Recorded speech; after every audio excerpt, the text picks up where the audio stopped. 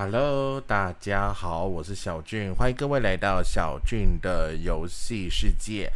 今天呢，我们要继续玩这个不予播出 Not for Broadcast 他们的 DLC， 那也算是到目前为止他们所出过所有 DLC 里面的最后一个 DLC， 叫做时间循环。我大概有稍微看了一下游戏的内容，就是有看过别人玩过的游戏内容。它这个 DLC 是比较偏向是说，就是不停的在各种不同的时空，不同的时空，就是一直不停的循环。然后主要就是为了要找到就是这个这个科学家的爱人。这样子就是为了找他科学家的爱人，然后来去做了一个这个类似这样的所谓的应该能说是算是一个旅程这样子。所以过程中呢，各位会看到一些就是除了比较正统的这个新闻直播之外呢，还会看到比较多很有趣其他的东西，或许各位应该会比较喜欢。好了，那我们就来吧，时间循环。那我来看一下游戏哦。好，那就一样，游戏的名字一样就是叫做XiaoJun。好，那就继续，然后一样，我们就是以广播主持人中间为主，那就准备开始喽 ，Go！I've told you 1,000 times, Chester. It's the number of blind dates I've been on when no one turned up, followed by the worrying number of lumps under my left arm, the date my childhood sweetheart married my best friend, the age my cat was when I told you 1,000 times, Chester. The number of blind dates I've been on when no one turned up, followed by the worrying number of lumps under my left arm. 这科学家就是这一次 DLC 的主角了，就是他，他就是 DLC 的主角。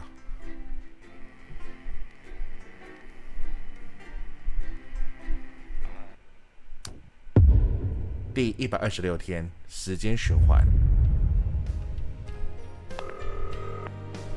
Winston, lovely of you to volunteer for an all-nighter. I'll be with you for the first section, but then I'm off.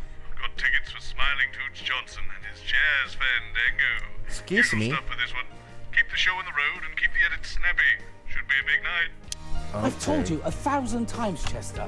It's the number of blind dates I've been on when no one has turned up, followed by the worrying number of lumps under my left arm, the date my childhood sweetheart married my best friend, the age my cat was when I ran him over, the number of conversations I've had with my father, and the exact time my mother walked out. Honestly, I don't see why it's so hard for you to remember. If you could just sit here, please, Dr. Magnus. The host will be with you shortly. Not you, so Dr. Magnus. Leave that alone, please, Colin. Don't like it. Gives me heebie-jeebies. What does science? Don't like it. What doesn't Colin like? Science, apparently. Oh, good job there's none here then. Jeremy, this is Dr. Charles Magnus. Is he there? Jeremy Dawson, professional cynic. All the best minds are. He's just being modest. He's also a curmudgeon. Your word of the day calendar. Oh, sorry, I'm late. Phone call. Professor Magnus. Doctor, apparently. Oh. Either is fine. Unless you mean surgery. I beg your pardon? Lovely to have you. Going in 5, 4, 3. Good evening. I'm Jeremy Dawson. And I'm Megan Wolfe. It's the 13th of March 1985, and this is a Channel 1 special event hosted by your national nightly news team. In a laboratory nestled in the sleepy hills of Chantlebury, Dr. Charles Magnus and his optimistically named Happiness Collective have been working on a secret project. They claim their Euphoria device will raise overall happiness levels throughout the country. Tonight, live on Channel 1, we'll be putting that claim to the test. We'll be in and out the schedule throughout the evening, with our team of reporters standing by up and down the country to report live on whether the device has brought a smile to your faces. We'll have guests from the world of science, politics and entertainment, and of course, those all-important results. So don't move that dial, stick with Channel 1 all evening as we bring you The Night of Smiles.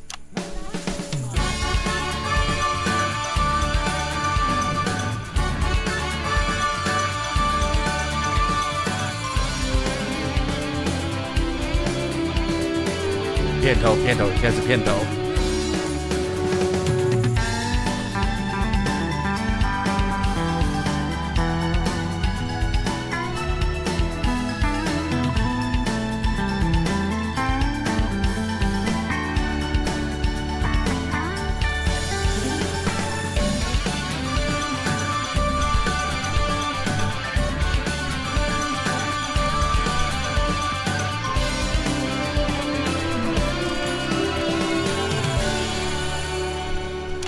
Welcome back. In just a few minutes, the impressive machine behind me will be activated in the first ever mass experiment of its type. But first, let's meet the man behind the merriment, Dr. Charles Magnus. Hello. Charles Magnus. Hello. Thank you for joining us. You're the leader of the Happiness Collective, as I understand. Yes, that's right. Yes. So how's that work then, being the leader of a collective? Well, I suppose... Dr. Magnus, how does your Euphoria device work? Oh, that's simple. I just get my assistant Chester to push the big red button. Yes, but what does it actually do? It makes people happier, Mr. Donaldson. Yes, and how does it do that? Well, some of that information is proprietary, but I could try and explain the basics. Oh, well, we've not got long now, Doc, so try not to get too into the weeds. Well, to put it simply, everything is vibration. Everything is vibrating. A particle is also a wave, and a wave is, if you like, a note. And we all vibrate at different notes depending on our mood. Happier people vibrate at a higher frequency than sad people, for example. Is that true? How are we measuring that? In music, there's a concept called resonance. When a note on a piano is played, corresponding strings also sound. They vibrate in resonance. Are you following me so far? Yes, I have an O-level in music. And physics? Yes, in both. Well, the Euphoria device works in much the same way. The machine generates a note that represents happiness, and all the people and the animals resonate with that note and feel happier. Noticeably. Measurably. Well, at least that's the hope. So, what you're saying is that for unprecedented amounts of public money, running into the tens of millions, you've built a giant piano that only plays one note. Yes, but it's a very powerful note. And this is the only instrument that can play it. There is less than a minute to go now, so while we go and get set up with Chester and yourself over at the Euphoria device, we can go live to the new Advance HQ for a special message from the Prime Ministers, Peter Clement and Julia Salisbury. Good evening, everybody. On behalf of Advance, Julie and I just wanted to wish all of you the very best of luck with tonight's groundbreaking experiment. When this project landed on my desk, I just knew it deserved to be funded.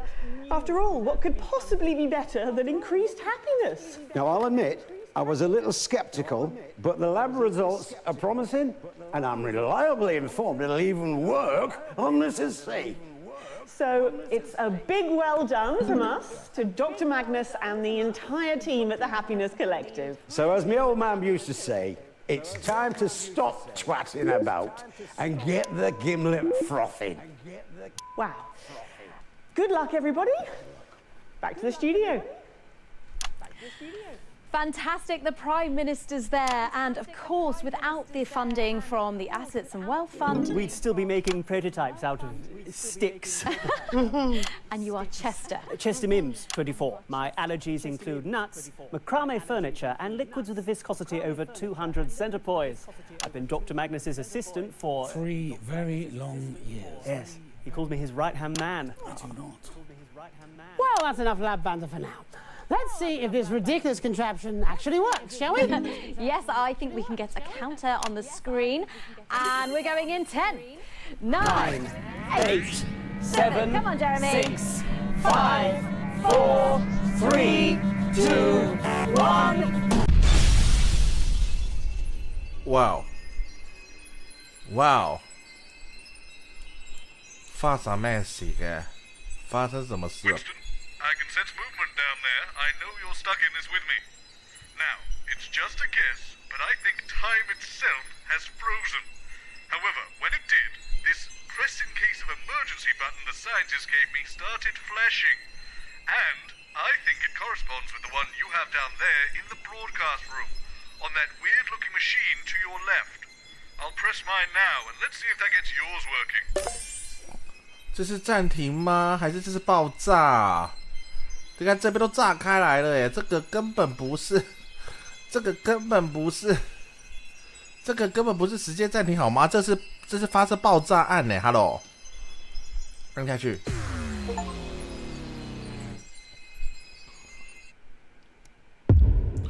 第226天，时间循环再次。Winston, lovely of you to volunteer for an all-nighter. I'll be with you for the... got tickets for smiling Toots Johnson and his jazz fandango. Boston. Does this all seem a little familiar to Very you, Alex? familiar, okay. For the last few hours, I've been having a weird sensation of deja vu. Strange.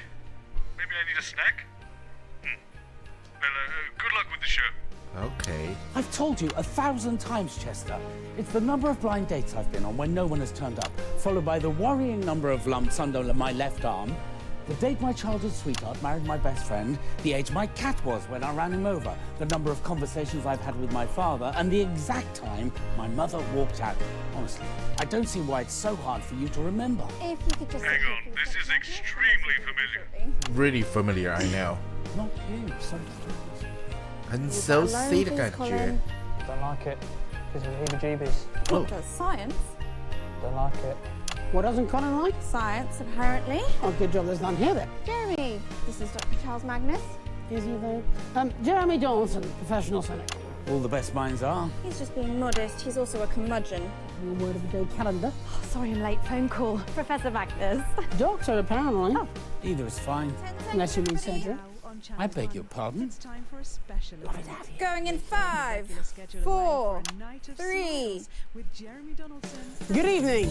I'm Jeremy Dawson. And I'm Megan Wolf. It's the 13th of March, 1985, and this is a Channel 1 special Yesterday event was the hosted 13th by of your March. National Nightly News team. Yes. In a laboratory nestled in the sleepy same halls day of right now. Chuntvtw, Dr. Charles Magnus and his optimistically named happiness. Okay, we are definitely doing the same thing again, They Winston. claim their And I didn't enjoy it much the device first will time, raise overall much as I hate to happiness admit it, levels because, throughout the and I want to make this Tonight's live on Channel absolutely 1 clear, will be putting I the claim hate to the test. science fiction. I think something has gone wrong with the chronological order of reality, and we appear to be repeating ourselves. Yes. If only there were a name for such a phenomenon, when time seems to be looping. There must be some sort of snappy. Move that dial, stick with Channel 1 or anything. Can't think of We'll anything. bring you Maybe it'll come to me later. smiles. Got it. We'll call this a time loop. Brilliant name, Robert. You've done it again. I should have that trademark. Yes, time loop. Time loop. Time. Bit boring, isn't it, Winston? The event, I mean, not the name, which is snappy and totally original. But you know, this, just watching the same thing. Winston, I have a big red button up here. I'm going to push it. Let's see what happens. Now? Now? Push it now?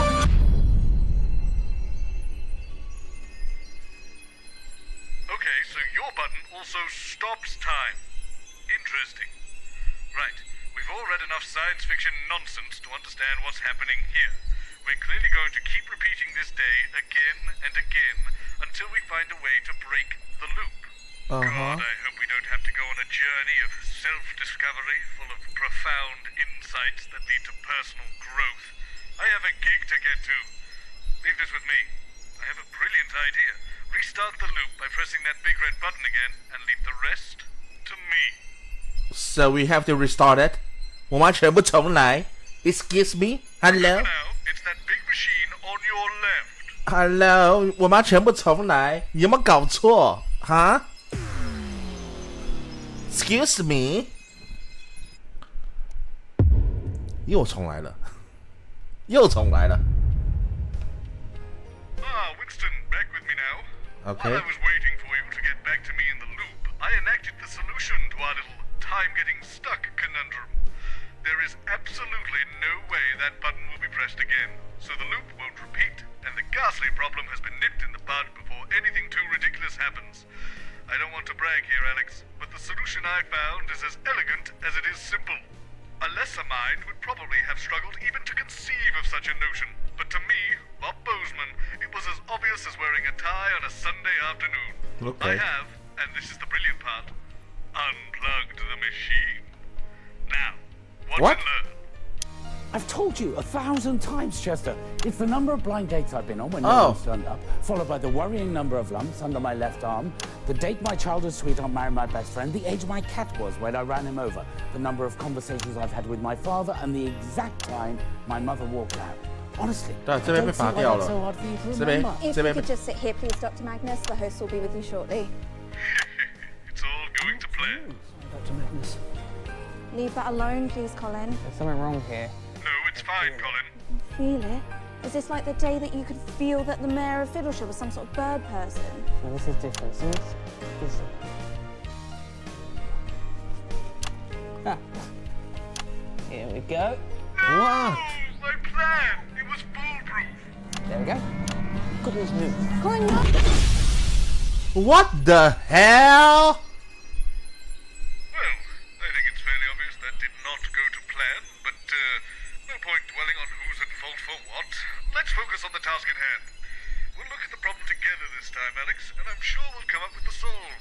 So, I've given you this newfangled pad of mine. It was a gift from the Happiness Collective. Hopefully you noticed it last loop. Apparently, when I write up here, you'll be able to see it down there, which is brilliant. But as far as the science behind it goes, it may as well be magic as far as I'm concerned. Anyway, I'll write down some ideas for plans, and if you just select them on your pad, I'll make sure we implement them for the next loop. Okay. Here we go now.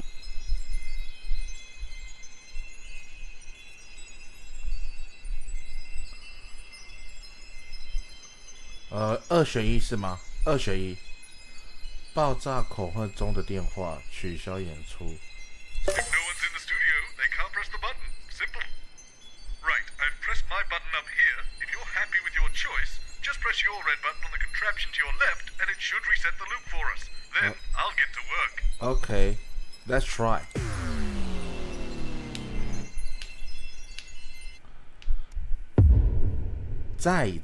Again. I have to confess, Winston, I had a bit of fun with this one.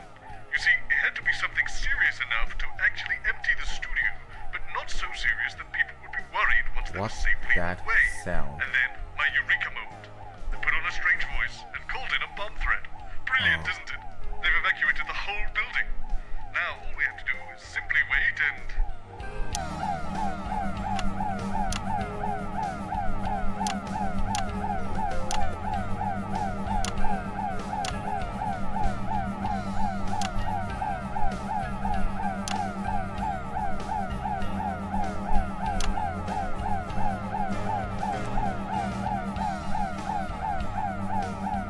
So 所以是在开播前1分钟。 What done here is delay the inevitable, I feel.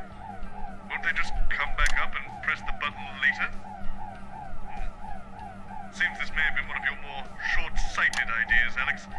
Not to worry, we'll fix it for the next loop. Speaking of, is that your old replacement cleaning the studio now? I wonder if they'll clean the... No way! No way! I'm going to fire that cleaner. I guess we'll just have to cancel the show then. Okay, cancel. They can't press the button if they aren't doing the experiment. And I've got the perfect replacement show. 来吧，来吧，再一次了。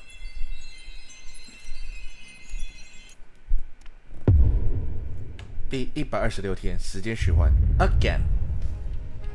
I know what you're thinking, Alex. What possible merit could the Cat Football Cup have being on Channel 1?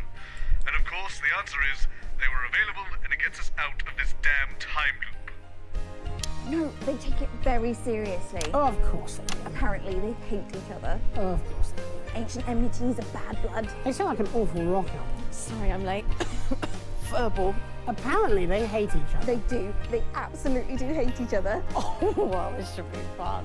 Well, while I am glad that these pseudoscientists defected to Hammerman's lot on Channel 3, What's I that think now? boys should be congratulated on possibly finding something that's even worse. She's not a cat person. I'm not a pet person. I always assumed you'd keep fish. Domestic parasites. 10 seconds. What, fish? No, all the hairy little terrorists. That's what the crew call you. Going in 5, 4, 3. Dive into the wonderful world of sport. Good evening, viewers of Channel 1, and welcome to this National Nightly News special event. Tonight, for one night only, we're bringing you everything you need to know about this year's Cat Football Cup final. We'll have interviews with the coaches, managers, and even the star players. Quite sure how it's going to work, but I guess we'll find out. Our roving team of reporters have been tucked away up and down the country to bring you live reactions and pre-match fever. And, of course, at 9 we'll have all the action of the match itself. Live, right here on Channel 1. So don't go changing that channel. It's going to be perfect here on Channel 1. Whoa. 哇哦，风格全变呢，风格全都变了，变成猫咪大战，变成猫咪大战。I had to knock these titles together in a bit of a hurry, but I'm actually quite happy with how they turned out.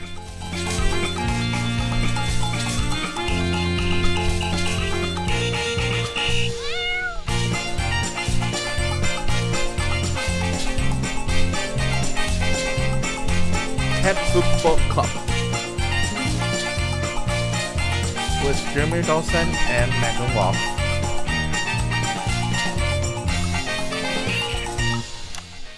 Welcome back. I'm delighted to be joined by the two coaches of tonight's cat football final.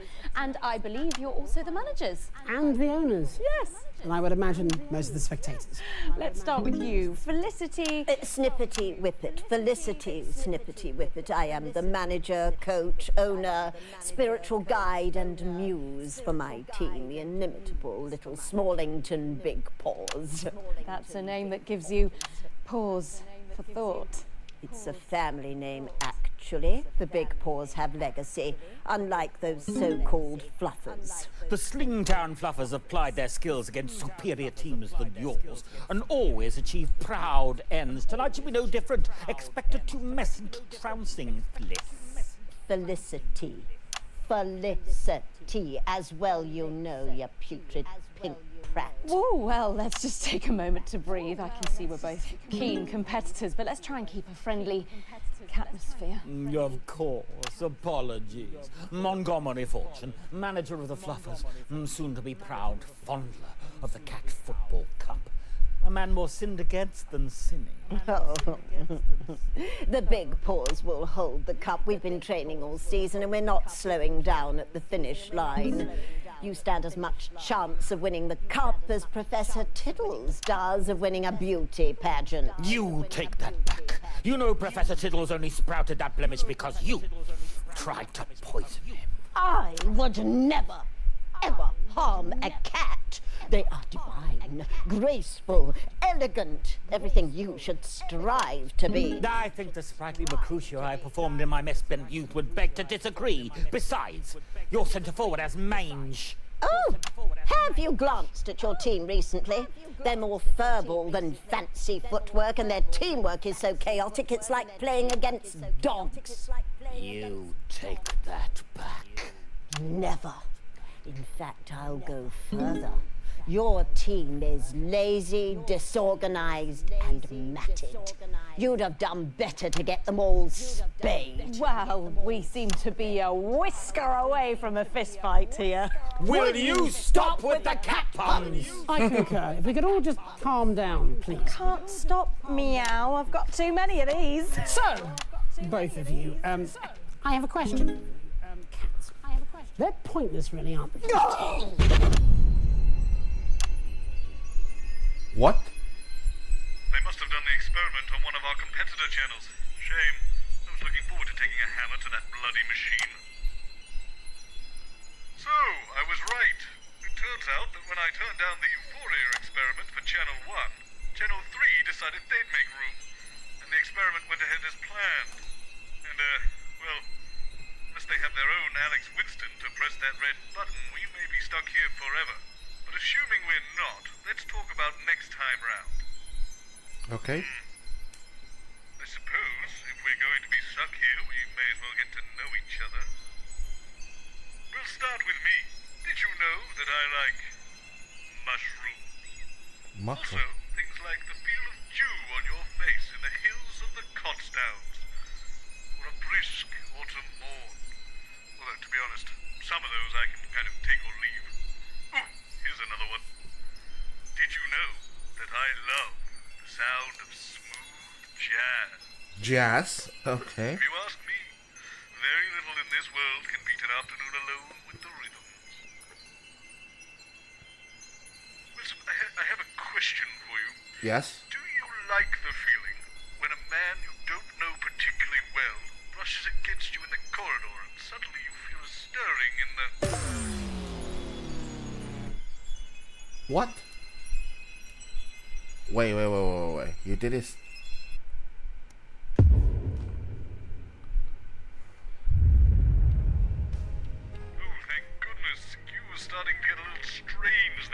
Alex. Let's just move on. Less said, the better. Full disclosure here, Winston. I may have gone a little overboard on this one. I've told you 1,000 times, Chester. It's the number of blind dates I've been on when no one's turned up, followed by the worrying number of lumps under my left arm, the date my why is my machine covered up? If you could just sit here, please. Someone has covered up my machine. You there? What do you mean? Why have you covered up my device? Not me, mate. I do sound. I agree, though. It just feels wrong, doesn't it? There's nothing suspicious. Bozeman just wants to do a big reveal. Perhaps Chester would like to. Really? Can I? Oh, if you must. Try not to injure yourself. Yes, Dr. Magnus. Everything set? Just a small change. We're going to do a big reveal. Sorry, I'm late. Leaky gusset. Where do you want me? Over there with Chester. Chester Mims, 24. My favourite odours are cinnamon, pine leaves, and of course, Asian yogurt. Okay. Preferably 7 months old, if possible. You'll have to forgive Chester. Gives it a good nose. He takes personality advice from women's magazines. Oh, we had a makeup artist that did that. Really? She's dead now. So, who's opening? Just trim it down like towards Megan. I'm only joking. She's not dead. Probably just unemployed. Consider it trimmed. Possibly homeless, I suppose. 10 seconds. I mean, And now She could on be Channel dead. 1, it's time for I a wouldn't know. special event. Going in We're throwing 5, a regular schedule 4, away for a night 3. of smiles with Jeremy Donaldson and Megan Wolf. Good evening. It's March the 13th, 1985, and you join us for a National Nightly News special event. Dr. Charles Magnus and his tritely named team have been building a machine which they claim will raise overall happiness levels throughout the country. Sounds ludicrous to me. Megan? thanks, Jeremy. I am here with Chester Mims, Dr. Magnus's assistant. Right-hand man. Sorry? Right-hand man. He calls me his right-hand man. I do not! He does, sometimes. Well, Chester, without any further ado, let's unveil this Euphoria device. I'm excited, actually. Are you excited, Chester? Not really, I've seen the device before. Okay, let's go for it, everybody. In 3, 2, 1. Oh, for goodness sake, Chester. It's a little larger than I anticipated. Minds, come on. Equal and opposite forward. Upwards. Upwards. Yes, no. Yes. Never mind. That was just Oh, God, my eye! What device? God, my eye! What's happened? Oh. I don't know. I don't know what's happened. Well, it appears we'll be having a change of schedule here tonight on Channel 1. Perhaps there's another experiment we could get up and running. We could see if badgers can flip pancakes or work out exactly how much stupid there is. We're cancelling the experiment? Of course not, Chester. Wait, what? I don't see how we can proceed. It's fine. We have another device back at the laboratory in Chindlebury. I'm sure Gerald is watching this now, and if he does, he was expecting there might be some teething problems. He can just fire up that one and off we go. Gerald, if you're watching, we will fire it up now, please. Thank Well, you. that is handy. Well, that's annoying. It appears Yes, I the know. experiment will be proceeding anyway, if untelevised. So here's hoping we all crack a smile sometime soon. Oh, terrific. Only takes a few seconds to charge up the new device, and then Gerald will just... What? Okay, this is starting to get irritating. I have tickets for Smiling Toots Johnson, for God's sake. I'll be damned if I'm going to miss it. So what have we learned? We can't cancel the show in any way, or they'll do it on another channel. We can't break the device. They'll just use the backup. So, if we can't nobble the machine, we'll have to nobble the show somehow. I've got a few options to consider. We can put a guard on the machine so it can't be used, or we can change up the hosts and see if we can break the show that way. Or, I suppose, we could let everyone know what's going on and see if we can stop it happening again. Which do you want to do, Winston? Wow. Wow. Oh my god. 哦，这很难选呢。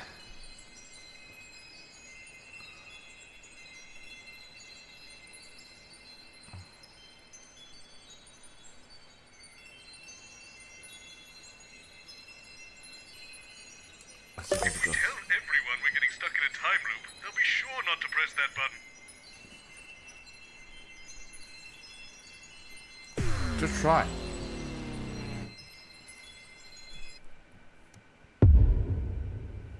I've installed a tannoy in the studio. Leave this to me. I'm a master of explanation and negotiation.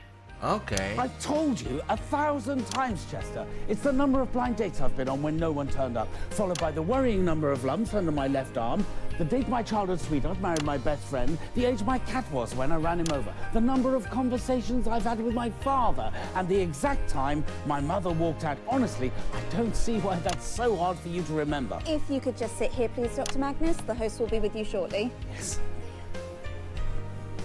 Not you, Dr. Magnus. Leave that alone, please, Colin. This reminds me of the time I accidentally ate a load of acid instead of my banana sandwich. We've all been there, Colin. Jeremy, this is Dr. Magnus. He is the scientist. Attention, National Nightly News team. Please gather everybody by the sofas. Sorry, I'm late. Unstable cat. Was that Bozeman? This is Bozeman. Is this a drill? This is not a drill. Right, okay, Chester, if you could please join us on the sofas. And the crew, please. I'm on my way down.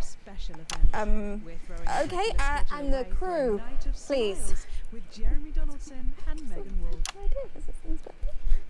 Anyone?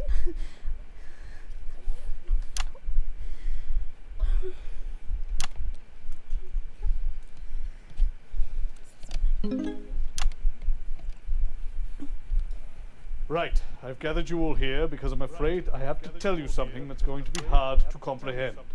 For all of you, this is a normal day. But for Alex, Winston and I, it is repeating over and over again. We are trapped in some sort of time loop. And it always begins when someone presses the button on that infernal machine over there. The Euphoria device? Impossible. Temporal attunement ironed out all the problems with the time circuitry months ago. I'm sorry, are you quite all right, Robert? Yes, I'm fine, Jeremy. Look, I know this is hard to accept, but if you'll just listen... For me. What's that, Colin? Not my first time. Been caught in a couple of these. You're experienced with time loops, Colin. Oh yeah, Spong's always getting caught up in stuff like this. Time loops, multiverses. Standard Wednesday. I'm pretty much immune to this stuff now. I'm sorry, are we choosing to believe this? Of course not. There's no such thing as a time loop.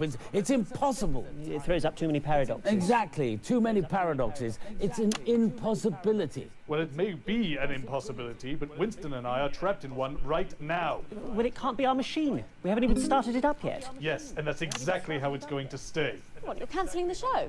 We're already live, I believe. Yes, a few minutes now.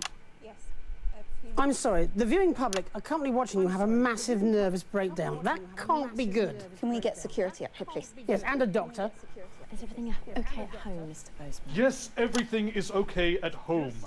I'm telling you, that machine is going to break reality itself. That's also impossible. The Department of Metaversal Stability fixed that issue months ago.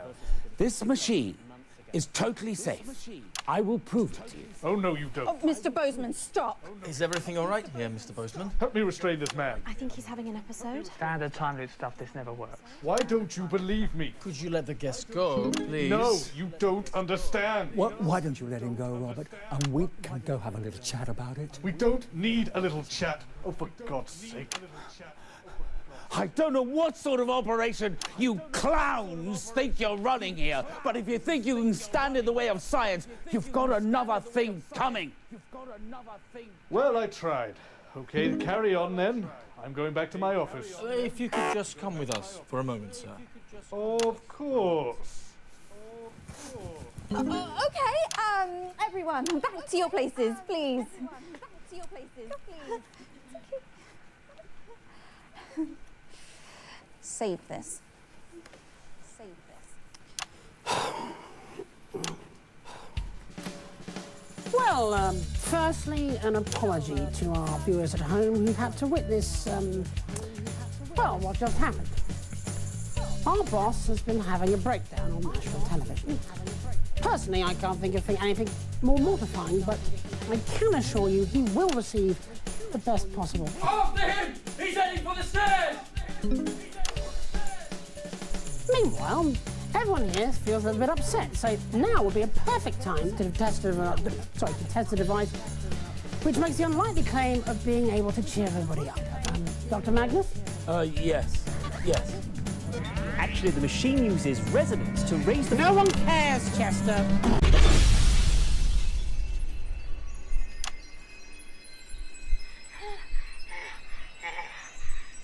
all idiots.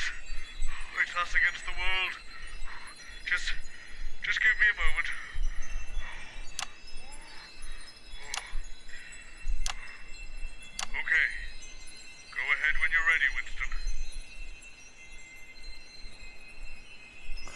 Well. The problem is people pressing the button, so we hire someone to stop that from happening. Just try. Okay, try.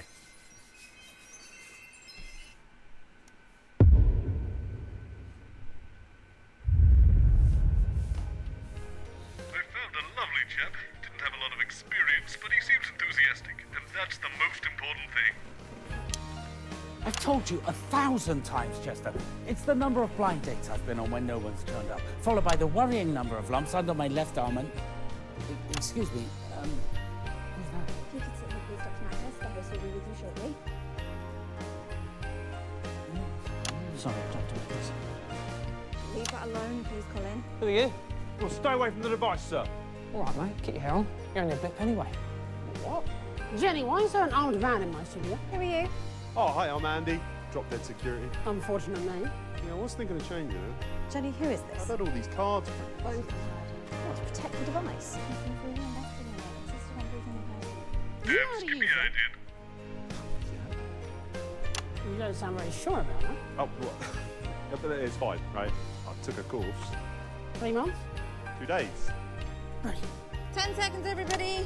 You okay? Now on Channel 1, it's time for a special event. 5, We're throwing the 4, regular schedule away for 3. a night of smiles with Jeremy Donaldson and Megan. Good evening. I'm Jeremy Donaldson. And I'm Megan Wolfe. It's the 13th of March 1985 and this is a Channel 1 special event hosted by your National Nightly News team. In a laboratory nestled in the sleepy hills of Chitterbury, Dr. Charles Magnus and his optimistically named Happiness Collective have been working on a Sorry. I've been working on a secret project. They claim their Euphoria device will raise overall happiness levels throughout the country. Tonight, live on Channel 1, we'll be putting that claim to the test. We'll be in and out of the schedule. God, sorry again. In and out of the schedule. No. Oh, sorry, I think it's my allergies. I think it's my allergies. I'm really playing up today. We're on and off all night. Your go. We'll have guests from the world of science, politics and entertainment, and of course, those all-important results. So don't change that channel. Stick with Channel 1. No, it's getting worse. I think it might be your perfume. I think it's her perfume. Right, I noticed you managed to hold it together through Megan's line. What? Oh, sorry, mate. I think my ears are swelling. Well, good luck with that. It's the night of smiles. Night of smiles. Roll the time. 45 seconds.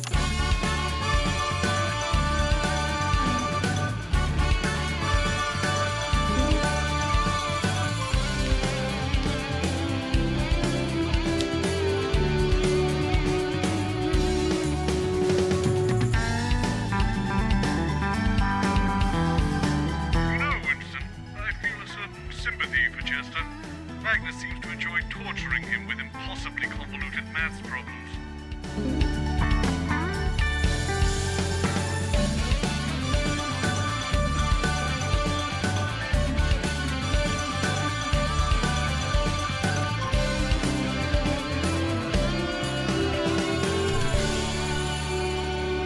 Welcome to the Night of Smiles. In just a few minutes, the impressive machine behind me will be activated in the first ever mass test of its type.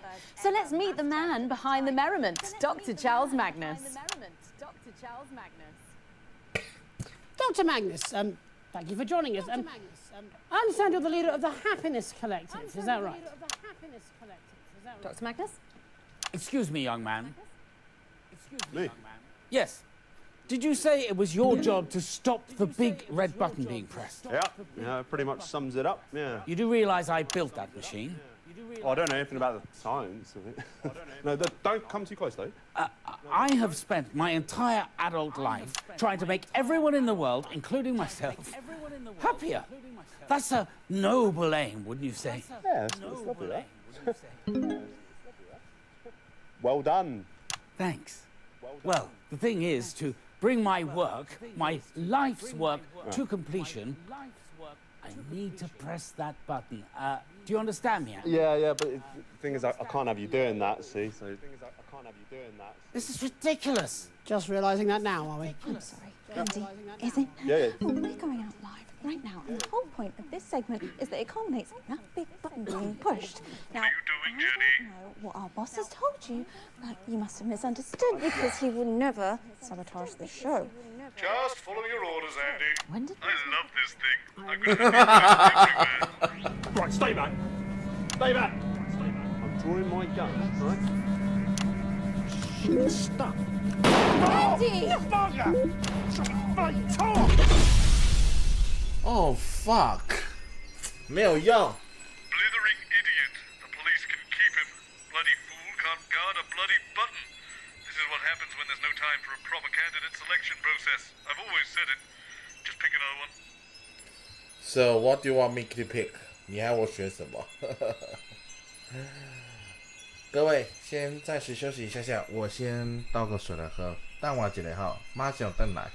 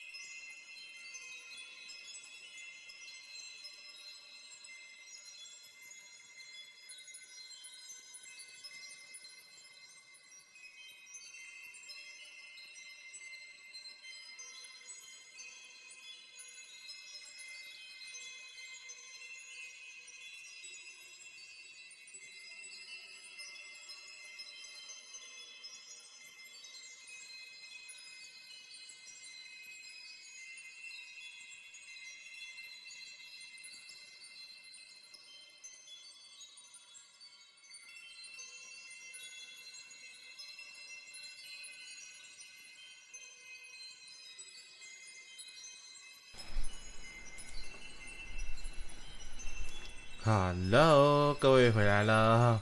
我刚刚去稍微倒了一点，就是泡了一下绿茶，然后呢，等茶泡开之后呢，就来慢慢的喝。对，那来告诉所有人没有用，捍卫机器没有用，到最后还是被这个，还是被这个警卫给，就是给按到了这个红色 red button 哈，主要的诉求就是不要按到那个 red button， 对不对？所以现在就试试两个方法，更改主持人。那主持人的部分，我来看要把它换成先珍妮跟克林。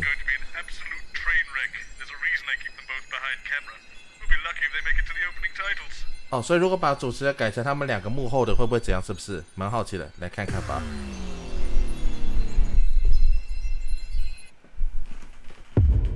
再一次。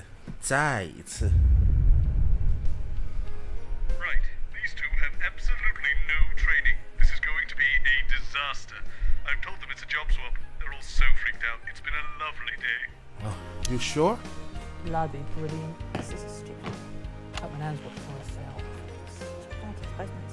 Looks like Trevor management style. This has to rank as the stupidest. This is my favourite version yet. This is so fun. I don't want to be on TV. Job swap. I'm not using my real surname. Don't use your real surname. God, no, I don't. You look amazing. They're going to love you. How do I look? Like a used car salesman.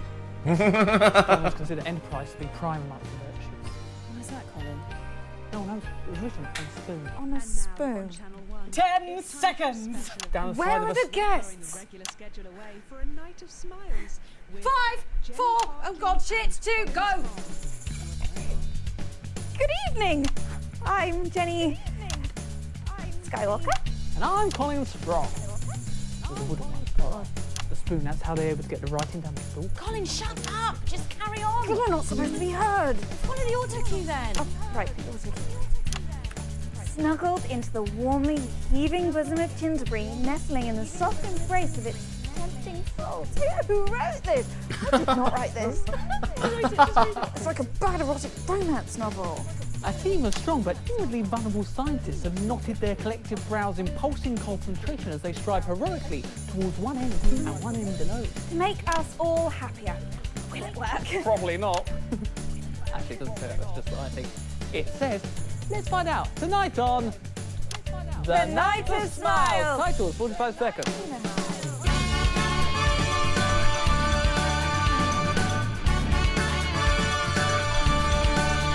我总觉得这个男的主持方式好像有点像罗宾哎。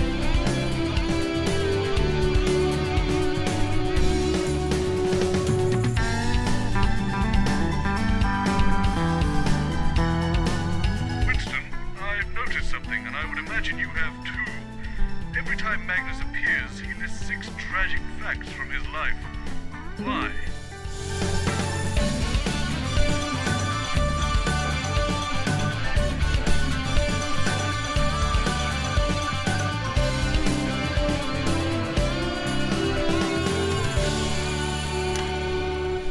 Welcome back. In just a few minutes, the machine thrusting firmly upwards behind me. Actually, it's over there. Will be expertly turned on in the first ever mass experiment of its type. But first, let's meet the man behind the merriment. The boy with the joy. Dr. The bloke with the jokes. I've got loads of these. Actually, I don't tell jokes. I'm really awful at them. Dr. Charles Magnus, thank you for being here. And I'm sorry about, well, pretty much everything, but especially Colin. Dr. Magnus, why devote your life to something as ephemeral as happiness? Well, I suppose I'd seen happy people from time to time, and I thought it looked nice. But shouldn't happiness come as a result of our personal experiences? Shouldn't it be earned? Not necessarily. One of my uncles once won a year's happiness on a scratch card. Yeah, that question was for Dr. Magnus. Yes, but our surreal friend here does make a good point. I mean, why should we have to earn happiness when we could have it for free? Because, well, then it doesn't mean anything, does it? It's not real happiness. It's just a drug administered through the air. I don't think that's very What about fair. if someone at home tonight watching this has just experienced a bereavement? What if they don't want to feel happier? What if your device interferes with the natural process of grieving? Have you considered that? Well, my device will. There's no malice intended. Chester, come here a minute. Let's welcome Chester to the show. Welcome, Chester. Chester Mims, 24. I enjoy science, orienteering, and the cheeses of the West Country. Chester, have we made the calculations for the recently briefed? Yes, I'm sure we have. 1 second, I'll just... Dr. Magnus, have your team done an adequate risk assessment for this experiment? Yes, we have. I think we have, yes. Oh, that's cool. Look, he's starting to crack. Effect on the unborn child, effect on boxers and other aggression-based activities. Yes. Effect on bereaved and potential corrected for by 18% of reality stabilization circuitry. Yes. Provided that no one messes around with the circuitry on the relay, I'm sure we'll be absolutely fine. Well, I believe we have a special message from the Prime Ministers to wish you luck. Maybe they should wish us all luck. You know, you weren't the only channel that wanted to run this experiment live. Oh, no, we're really glad you're here. Well, you seem very cynical. Sorry, I don't usually host these things. That's probably why. Yes, we were promised Jeremy Donaldson. That probably would have gone much better for you. You know, I've a good mind to call the whole thing off. No, let's not do that. I'm never working TV again. Let's just listen to the Prime Ministers. Good evening, everybody. On behalf of Advance, Julie and I just wanted to wish all of you the very best of luck with tonight's groundbreaking experiment. When this project landed on my desk, I just knew it deserved to be funded. After all, what could possibly be better than increased David, she's talked him back into it. I was a little skeptical, Imagine if we but could the get lab him to results call are it off. promising, and I'm reliably informed it'll even work on this estate. So it's a big well done. Winston, the machine to your left. How many combination locks did it have again? So as my old man used to say, it's time to stop twatting about and get the gimlet frothing. Wow. Good luck, everybody. Back to the studio. Welcome back. Let's press this button and see if the universe breaks. The odds of the universe actually breaking are infinitesimally small. Well, you two better get your story straight. It's a bit of fun. What do I want to do every time now?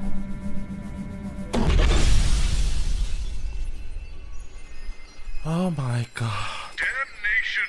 My staff are just too bloody good at multitasking. Oh my god.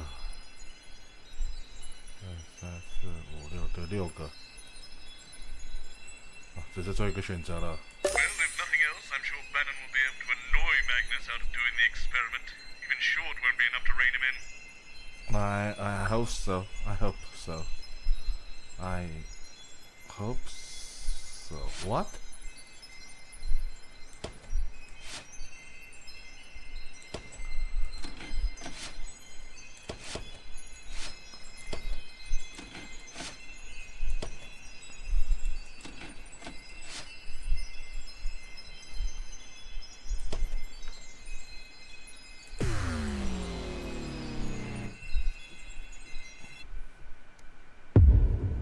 Ay, 再一次。 They even got rid of Jenny. Stop her meddling. Okay. I've told you 1,000 times, Chester. It's the number of blind dates I've been on when no one's turned up, followed by the worrying number of lumps under my left arm, the date my childhood sweetheart married my best friend, the age my cat was when I ran him over, the number of conversations I've had with my father, and the exact time my mother walked out. I honestly怎么 can't Robin see 变成 why 幕 that's 后 so 了？ hard for you to remember. Hi, sorry, yes. Hi, Dr. Magnus and Chester. If you could both just take a seat here for me, please. Mr. Bannon will be with you shortly. And this is Miss Short, just over here. Hi, Robin Short. 男的罗宾哦。 But she said that I should. I don't care what she 哎， said. 所以 She's 是两个 clearly 罗 out 宾 of her 吗 depth. You get 两个罗宾班农吗？ Off you talk. 这女的也叫罗宾班农，男的也叫罗宾班农。 Leave that alone, please, Colette. Who are you? I'm Mr. Bannon's. Bannon. This is a horrible idea. I need some more like whips. What's a horrible idea? Who is that weird little man? I want him fired right now. We're only here for one night, Patrick. I don't think we can go around firing people. I'm mostly making this up as you go along. Oh, how reassuring. That's Dr. Magnus and... where's Chester? Oh my goodness, I'm so sorry about her. She's new. For some reason, they keep leaving. The station lumps me with these arseholes. I think they see me as some sort of mentor to them, whereas actually I'm more of a guru. Patrick Bannon, nice to meet you.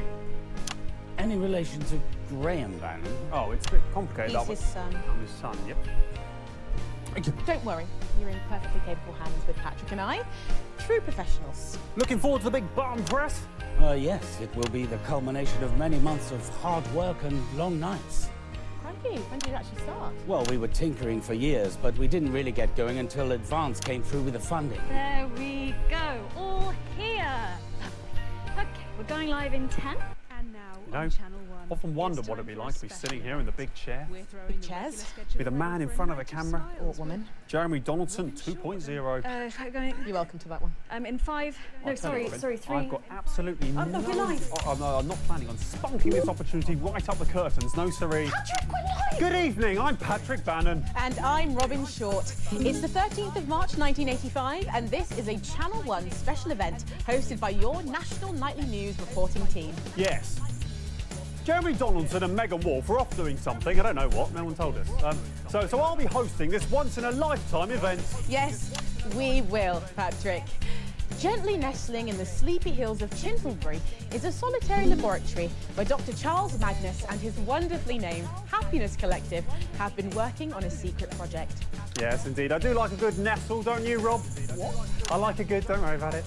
The team are claiming that this Euphoria device will raise overall happiness levels throughout the country. Tonight, I'll be putting that claim to the test, live on Channel 1. As will I. We have reporters positioned up and down the country and a smorgasbord of fabulous expert guests right here in the studio to check those all-important results. But don't even think about changing that channel. You stay right here with me. Us.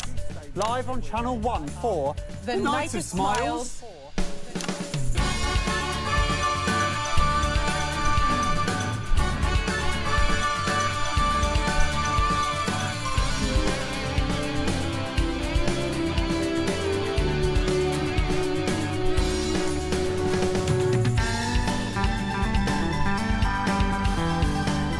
I've got it. There's a link between Magnus's tragic list of events and the combination lock. Oh? You sure?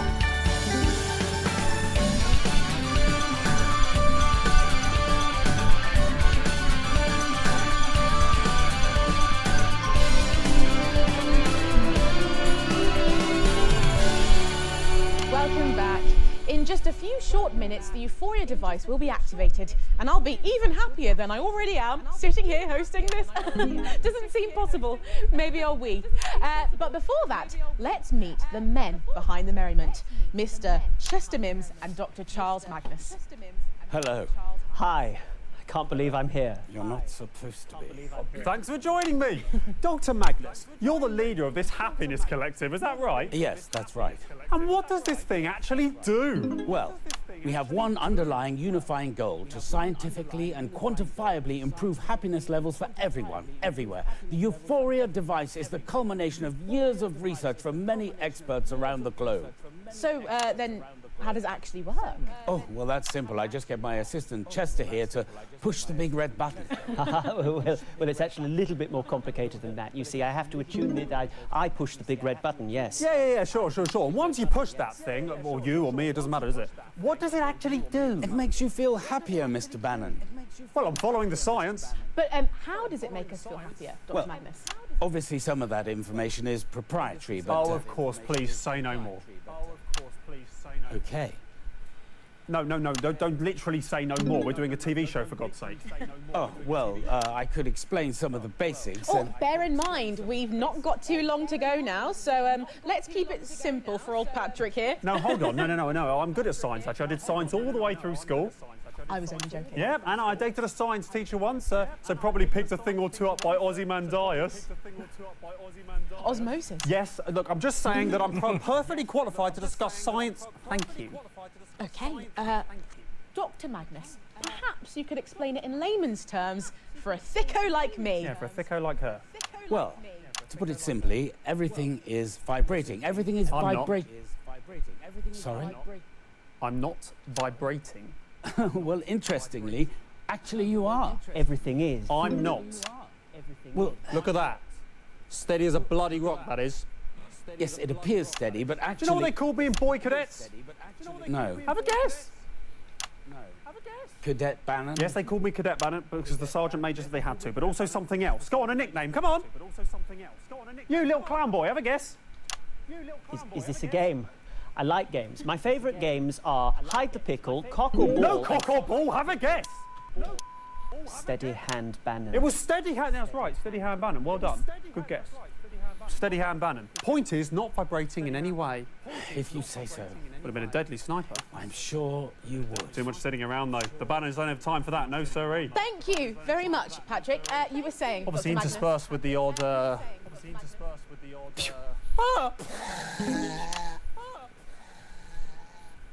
Crikey. But most are just sort of sitting around. It's a boring job. Dr. Magnus. Yes. Well, a particle is also a wave, and in music Brimley there's Sands. What's that now? I was saying Brimley Sands. Went there on the summer. Beautiful place, loads of them there. I'm sorry, what are you talking about? Oh my God, we're talking about waves, aren't we? So I went to Brimley Sands, obviously didn't go right up to the coastline. Got to protect the money maker as well. Yes, but those aren't the waves we're talking about, Mr. Bannon. These are smaller ones, like radio waves. Pretty sure you don't get waves on the radio, Robin. They come out of the radio. Okay, well, if that was true, then why isn't my sideboard all wet from the waves? You explain that with your science. Is there any point? I could give it a go. It's a rhetorical question, Chester. Just like to be or not to be, that's also a rhetorical question. It absolutely isn't. It absolutely isn't. Shall I go on? No time. Crikey! Well, I'm sorry, but we've actually wasted the chance to chat about all of that. Well, I think we all learned a lot from that. I know I did. Okay, we've got less than 2 minutes to go now, Patrick. So, while Chester goes over there to configure the Euphoria device, thank you, Chester, we are going to go live to the new Advanced HQ for a special message from the Prime Ministers, Peter Clement and Julia Salisbury. Let's go to that now. Good evening, everybody. On behalf of Advanced, Julia and I just wanted to wish all of you the very best of luck with tonight's groundbreaking experiment. When this project landed on my desk, I just knew it deserved to be funded. After all, what could possibly be better than increased happiness? Now, I'll admit, I was a little skeptical, but the lab results are promising. If we can figure out the numbers from Magnus's list, we can unlock that glass panel on the relay machine to your left. It's a big well done from us to Dr. Magnus and the entire team at the Happiness Collective. So, as my old man used to say, it's time to stop twatting about and get the gimlet frothing. Wow. Good luck, everybody. Back to the studio. No, that's just what they want you to do. No, journalism is about taking massive risks for even bigger rewards. Being seen to do something, even if you're doing nothing at all. Now, this is my big opportunity, and I'm going to grasp it with both hands. I thought it was going to be glamorous. Good one. Just day after day with this fucking... You'll outlast him. This isn't going to end well, is it? Oh, maybe you'll get lucky and he'll fire you. God, no. Just bide your time. Shh, it's time. We're live! Oh! Fantastic! Our Prime Ministers, ladies and gentlemen. Sorry, and what's going on? Why is Chester over there? Well, we thought it might be better if a handsome young journalist in a suit did the push, you know, rather than a sort of stuffy old thing in a lab coat. Look, Mr. Bannon, I really This don't is think this highly irregular. Patrick, I really Let's think get it would be involved! better. We've got a new catchphrase to try out as well when we get there. Okay, let's start with 10, shall we? 10, 9, 8, come on, Boffin, 6, 5, 4, 3, 2, 1. Get your Bannon on! If I ever get my Bannon on, please have me institutionalized. Anyway, we can't break the machine and we can't break the show. But we could break the scientists. I know what we need to do. Hit the button, Winston. Hit the button again. So we have to do it again. Oh my goodness. Oh my goodness. 各位等我一下哦，站立一下下。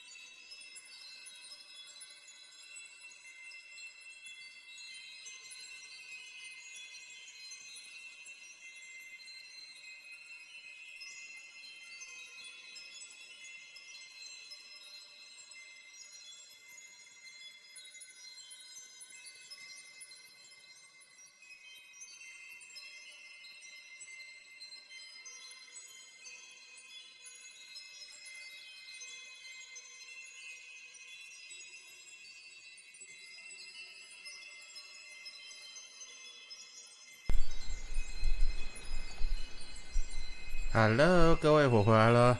所以现在他们要我干嘛？告诉所有人不行，捍卫机器情保权也没有用，然后换了主持人没有用。那老板，你还有别的方式吗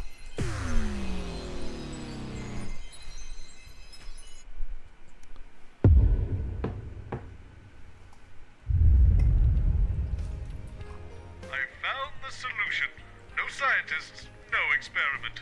Sit back and relax, Winston. This one's all me. It's going to be a very short show. Okay. And you're sure you haven't seen them? Not for the last half an hour, so. I'm normally out here by now, banging on about numbers. And you've checked everywhere. The break room, Dr. Magnus's dressing room. Break room, they're always out of the dressing room by now. Colin, can you please just go and check if they're in the dressing room and I'll get security to do another look around. Don't press that button.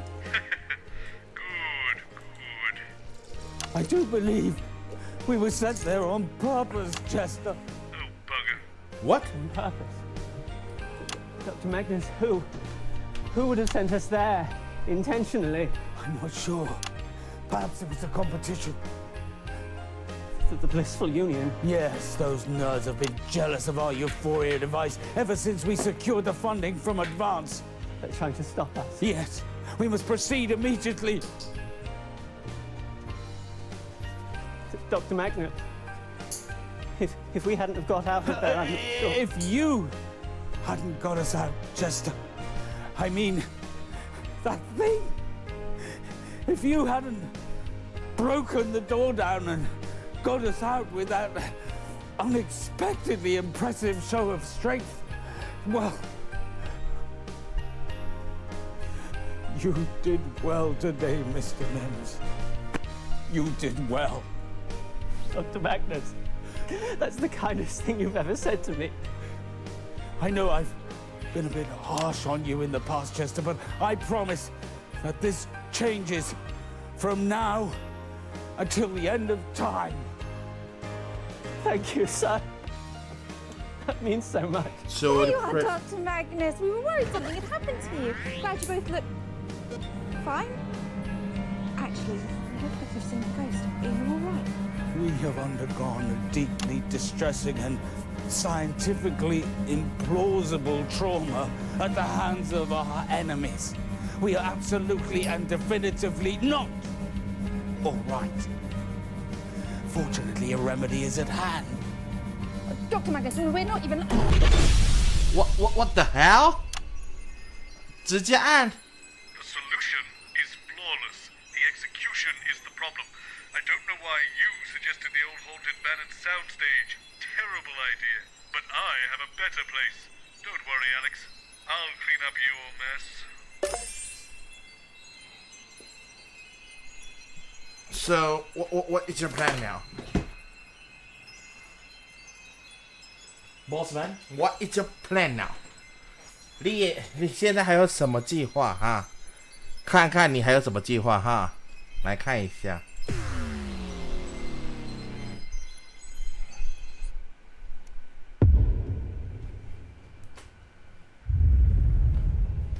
把科尔说起来，别处。There is no way those scientists are showing up on this show.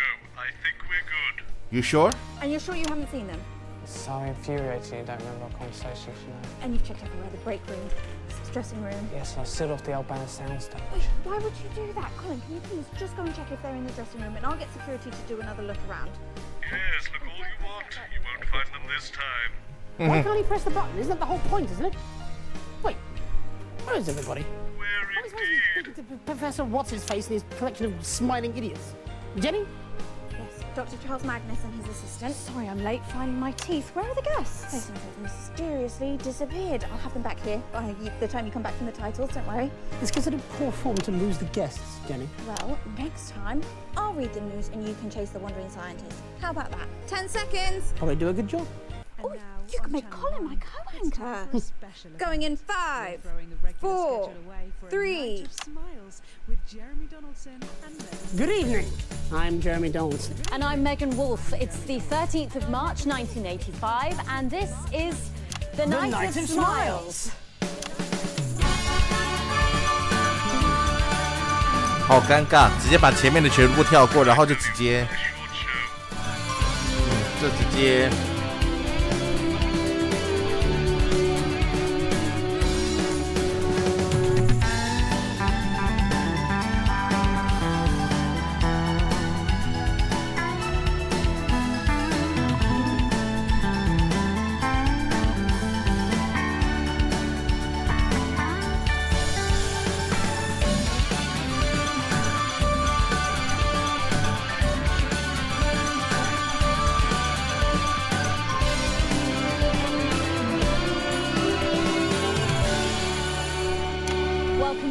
In just a few minutes, the impressive machine behind me will be activated in the first ever mass experiment of its type. So let's talk about the man behind the merriment. Dr. Charles Magnus, who will be speaking to you later this evening. Truly a visionary. Right, Jeremy? Yes, if by visionary you mean... Sabotage! Dr.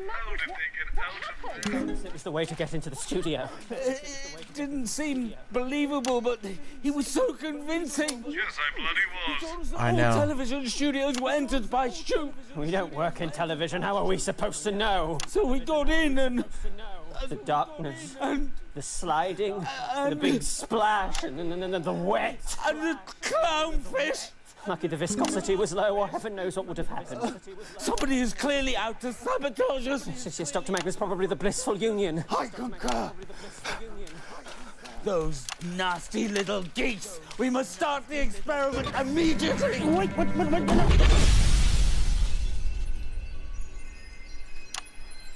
Right, I've had enough. There's only one real solution that will fix this once and for all. What? Once more into the breach, dear Winston. Once more. Once more? You sure you want once more? You sure?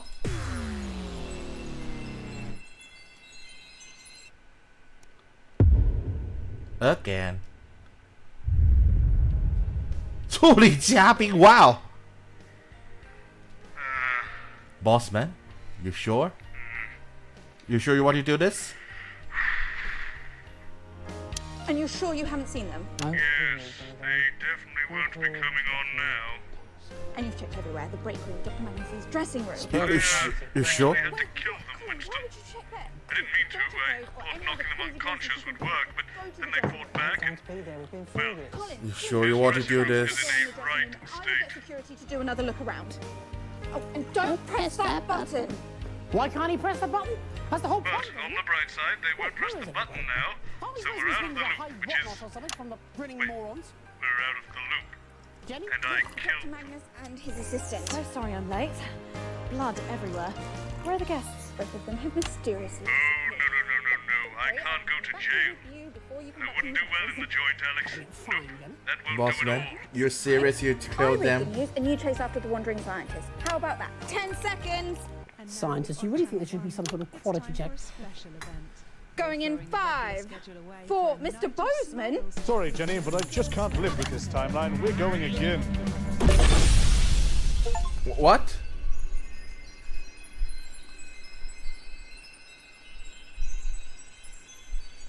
Mr. Bozeman? Mr. Bozeman, what have you done?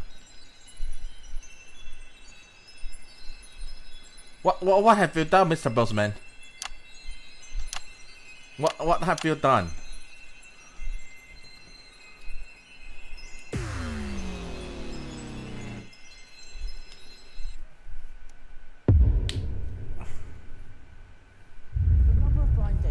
When no one has turned up, followed by Right, the here we are number again. of lumps Your under button should my be working, left Winston. arm. Push it The to date freeze my time. childhood sweetheart married my best friend.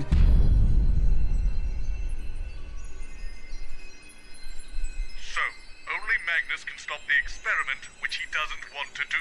Which means we'll just have to fix his machine for him. It's got to be something to do with the relay, that contraption on your left. Fortunately, I found some instructions for it lying around in Magnus's definitely unlocked briefcase. Let's get a good look at it now. Okay. Apparently, altering the machine's core workings is all about the wires, but we can't get at them because of the glass panel, which appears to have an unnecessarily complex combination lock. The Okay. instructions say, there is no way to unlock the relay without your customized combination, so we suggest writing it down or not forgetting it. Well, that's a great help.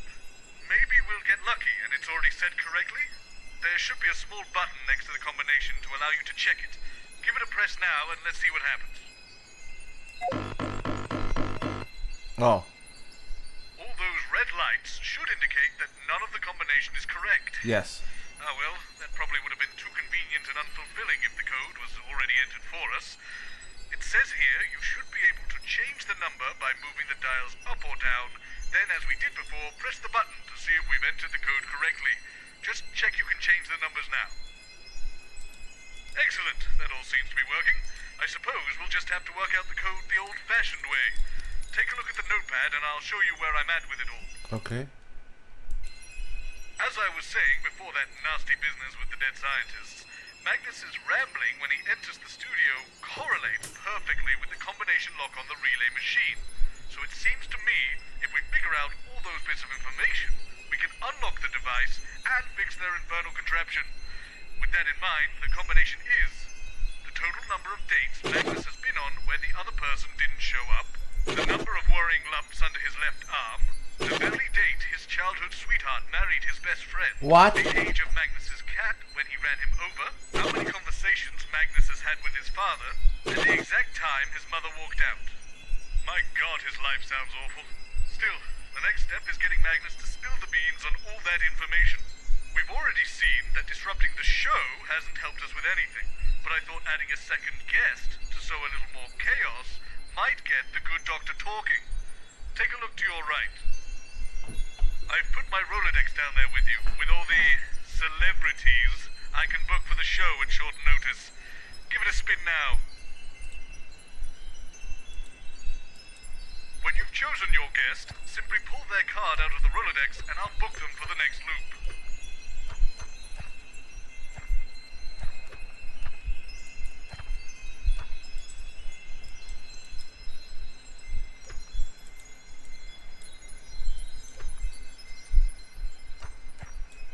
Madder than 13-8 with 5 sharps, but at least he gets people talking. Right, now that we know who we're bringing on the show, let's turn back to the pad and I'll tell you how we'll solve this thing. When you hear any useful information, you can press the handy bell I put under the pad. I've got your broadcast feed coming directly to my office, so I'll be able to see and hear what's on your main screen whenever you ring the bell. Try it now, let's just check I can hear it. Perfect. You press it when you hear anything about the combination. When I hear it, if it's relevant, I'll write it out for us on the pad so we can keep track of it all. Once we have enough to figure out the code, we can fix this damn machine and get out of this mess. I can get us started because I happen to hear about the unfortunate passing of his father from a severe sawdust allergy apparently when he got home from the circus. So we'll put that down now. Right, so remember, we're looking for the information to solve the combination lock. Magnus will hopefully reveal different pieces of the information based on who you've chosen to bring on the show via the Rolodex. You'll ring the bell anytime you hear anything relevant, and I'll note it down. And you can start and stop the loops at any time by pressing the big red button on the relay machine. Let's get started.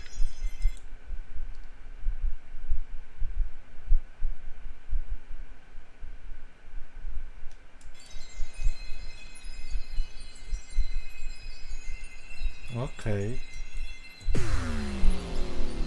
有点难，这个 DLC 会有点难。你要特别，光是要那个第126天傻瓜。I can't deny he ups the ratings when he's on, but for a man whose brand is being right, he's got a very poor success rate. I've told you 1,000 times, Chester. DLC 很难。 It's the number of blind dates I've been on when no one's turned up, followed by the worrying number of lumps under my left arm, the date my childhood sweetheart married my best friend, the age my cat was when I ran him over, the number of conversations I've had with my father, and the exact time... Not easy working for big science, is it? No, it's me. I'm afraid I have trouble remembering impossibly convoluted things. Like science, eh? No. I'm sorry. Who are you? Dr. Magnus, this is Alan James. If you could both take a seat, please. The host will be with you shortly. Not you. Sorry, Dr. Magnus. Big science, mate.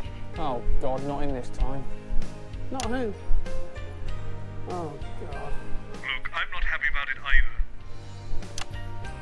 Jeremy Donaldson. Nice to meet you. I'm going to say that at first. Mr. James. Nice to be back. For at least one of us. Sorry, a late poison smoothie. Dr. Magnus. Both of you this time, eh? I hope you come ready. 10 seconds. You do know this isn't the news, don't you? Has anyone told Mr. James? 5, 4, 3, and a very special guest. Good evening. I'm Jeremy Donaldson. And I'm Megan Wolfe. It's the 13th of March 1985, and this is a Channel 1 special event hosted by your national nightly news team. In a laboratory nestled in the sleepy hills of Chintlebury, Dr. Charles Magnus and his optimistically named Happiness Collective have been working on a secret project. Absolutely nothing suspicious about that. They claim their Euphoria device will raise overall happiness levels throughout the country.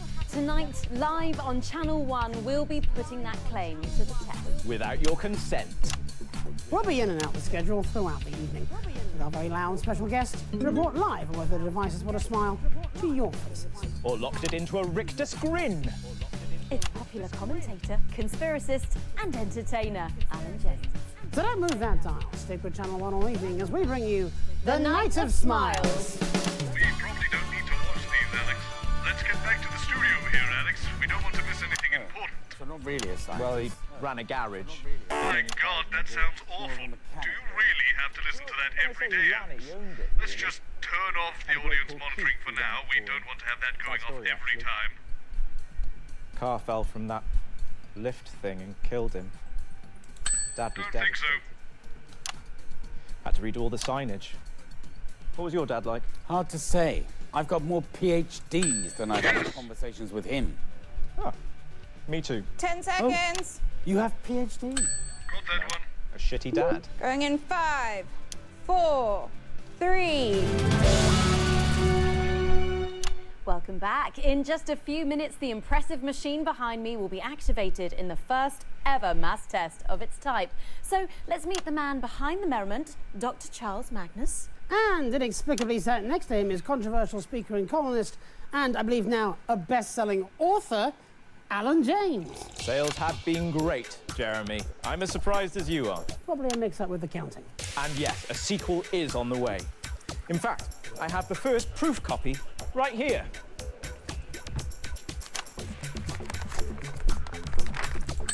Not likely, Alex. Okay, there seems to have been some sort of mix-up with the measurements.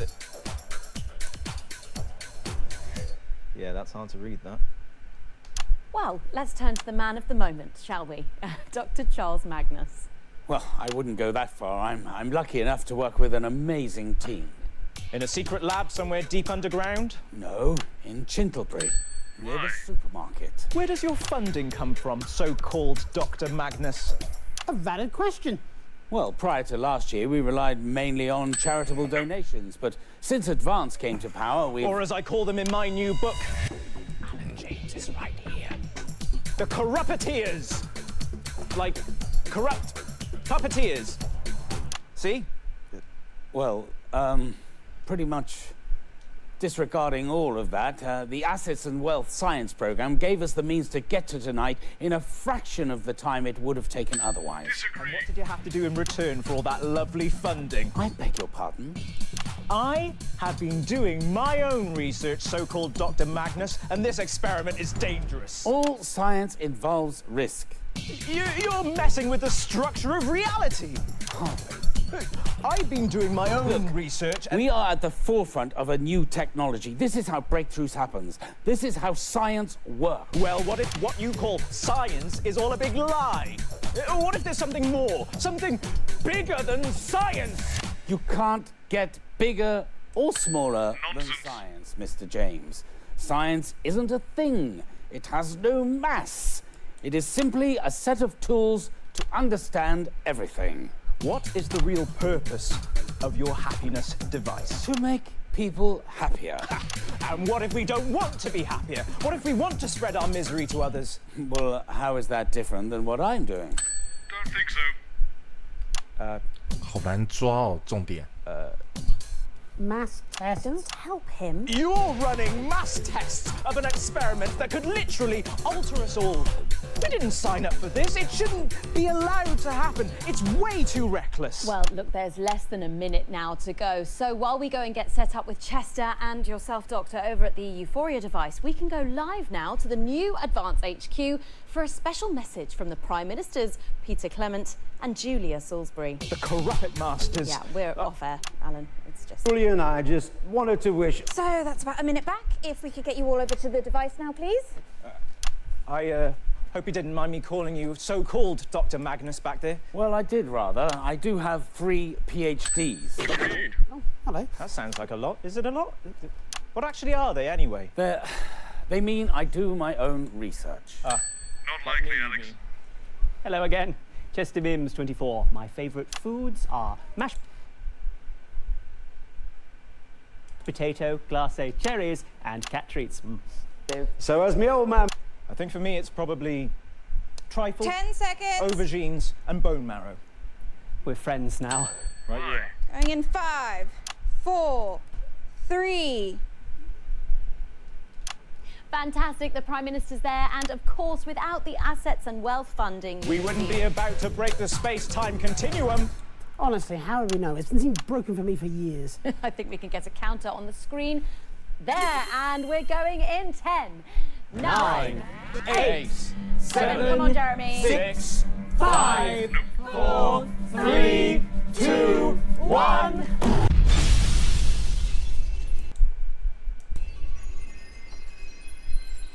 think we got everything we need from that sequence. Capital. All? So we got all? Okay.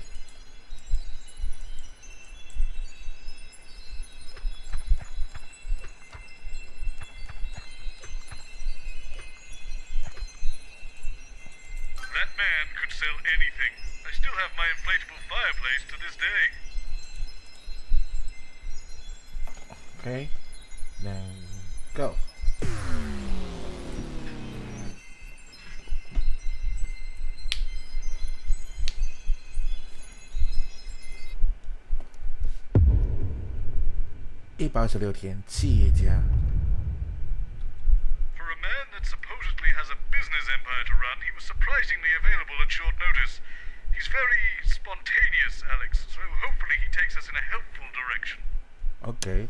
I've told you 1,000 times, Chester. It's the number of blind dates I've been on when no one's turned up, followed by the worrying number of lumps under my left arm. I'm here, yes indeed. It's Crazy Neil here with the scientific deal of the year. Yeah! Ah, Mr. Neil, so glad you could join us. If you could please sit with Dr. Magnus on the sofa, the host will be with you shortly. I'll just leave this device here next to this other one, shall I? Sure, whatever works for you. Sorry, Mr. Mims, but it's going to be a bit of a squash to get you on the sofa. Oh, now. that's fine. We don't need him until the experiment starts. But this device... Leave that alone, please, Colin. What's this one do? God knows, it just showed up. Fascinating. What's fascinating? My inability to express my true feelings, if my mother's to be believed. What's fascinating is how we can offer such quality products at such low prices. Good to see you again, Mr. Donaldson. Thank goodness we have 2 equally qualified guests, Mr. Neil. Call me Crazy Neil. Let's say no for now. This is Dr. Charles Magnus. Another equally skilled salesperson, if the reports on your funding levels are to be believed. Jeremy Donaldson, professional setting. Charles Magnus, impervious to skepticism. There's no need for skepticism, Jeremy, just the ability to spot a great deal.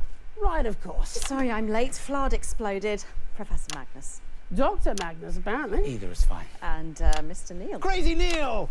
When you live the crazy like I do, it's not just a brand, it's a lifestyle. Yeah! Of course it is. Amazing. 10 seconds, everybody. This should be fun. Try not to buy anything. Going in 5, 4, 3. Go. Good evening. I'm Jeremy Donaldson. And I'm Megan Wolfe. It's the 13th of March, 1985, and this is a Channel 1 special event hosted by your national nightly news team and special guests. That's right. We're joined tonight by a world-renowned scientist and a salesman. That should say captain of industry. It does. I amended it on the fly. The first, fresh from his laboratory in Chintlebury, is Dr. Charles Magnus, head of the Happiness Collective, who claims his Euphoria device will raise overall happiness levels throughout the country. And our other guest is a man who wears the title of Crazy with Pride, and once tried to sell me a self-freezing toaster. I'm still not sure why I would want one, but anyway, it's Crazy Neil. Yes, indeed. I'm bringing the appliance of science at an unbelievable price. So don't go away. Stick with Channel 1 all evening as we bring you the Night of Smiles. About a minute back. We normally like to introduce our guests before they speak, Mr. Neil. There will be plenty of time to talk when we come back from the titles. Yeah, speaking of that, when will I get a chance to introduce my device so our viewers can compare the two? Sorry, his device? What's this now? Sales person. Sorry, Dr. Magnus, did Mr. Bozeman not explain to you that when he invited Mr. Neil... Crazy Neil. sorry. Yes. When Mr. Crazy Neil was invited to come onto the show, he brought his own device as an alternative. You can't be serious. I mean, this is preposterous. I've spent years researching and planning for tonight. Countless hours given up, opportunities ignored, friends lost, lumps that probably should have been checked, and this senseless charlatan is attempting to plagiarize my entire life's work. You will have plenty of time to make your case, Dr. Magnus. Back in 10. It's just... I can't believe it. 5, 4, 3. Welcome back. In just a few minutes, one of the impressive machines behind me will be activated in the first ever mass experiment of its type. But first, let's meet the men behind these multiple merriment machines, Dr. Charles Magnus and Crazy Neil. Hello, hey, hola, buongiorno. Hi there, Crazy Neil with the best happiness device around. And it's an unreal steal of a deal. Hello. Thank you both for joining us. Mr. Neil, let's start with you. Crazy. When you live the crazy like I do, Mr. Donaldson, it's a lifestyle, not a brand. Of course. Mr. Neil, you've come here today with, what did you call it again? Crazy Neil's joyous jubilation contraption. You won't find better out there. No, sir. What exactly does it do? Well, you see, you press this button and your greatest dreams, your ultimate happiness, your true bliss, they all come true.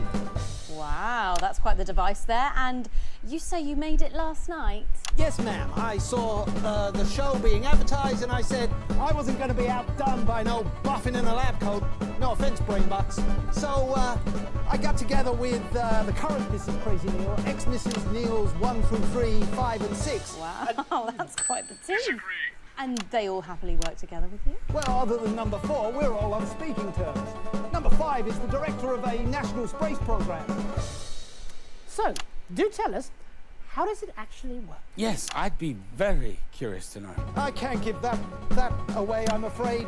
Otherwise, we'll have knockoff Crazy Neils springing up everywhere. How very convenient. Agreed. So let's turn to you, Dr. Magnus.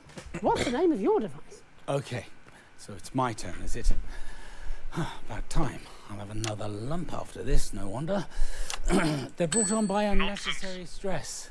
So, the Happiness Collective is a team of highly qualified professional scientists and engineers from a multitude of institutions and disciplines, and we have created the Euphoria device, a real scientific breakthrough that will revolutionize contentment in this nation and eventually the wider world. Well, an equally ambitious claim there. How long did it take your exceptional team to get this all started? Years, obviously.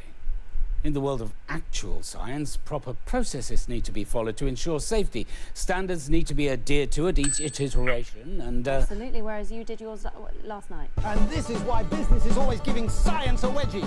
We give the people what they need when they need it. And that's a Crazy Neil guarantee. How does your device work, Doctor? well, obviously some of that information is proprietary. See? Convenient. I'll try and explain the basics as simply as possible. As simple as getting a crazy deal? Everything is vibration. Everything is vibrating. A particle is also a wave. But you can wave goodbye to expensive flights with Crazy Neil's bathroom, surfer, ocean wave machine, where the beach comes to you, may cause electrocution. A wave is, if you like, a note, and we all vibrate at different notes depending on our mood. Happier people vibrate at a higher frequency than sad people, for example. I know my wife is always happier when she's vibrating, if you know what I mean. I mean,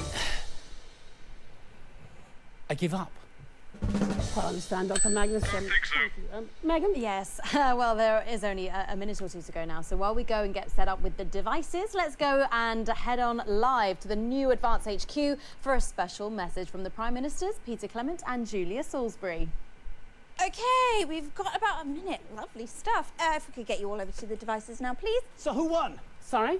Well, you're going to start up my device, or Brainbucks is here. I think, Mr. Neil, while it's been very entertaining having you on the show, we're probably going to go with Dr. Magnus's device. Some sanity at last. Chester. Yes, Dr. Magnus. I'll admit. Looks like nickel and copper might have brought it. little friend. Let's get another dermatologist appointment for next week. Okay, I'll make a note of that straight away. Let's invite Zinc along to the party. Light of my numbering system. Just You've done that one before. What's he charging you for this bucket of bolts? 10 Whatever it is, seconds. I'll half the cost. You fundamentally misunderstood this. 5 seconds, push the right button. 3, 2. Fantastic, the Prime Minister's there. Who are, of course, responsible in so many ways for what we're witnessing tonight. So who's going to get their button pressed? Well, I'm personally obviously sure that they'd both prove equal value to society. I tell you but what, I think we'll probably... I'll give you your first press for free. No! Oh, well, that ain't right. Huh?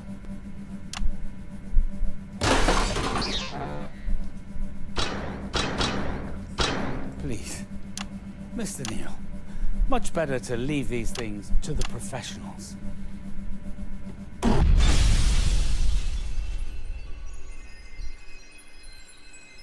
that one, Alex. We're done here.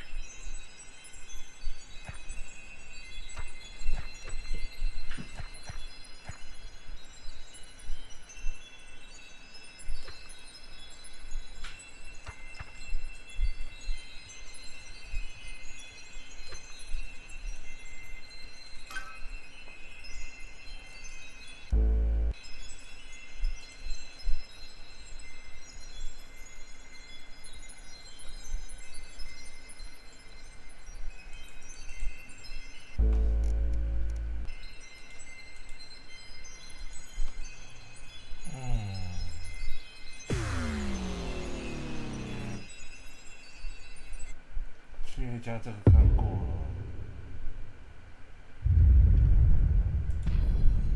Back to Neil's ramblings again. I don't think he's got anything else to offer, Winston. Well, you didn't even ding the bell once. What a waste of time that was.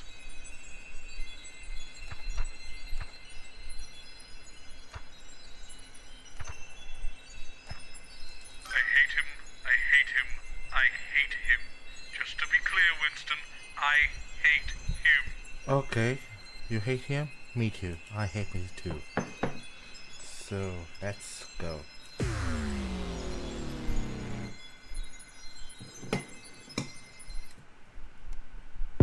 第126天，无名小卒。Algebra. Ugh. I swore I'd never let him back on television.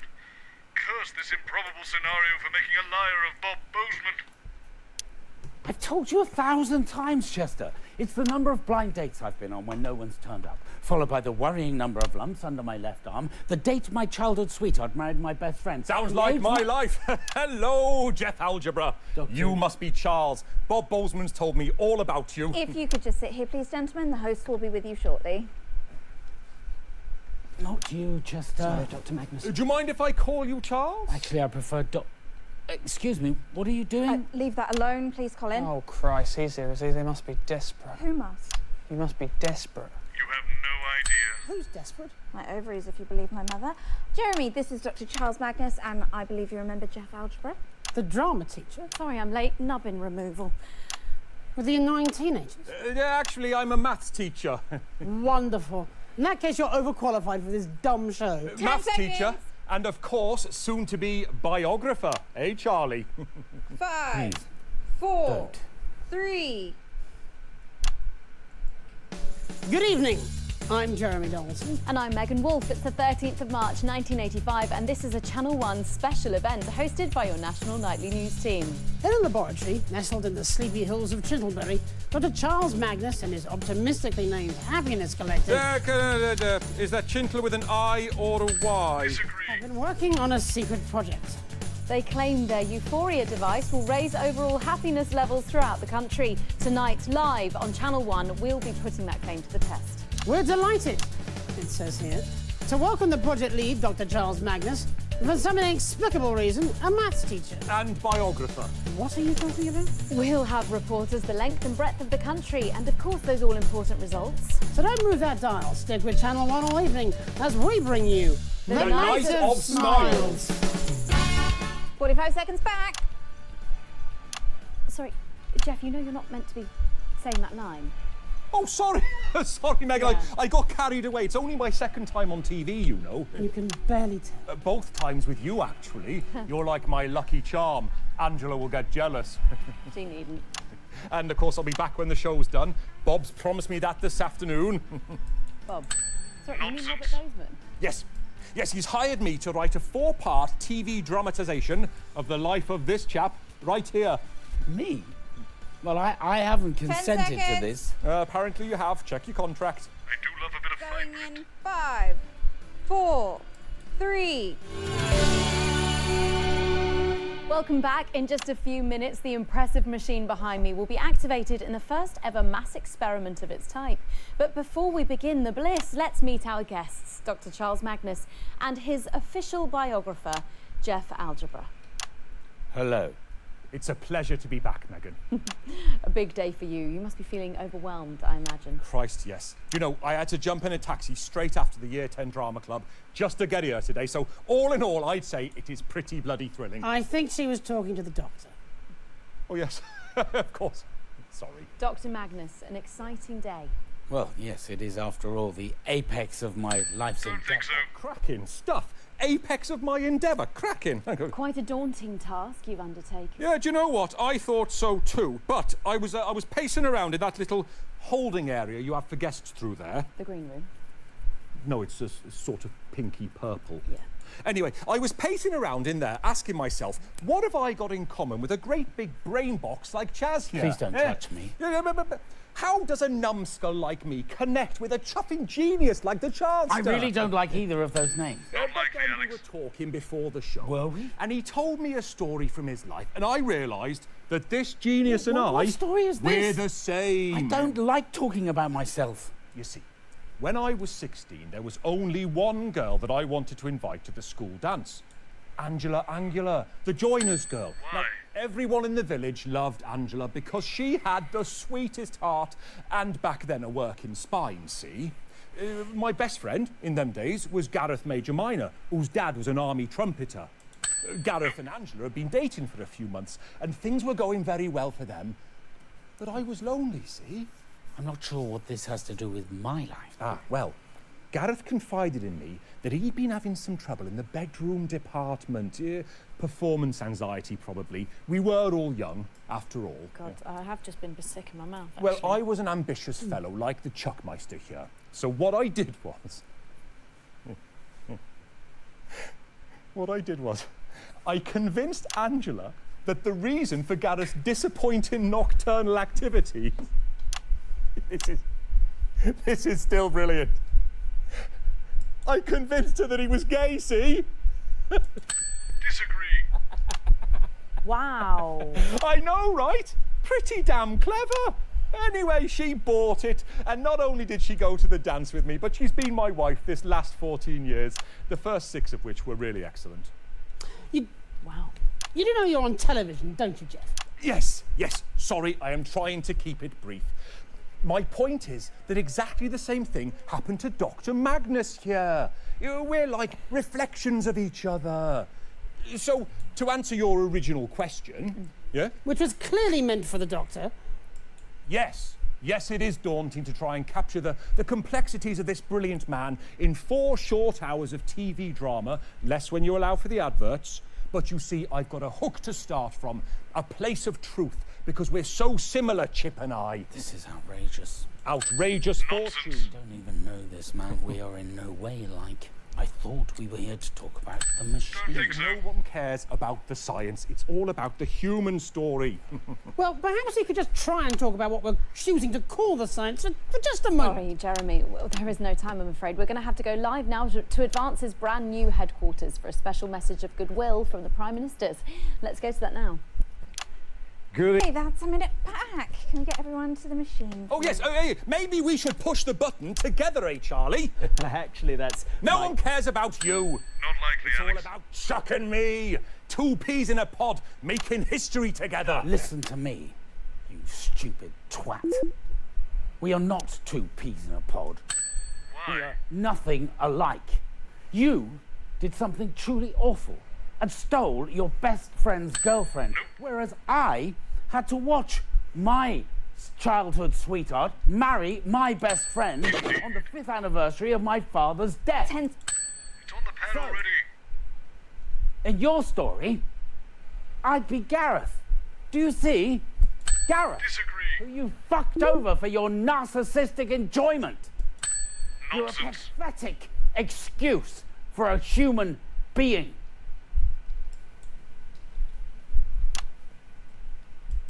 Don't think so.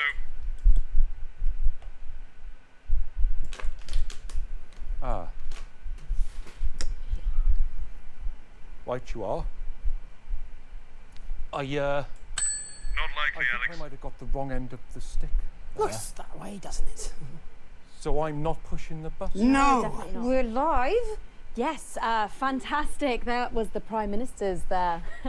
And of course, without the assets and wealth funding. Yeah, well, received... I'd still be teaching Yes. not me again, right? You're Chester. Chester Mims, 24. My party tricks include close-up card magic, playing the banjo, and no gag reflex. Oh, good list. And you'll be pressing this big button for us and starting the experiment, is that correct? Yes. One man shall push a button and the rest of mankind shall smile. That's Mims with 2 M's. Well, I think we can get a counter on the screen now. And 1 M at the beginning, obviously. We're going in 10. So 3 then. 9, 8, 7, 6, 5, 5, come on. 4, 3, 2, 1.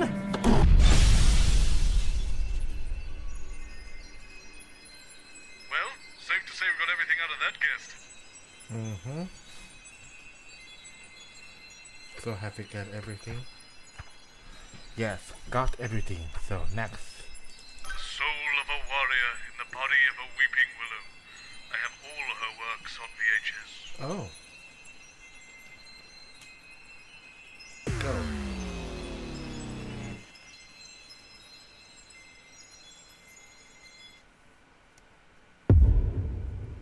第126天，国家宝藏。国家宝藏。 She's so classy and beautiful, like a soprano sax in the high range. So sorry about the dryness. The last few days it seemed to have started becoming a little bit flaky. Probably the weather.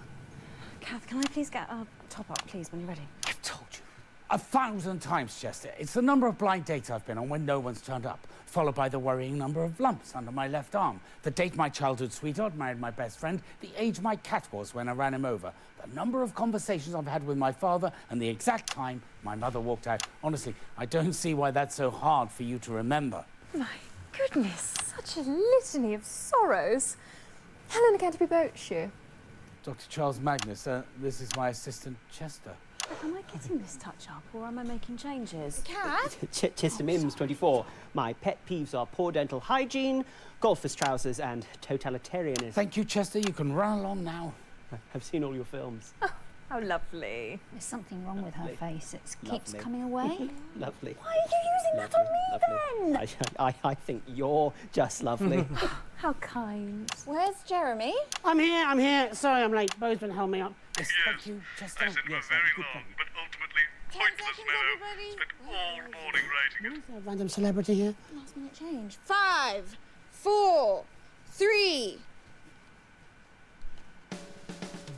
Good evening. I'm Jeremy Dawson. And I'm Megan Wolfe. It's the 13th of March 1985 and this is a Channel 1 special event hosted by your national nightly news team.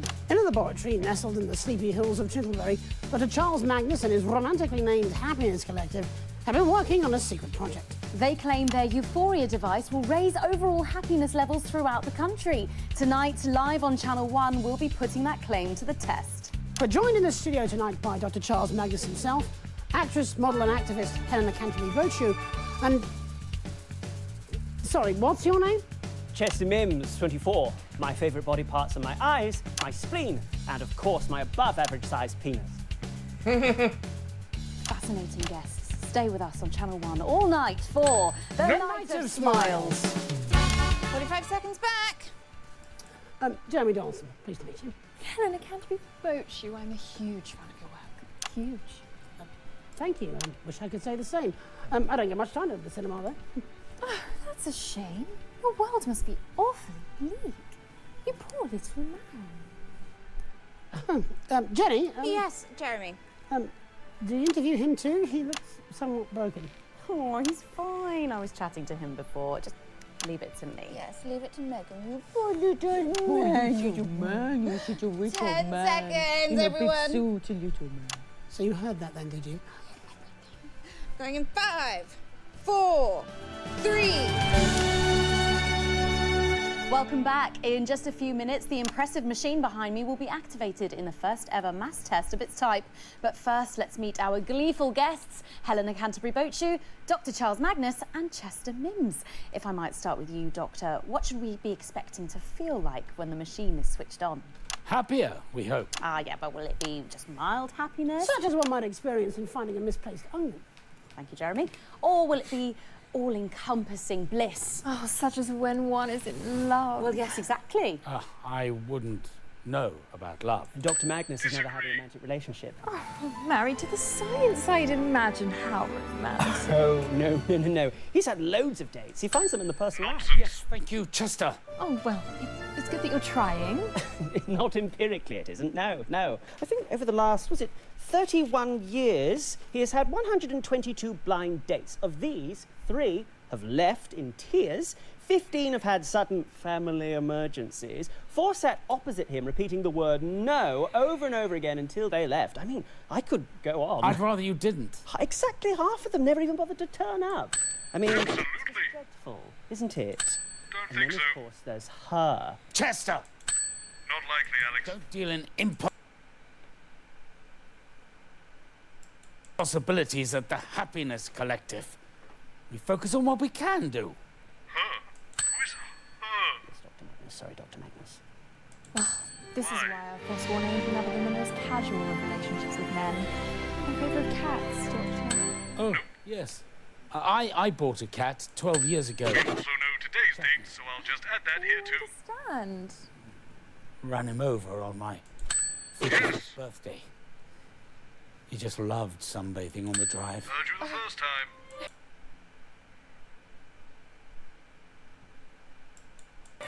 No grief like that of mourning a beloved pet.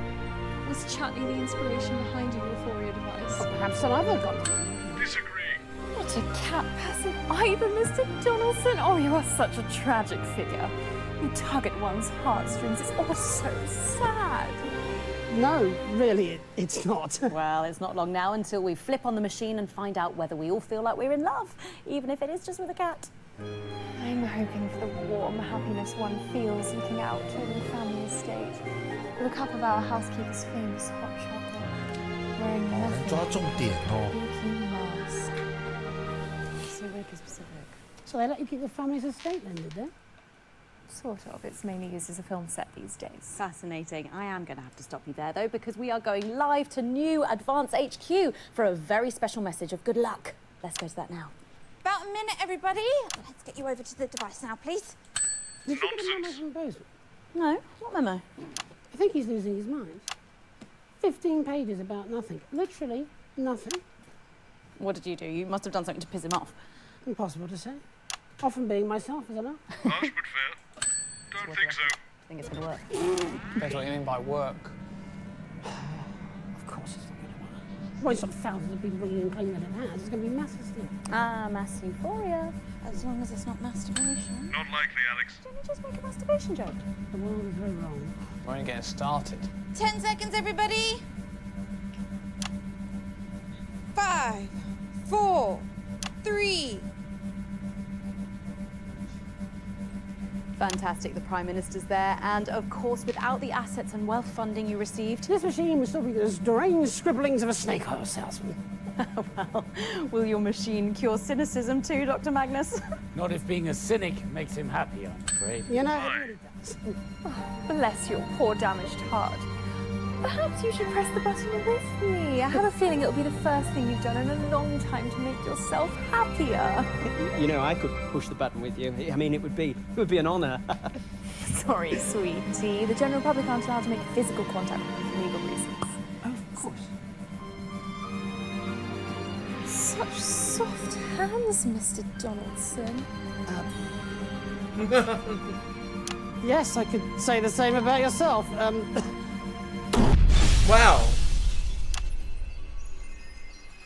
Wow, 这直接 I don't know if you noticed during that, Winston, but at one point they mentioned a mysterious woman for whom Magnus clearly holds a candle.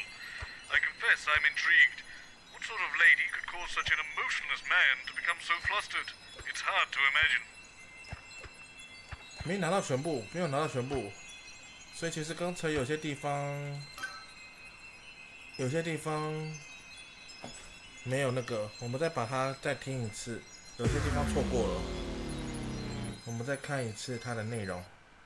我们专注在那个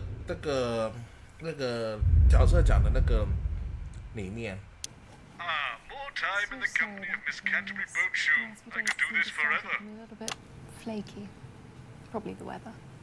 Kath, can I please get our top up, please, when you're ready? I've told you 1,000 times, Chester. It's the number of blind dates I've been on when no one's turned up, followed by the worrying number of lumps under my left arm, the date my childhood sweetheart married my best friend, the age my cat was when I ran him over.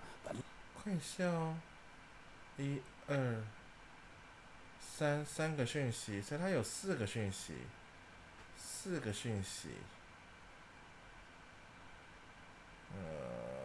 Number of conversations I've had with my father and the exact time my mother walked out. Honestly, I don't see why that's so hard for you to remember.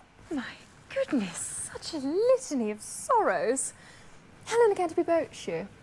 Dr. Charles Magnus, this is my assistant, Chester. Am I getting this touch up or am I making changes? Cat? Chester Mims, 24. My pet peeves are poor dental hygiene, golfer's trousers, and totalitarianism. Thank you, Chester. You can run along now. I've seen all your films. Oh, how lovely. There's something wrong with her face. It keeps Lovely. coming away. Lovely. Why are you using that on me then? I think you're just lovely. How kind. Where's Jeremy? I'm here. Sorry I'm late. Bozeman held me up. Yes, thank you, Chester. Yes, good plan. 10 seconds, everybody. Where were you? Why is there a random celebrity here? Last minute change. 5, 4, 3. Good evening. I'm Jeremy Dawson. And I'm Megan Wolfe. It's the 13th of March 1985 and this is a Channel 1 special event hosted by your national nightly news team. In a laboratory nestled in the sleepy hills of Chintlebury, Dr. Charles Magnus and his romantically named Happiness Collective have been working on a secret project. They claim their Euphoria device will raise overall happiness levels throughout the country. Tonight, live on Channel 1, we'll be putting that claim to the test. We're joined in the studio tonight by Dr. Charles Magnus himself, actress, model and activist Helena Canterbury Boatshoe, and... Sorry, what's your name? Chester Mims, 24. My favourite body parts are my eyes, my spleen, and of course my above-average-sized penis. Nonsense. Guests, stay with us on Channel 1 all night for The Night of Smiles. 45 seconds back. Jeremy Dawson, pleased to meet you. Helena Canterbury Boatshoe. I'm a huge fan of your work. Huge. Thank you. Wish I could say the same. I don't get much time at the cinema, though. Oh, that's a shame. Your world must be awfully bleak. You poor little man. Jenny? Yes, Jeremy. Do you interview him too? He looks somewhat broken. Oh, he's fine. I was chatting to him before. Just leave it to me. Yes, leave it to Megan. You poor little man. You're man. You're such a little 10 man. seconds, In a everyone. big suit, a little man. So you heard that then, did you? Going in 5, 4, 3. Welcome back. In just a few minutes, the impressive machine behind me will be activated in the first ever mass test of its type. But first, let's meet our gleeful guests, Helena Canterbury Boatshoe, Dr. Charles Magnus, and Chester Mims. If I might start with you, Doctor, what should we be expecting to feel like when the machine is switched on? Happier, we hope. Yeah, but will it be mild happiness? Such as one might experience in finding a misplaced onion. Thank you, Jeremy. Or will it be all-encompassing bliss? Oh, such as when one is in love. Well, yes, exactly. I wouldn't know about love. Dr. Magnus has never had a romantic relationship. Oh, married to the science. I'd imagine how romantic. Oh, no. He's had loads of dates. He finds them in the personal life. Yes, thank you, Chester. Oh, well, it's good that you're trying. Not empirically, it isn't. No. I think over the last, 31 years, he has had 122 blind dates. Of these, 3 have left in tears. Dean have had sudden family emergencies. Four sat opposite him, repeating the word no over and over again until they left. I mean, I could go on. I'd rather you didn't. Exactly half of them never even bothered to turn up. It's just dreadful, isn't it? And then, of course, there's her. Chester! Nope. We don't deal in impossibilities at the Happiness Collective. We focus on what we can do. Disagree. Yes, Dr. Magnus. Sorry, Dr. Magnus. Well, this is why I've forsworn anything other than the most casual of relationships with men. In favour of cats, Doctor. Oh, yes. Nonsense. I bought a cat 12 years ago. Before. Chutney. It's on the pad already. Ran him over on my Heard you the first time. 55th birthday. He just loved sunbathing on the drive. Oh, no. Don't think so. Like that of mourning a beloved pet. Was Chutney the inspiration behind Not likely, Alex. Or perhaps some other continent. What a cat person either, Mr. Johnson. Oh, you are such a tragic figure. You tug at one's heartstrings. It's all so sad. No, really, it's not. Well, it's not long now until we flip on the machine and find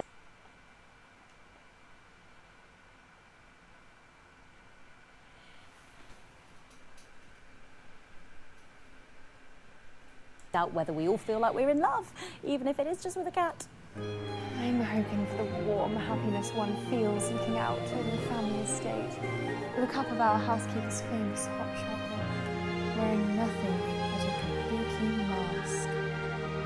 So weirdly specific. So they let you keep the family's estate then, did they? Sort of. It's more used as a film set these days. Fascinating. I am going to have to stop you there, though, because we are going live to new Advance HQ for a very special message of good luck. Let's go to that now. About a minute, everybody. Let's get you over to the device now, please. Did you get a memo from Bozeman? No. What memo? I think he's losing his mind. 15 pages about nothing. Literally nothing. What did you do? You must have done something to piss him off. Impossible to say. Often being myself, isn't it? So what do you reckon? Do you think it's going to work? Depends what you mean by work. Of course. Nonsense. Well, it's not thousands of people reading and claiming that it has. It's going to be mass hysteria. Ah, mass euphoria. As long as it's not masturbation. Did Jenny just make a masturbation joke? 看一下哦，拿有没有全部？有了 ，get everything. Yes, indeed. We have everything we needed here. Okay, so next. The scariest thing to come out of a kitchen since Mother Bozeman's infamous chili sorbet. OK， 原来是一哦。1、2、3、4、5、6、7、8、9、10、11、12，哇哦，12个空格填空了。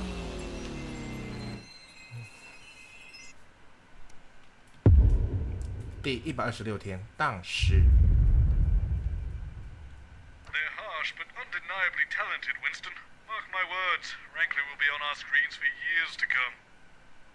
I've told you 1,000 times, Chester. It's the number of blind dates I've been on when no one's turned up, followed by the worrying number of lumps under my left arm, the date my childhood sweetheart married my best friend, the age my cat was when I ran him over, the number of conversations I've had with my father, and the exact time my mother walked out. I honestly don't see why that's so hard for you to remember. If you could just sit here, please, Dr. Magnus. The host and the other guests will be with you shortly. Thank you.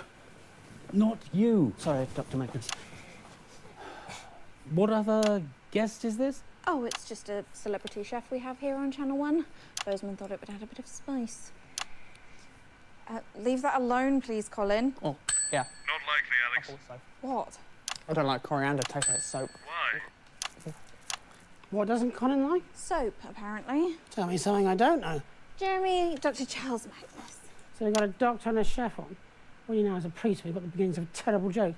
Jeremy Donaldson, professional cynic. All the best minds are. Don't mind him. He's just jealous that his career doesn't come with a title. Chef is hardly a title. Sorry, I'm late. Problematic paella. This must be Professor Magnus. Dr. Magnus, apparently. Oh, either is fine. 10 seconds, everybody. Always a good sign. I beg your pardon. 5, 4, 3. Good evening. I'm Jeremy Donaldson. And I'm Megan Wolfe. It's the 13th of March, 1985, and this is a Channel 1 special event hosted by your national nightly news team. In a laboratory nestled in the sleepy hills of Chintlebury, Dr. Charles Magnus and his optimistically named Happiness Collective have been working on a secret project. He claims his Euphoria device will raise overall happiness levels throughout the country. And taking him to task tonight will be Channel 1's very own Jordan Rankley. That's right, Megan. Dr. Magnus may be one of the most distinguished members of his field, such as it is, but we'll still how he handles the searing critique of the best chef in the business. Winner of 3 golden mustard ladles and 4 filleted flank awards, Jordan is widely considered the sharpest tongue in television. Chef Rankley has inspired tears from actors, politicians, and even florists, though maybe it's just their living use of onions. So with all that coming up, don't touch that dial. Stick with Channel 1 all evening as we bring you The Night of Smiles. 45 seconds back. Who wrote that onion joke? Bozeman. And it was a classic. When we come back, Doctor, we're going to be asking you a few questions. Could you tell me a bit more about this catering person? All right, they're here to utter the profanity is not...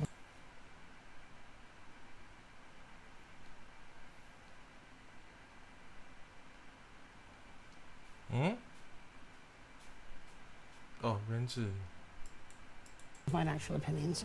Behave. Don't mind him, he needs your machine more than any of us. Dr. Charles Magnus, Jordan Rankley. Jordan, Dr. Magnus. Nice to meet you. Quick question, Doctor. Are your parents married? What? Quickly, we're going to arrive any second. Well, actually, my mother left when I...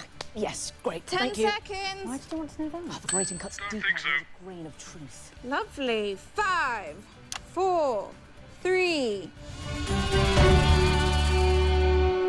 Welcome back. In just a few minutes, the impressive machine behind me will be activated in the first ever mass test of its type. So let's meet the man behind the merriment, Dr. Charles Magnus. Hello. Thank you for joining us. And of course, next to you is the one and only Jordan Rankley. Hello. I've seen better openers on a tin of fucking beef hash. I'm sorry. Yeah, a sorry fucking excuse for a job.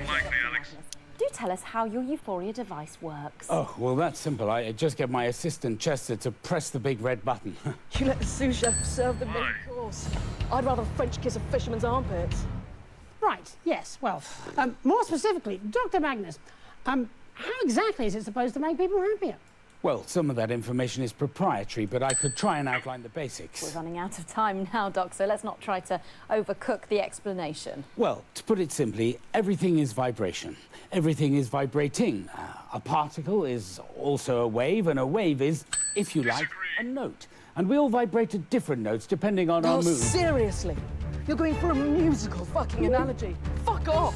Do I look like a fucking trombone to you? I'm a chef. Nonsense. Fucking food-based. You blancmange. Yes, of course. In cooking, we experience flavour through the taste, but also through smell. The olfactory and gustatory components have to work together. They are tasted in harmony. Are you following me? Well, yes, I think so. Hopefully some of our more culinary-minded viewers are. What the fuck are you on about, mate? You're making about as much sense as a drunk top of a washing machine. You know what?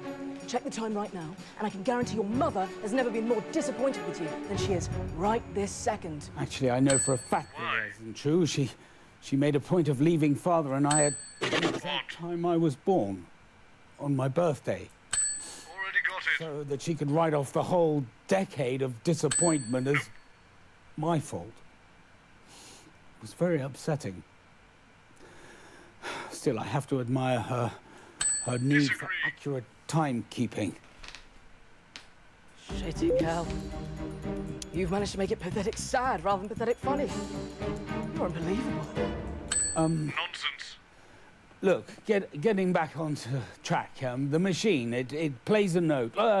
It releases a smell that represents happiness, and all the people and all the animals resonate with that smell and feel happy. 我看一下哦。Yeah, noticeably, measurably. At least that's the hope. Right now, I'd give anything to feel a bit happier. So, what you're saying is that for unprecedented public funding running into the tens of millions, you've got a crackpot that farts out a spag bowl of emotions. Well, you know what? We're out of time, actually, Doctor. There's less than a minute to go now, so we will get set up with Chester and our guests over at the Euphoria device. But in the meantime, we will go live to New Advance HQ for a special message from the Prime Ministers Peter Clement and Julia Salisbury. Okay, so that's about a minute. If we could get you all over to the device now, please. No hard feelings, eh, Doc? It's just for the cameras. It's nothing personal. Yes, right. Television is more complicated than quantum mechanics, so it would seem. You'll get used to it with time. Hopefully not. Come on, everyone, let's get to our places. Yes, we wouldn't want to be in the wrong place for the big button push. Whatever would we do? Might throw off all the science. Hush, it might work. Lovely, looking great. Okay, 10 seconds. 5, 4, 3. Fantastic, the Prime Minister's there, and of course, without the assets and wealth funding you received. We'd still be making prototypes out of bread sticks. Bread. You must be Chester. Oh, come on, let's get on with it. We're pressing the button or we're tongue-fucking each other. Shit! Enough with the foreplay! Well, I suppose we may as well see if this ridiculous contraption actually works. Shall we? Yes, I suppose. Fucking do it! I just need a few seconds to set up and we'll be good to go. You know what? Come here. Come here. Yeah. Come here. Come here. We're going. Oh, fuck off! Just fuck right off! Nonsense. Oh, fucking presents. Well,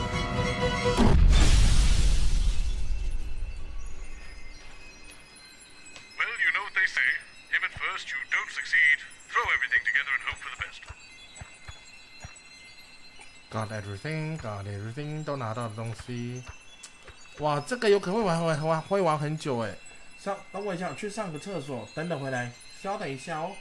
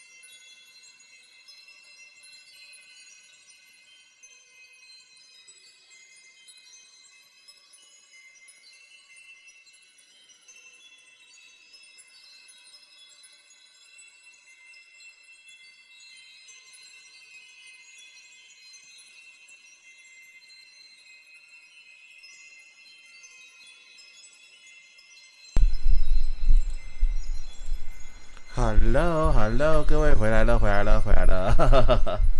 哎，这个 DLC 哈，我应该可以说算是应该可以玩比较久啦。光是这样子解谜这些的，可能真的会玩比较久，所以加油吧。我们他的已经拿到了嘛，对不对？那我再看一下哈，都 got everything。call 什么？把它放大一下。Yes, hurrah! 哦 ，call them all， 叫他们全部。OK， 来吧，说哈，嘿嘿嘿嘿 ，show hand， 走吧。第126天混乱，来看现场有多乱。 Yes, a packed set. Let's see what this motley crew can dig up for us. You should see the orchestra pit. It's like a musical bolognese down there. Yep. I've told you 1,000 I times. can't possibly fit you all in. Some of you are going to have to stand at the back. I don't know what Bosun was thinking booking all these people. Something devilishly cunning, Jenny, don't you worry. Dr. Magnus. How many mics do you think I have? There's loads of them. I have a good mind to. Who are you talking to, Colin? Them. They know. Christ, it's a convention of the desperate. I think the collective noun is a disappointment. So, Mr. James, what would you say is your greatest fear? And let's keep it light, eh? Oh, that's a good one. I think the thing I fear the most is the consequence of my enormous intellect. Me too, as it happens. Right. Well, yeah, I'm sure that'll work, but I don't suppose clowns features anywhere too? Actually, I'm scared of clowns. My father took me to the circus and it was very traumatic. After I'd finished sobbing, we had our second conversation. I remember I was 22. Oh, you poor, poor man.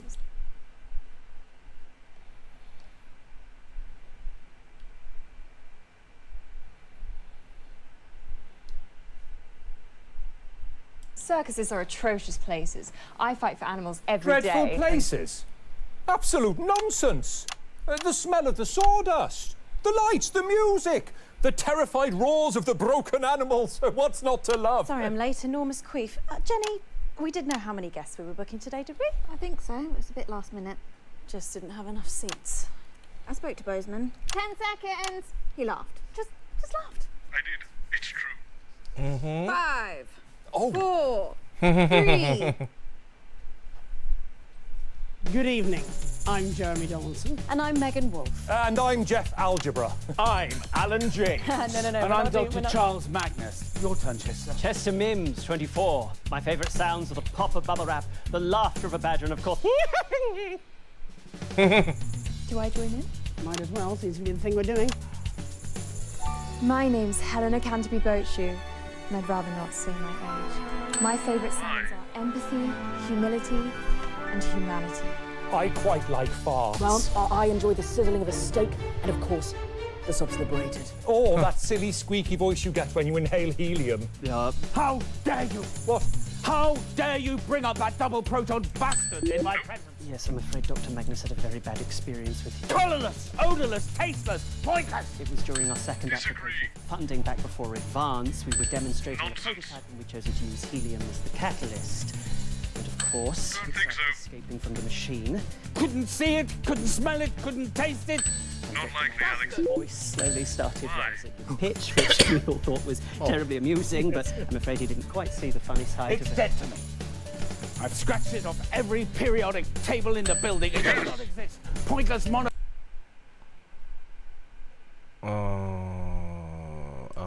prick. I hope it all gets split, and I don't care if it takes every single one of humanity with it as it goes. The Night of Smiles. 45 seconds back. Okay, so we're overrunning a little bit, so if we could keep it tight in the next section, otherwise we won't get to the button press. Sorry, I think I might have got us a bit off track there. Really? Jeff, do you think so? I quite like the smell of parsnips. Oh, a much underrated vegetable, the parsnip. Great in a roast dinner, in a casserole, and for the really ambitious, a souffle. Oh, I love a man who can cook a souffle. Suggest a gentle touch. Hello, I can cook a souffle. Got a 5 out of 7 success rate. The secret's in the whisking. Oh, Chester, you're a delightful little puppy.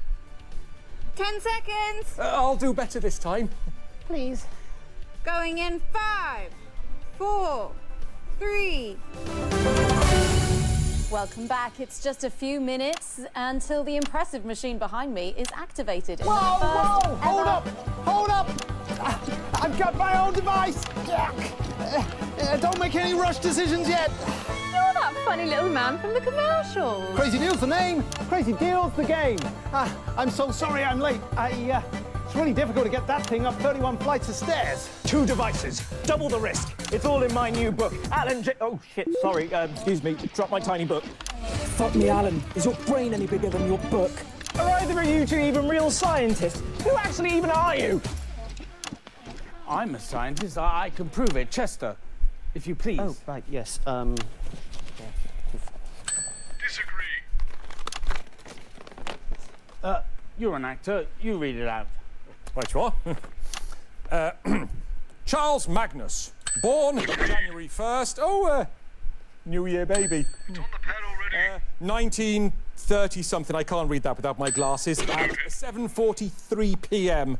Race Caucasian. Gender difficult to discern. Nonsense. Here we are. Birthmarks. 2. Don't think so. One on the upper left thigh in the shape of an accordion. Unlikely, Alex. And the second on the right buttock in the shape of a smaller buttock. Stop now. We're doing birthmarks, are we? Well, Crazy Deal's got a whole bunch of them. Feast your eyes on this. Me. Thank you, Mr. Neil. That's no need for that. My hero. Dr. Magnus, tell us how your machine works, please. Well, you see, I'd love to tell you, but, you know, there's a whole bunch of tricks. Yeah, go for it. Think so. Right you are. Well, it's all about vibration, really. It's the melody of humanity. Not likely, Alex. Poet doll. 等一下，我先看一下，刚才讲了一大堆人，也是在这边有，这边有，这边是空的，这边有，这边是空的，现在我还缺1个、2个、3个，还缺3个资讯。The ladies must adore you. Not really. Yes, I've been logging Dr. Magnus's romantic engagements for years. For science, obviously. I'm a scientist. And every single one of them, without a doubt, has been an unmitigated disaster. And there were 22 other failed attempts even before he started. Nonsense. Oh gosh, yes. Do we count them? I do. But none of them even showed up. Got it! It was hard to see. Fuck's sake, Alan. 多的是在哪里啊？这个这个是多的，所以还是有，所以这个，所以还是剩2个。悲剧结婚跟 I didn't even hire you to work at a circus. You're a clown, Alan. A fucking clown. Actually, it's me who's afraid of clowns. Remember? It's the last time I had a conversation with my father. Right, well, you're a fucking clown and all. Whoever heard of making people happy with vibrations? Well, one of the ex-Mrs. No, I Neil's think used we've had time there, aren't we, Megan? Yeah, absolutely. We are, Jeremy. There's less than a minute to go now. So while we get everyone set up at the Euphoria device, let's go over to the Prime Ministers at Advance HQ for a very special message. Okay, so that's about a minute back. Lovely stuff. If we could get you all over to the device now, please. So, this trip to the circus with your father would make an excellent scene in the TV show, don't you think? A dark night in 1922. No, it was 1956. Fantastic. That's Yes, but everything we we'll set it need. in Let's freeze 1922. time when It you're will ready. play better in Solve black and white, this don't you damnable think? combination lock. we got 你已经拿到全部了是吗？这边是一个，刚刚这边是不是这个是这OK get it got Get your phone number. Absolutely not. Fucking brutal. Like one of your dates, Chaz? Actually, it's Dr. Charles Magnus. I wrote the paper on theories of theorizing in a theoretical universe. Not likely, Alex. Yeah, well, I wrote a small play called Hey Friendship. Perhaps you've heard of it. Of course. Gimlet frothing. Wow. Good luck, everybody. Back to the studio. Fantastic. The Prime Minister's there. And of course, without the assets and wealth funding you received From the corrupteers! Come on, let's get on with it and press the fucking button already. Should we all do it together? What a wonderful idea.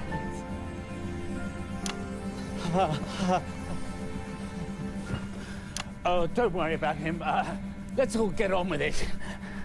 Hang on, what about my device? Be honest, Mr. Neil, is it even safe? Well, actually, I'm not quite sure what's gone into it, so... Watch out, here comes Grubby Jeff. Oh, that's what they say in the staff room. I think it's affectionate. Sure it is. Should we get a timer? Oh, a counter on the screen, that's it, excellent. And we are going in 10, 9, 8, 7, 6, Come on, Alan. 5, 4, 3, 2, 1. Well,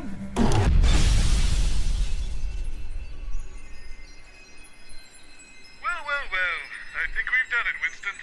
From here, I think we can work it out. Time to get that lock open. Then we can fix that machine and solve this whole time loop conundrum once and for all. And of course, if you're getting really stuck, select any of the red headings and I'll have a go.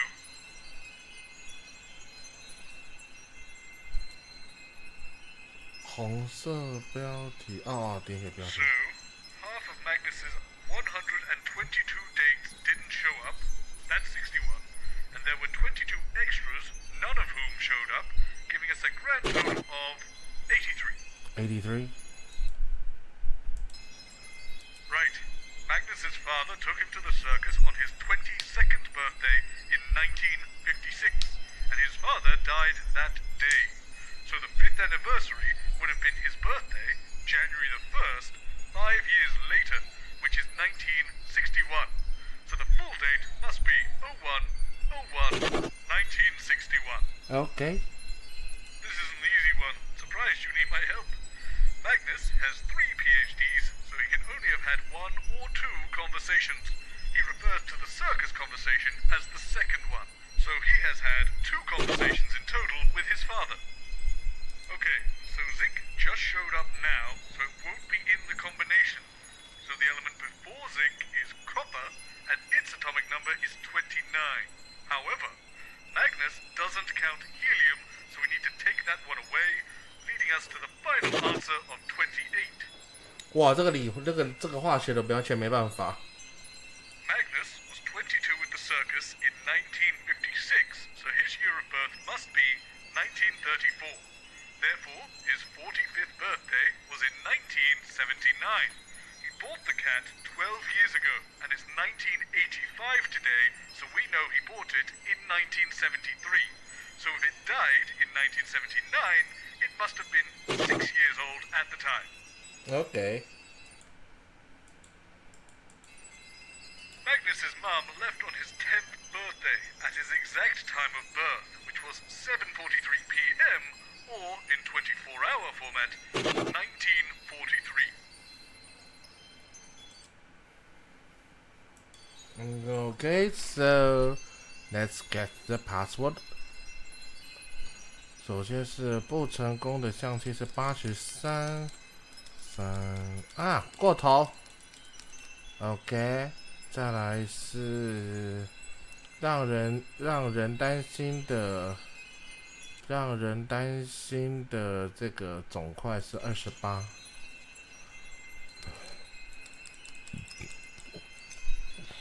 结婚日期就是这个01/01/1961。01/01/1961。好，再来是这个是猫的年龄，猫的年龄是6岁嘛，所以就是6。与爸爸交谈是2次，刚刚有讲是2次。最后一个是妈妈离开的时间是1943年，所以就是1943。好。Okay, Alex, 水啊。 What a good little stooge you make. Now, as I said before, the instructions say the core workings of the relay machine all revolve around the wire sets. Yes. Apparently, there are 2 sets, one group of 3 on the left and one group of 4 on the right. Let me just read you the instructions here. To change the output function, take one wire from the left-hand variant number group and swap it to the right-hand departmental register group. Okay. Attention! Do not, under any circumstances, swap wires in the same group. The relay device has a very specific configuration, and deviating from the instruction provided in this handbook could result result in unintended, disastrous consequences. Okay. Noted. Well, that seems clear enough. Try picking up one of the wires now, Alex. Okay, so... Now connect that wire to a different wire in the other group. Like this? Winston, I feel I was very clear. I even read you the instructions where it said, do not, under any circumstances, swap wires within the same group. Once two wires are swapped, the glass panel will slide shut to prevent what it calls unintended exponential cascade failures. I guess there's nothing for it but to press the big button when you're ready and hope we've somehow solved this thing. Though that feels unlikely now, all things considered. 啊，对哦，不能同一组，完了。Time 怎么加一加啊 I don't like it. I don't like it. Don't like it. 哇，这是在初始化。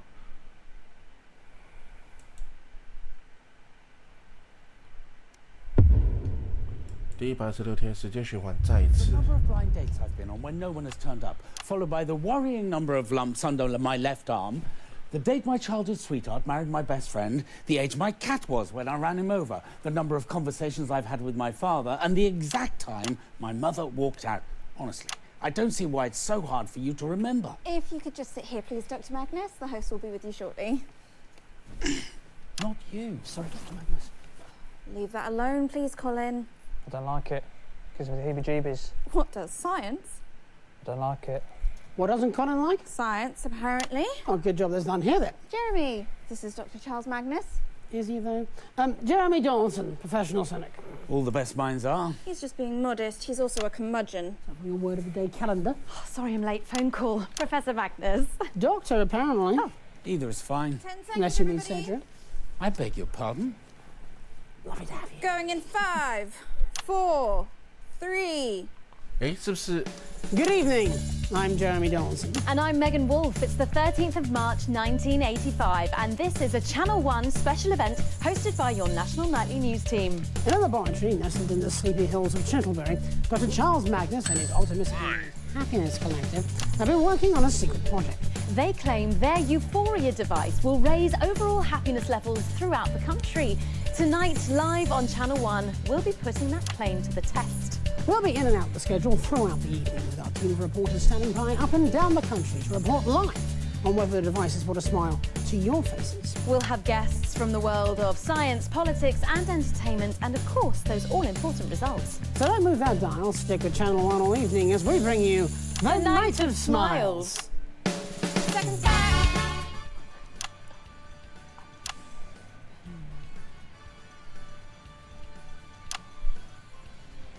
这个不是，这个不是。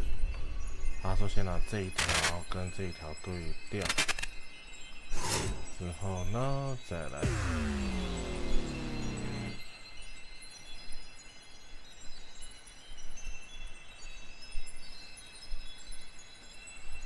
看会变成什么样子？第126天，克里斯急了。 Oh, what's happened here? Oh, for fuck's sake, I'm stuck in the body of Big Chris. How can that be? What? Oh, for fuck. It's a bloody multiverse. Mate, I hate this sci-fi bollocks. First the time loop, now this hackneyed shit. For fuck's sake. Big Honestly, Chris. what are these pricks playing at? It's lazy writing. Well, I guess as we're going to be stuck here for a while, we should try and find out a bit more about who this mysterious woman is that Magnus has a hard-on for. There's a big book here with the staff in it.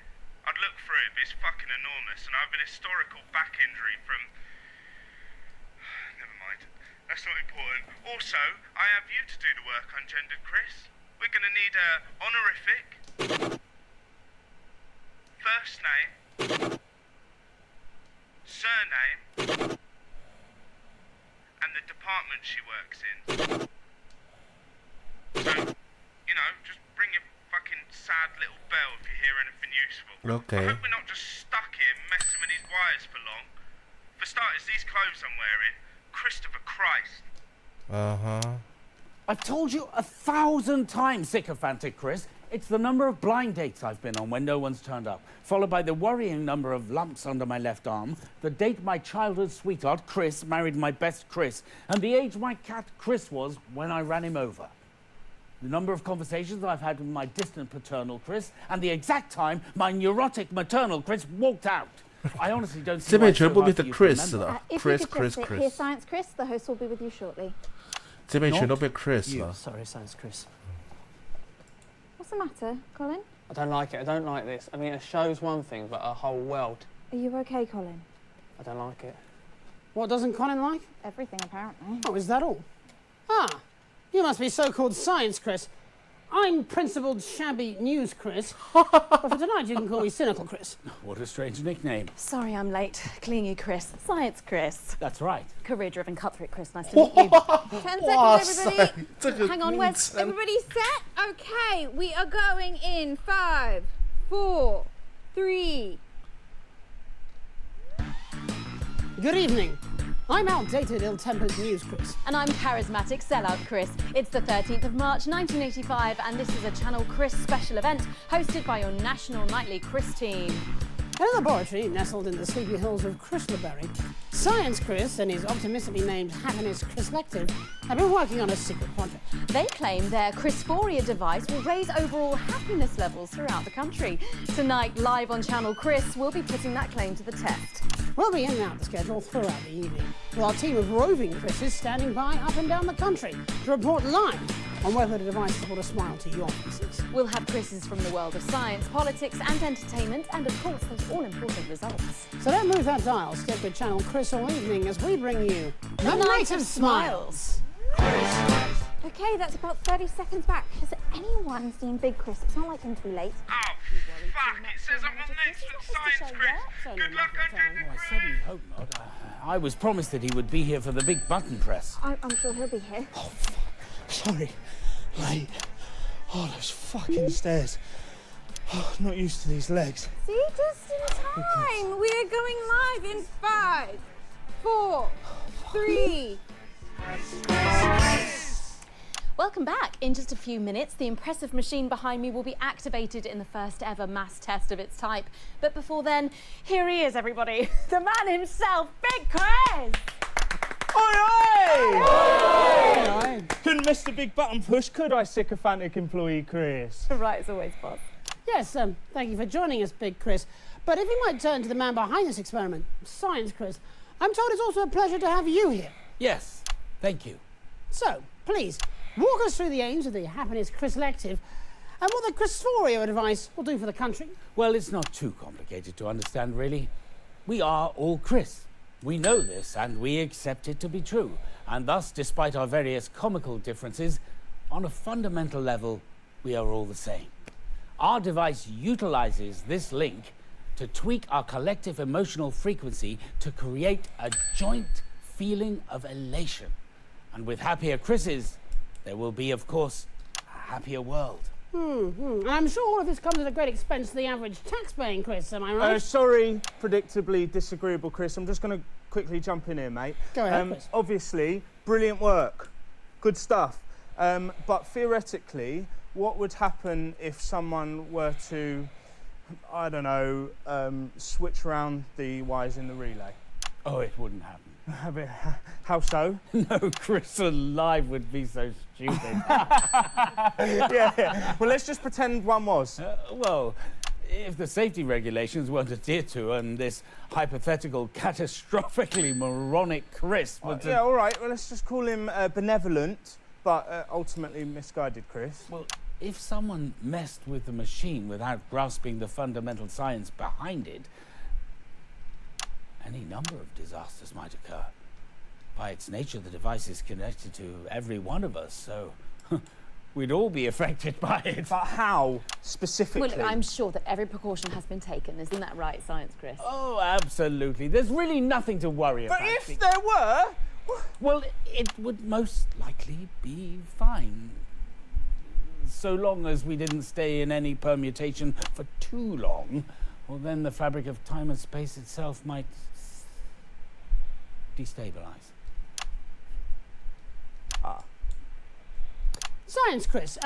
It's taken years of work, unfathomable amounts of money, and for a device that may or may not make Chris's a little cheerier around the country. Is that right? Well, we're very confident, needlessly critical Chris. All right, call me impulsive, Chris, but let's get this show on the road. But what about union-appointed health, Chris? Oh, fuck me. No, fuck off. No, we need to do the button push. OK, you're the boss, which of course means let's welcome button-pushing Chris. Not to worry, not to worry. The suit is the result of a previous button he pushed. It's actually to protect us from him. Exactly, and besides, if anything did go wrong with the machine, there'd be no point wearing a silly little suit like this. And you are? Assistant Science Chris, 24. My favourite Chris's are Origami Chris, Machine Washable Chris, and of course, the Chris who knows what you did last summer. OK, then, are we ready to go with the experiment? Absolutely we are. Button-pushing Chris has been practising at the big button all morning. Alrighty, I guess we should kick it off then. Yes, fucking yes. Go. OK, so let's welcome Countdown Chris. OK, folks, here we go. In 5, 4, 3, 2, 1.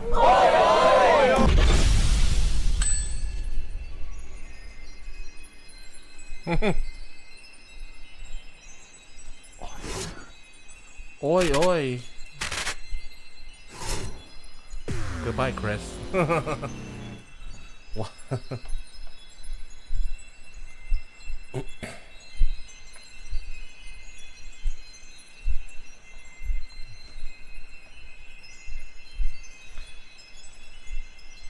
Goodbye, Chris. 来了来了，第126天，起就做今晚的演出即将开始。I don't know whether it's something in the air, Winston, but I've got my guitar, and I've got a strong urge to sing. What? Why, Chutto. Cholesterol bean. I've told you 1,000 times. Please try this time to remember. It's the number of dates so late that they never ever show. Lumps continuing to worrisomely grow. The date my heart was saddened. The age my cat got flattened. The chats that were had with my reticent dad. And the time my mum walked off into the sun. Dates so late that they never ever show. Yes. Lives continuing to worrisomely grow. That's right. The date your heart got saddened. The age that cat got flattened. The chats that you had with your reticent dad. And the time your mum walked off into the sun. 这是音乐台吗？ By George, he's got it. Is the date so late that they never ever show? Lumps continuing to worrisomely grow. The date this heart was saddened. If you could sit here, please, Dr. Magnus. The age that cat got flattened. The host will be with you shortly. The chats that were had with a reticent dad. And the time one mum walked off into the sun. Chester, you can stay. Really? Thank you, Dr. Magnus. Leave that alone, please, Colin. Did I hear singing? What are you talking about? You know, people burying their innermost secrets for a million song, like a musical. I love musicals. I honestly wonder how you ever got this job. I'm good with sound. But you're so weird. Sprungs have always been weird. In fact, Disagree. from the very first sprung, there was something very wrong. Trying to be normal when we simply don't belong. But it could be worse. It's a blessing and a curse. Immune to the confusions of the multiverse. When you change everything, I don't feel a thing. I'm only doing this because I bloody love to sing. See, I could stop at any time. But why would I do that? I love it here. Key change. Sprung number 1 had 15 extra thumbs running down his spine from his neck to his bum. Sprung number 2 never used the loo. Made a small fortune from commemorative poo. Sprung 3 and 4 were wanted by the law. She had a tail and he had a claw. Sprung number number 5. Love to be alive. Live for several centuries by choosing not to die. What's Colin singing about? His family history, apparently. How ghastly. Keychain. Jeremy Donaldson, professional cynic. I try to be supportive, but my heart's not really in it. Chester Mims 24, and my 3 greatest flaws are hesitance, anxiety, and fear of the outdoors. Dr. Magnus, you know, he's the star of the show, and he's also pretty terrified, so steady as you go. I think you kind of hijacked my song. Where's Megan? Sorry, I'm late. Vocal warm-up. Okay, not long now, let's get set. For number 6, it was worse. He aged in reverse. Got a teacher pregnant while he still attended nursery. 7 and 8, terrible to date. Always turn up naked and their bits would touch your plate. Sprung number 9, had an elongated spine. 22 feet tall with a penis like a washing line. Number 10 was fun. 10 seconds, everyone. I'd love to tell you more, but the show's just begun. Okay, everybody. Thank you, Colin. And a 1, a 2, a 1, 2, 3, 4. Woo! 水啊！5、6、7、9。 Good evening, I'm Jeremy Donaldson. And I'm Megan Wolf. Deep in the heart of the Chintleberry Hills, the Happiness Collective use their scientific skills. They built a gadget and checked it twice. It's Dr. Charles Magnus's Euphoria device. They say it makes you smile. We'll test that in a while. So stick with channel 1 all night and don't you move that dial. It's the night of smiles. 45 seconds back. Not singing tonight when you have such a lovely singing voice. Fuck off. Are you two a couple? Ugh. Why can't I just be friends with Jeremy? Why do we have to be doing the nasty on top of the desk, running my hands down his minimal chest? Don't think I really have to spell out the rest. Why can't we just be friends? I think you touched a nerve there. In 1, 2, a 1, 2, 3, 4. Welcome back. Well, in a few minutes' time, we'll be bringing it online. Will it make you merry now? We'll screw up space and time.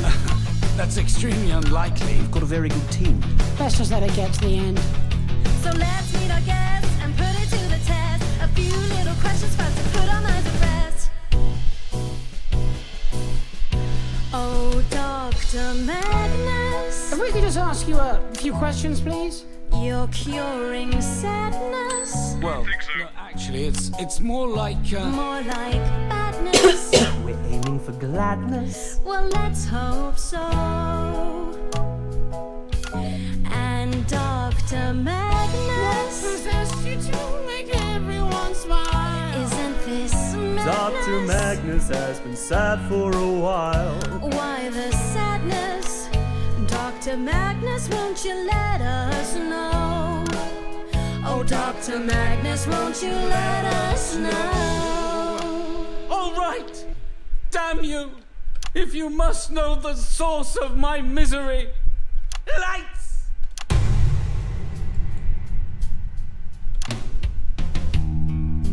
Whoa! Well, it's been a long, long time coming, but I guess I should explain a little bit of how I feel inside. Things I kept buried deep, bottled up like a wild cat waiting to escape. It's all the same. It's all the same every day, every night. Each lonely footprint, each tiny slide, however they're moan, but they're wearing me down, pulling me under and making me drown. And no one said life would be quietly taking a ride. sure would be easier if she was standing beside me. Oh, oh, oh, Dolores, Dolores. Oh, oh, oh, Dolores, Dolores. The brightest of lights that I see. But she'll never settle for me. Oh, I guess that's my destiny. Silently loving Dolores.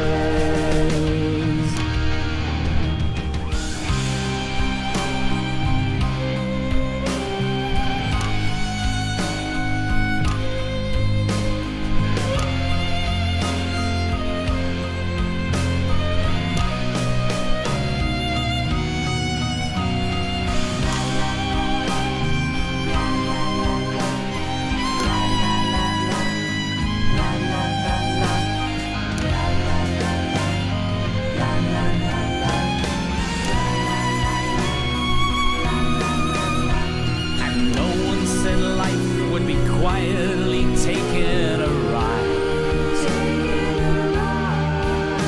But it sure would be easier if she was standing beside me. Oh, oh, oh, Dolores, Dolores. Oh, oh, oh, Dolores, Dolores. The brightest of lights that I see. But she'll never settle for me. So I guess that's my destiny. Silently loving Dolores. I guess that's my destiny. Silently loving Dolores.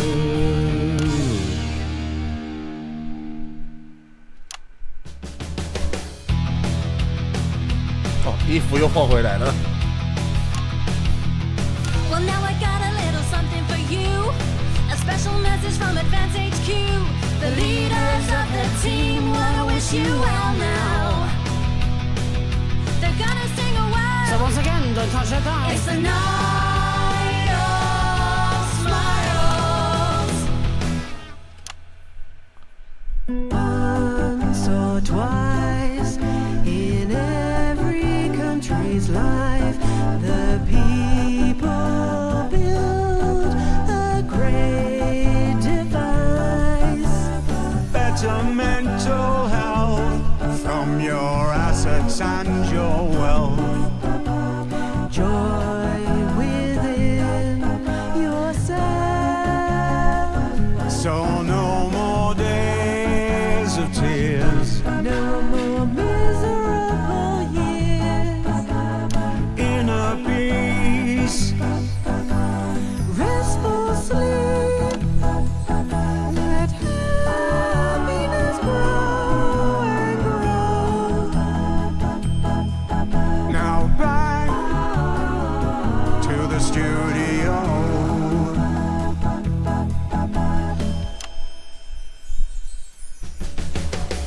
Time to turn on the machine. Time to turn on the machine. Time to turn on the machine. Push the button and turn on the machine. Stop! Just stop. Colin, what are you doing? What are you wearing? Megan, I didn't put this costume on for nothing.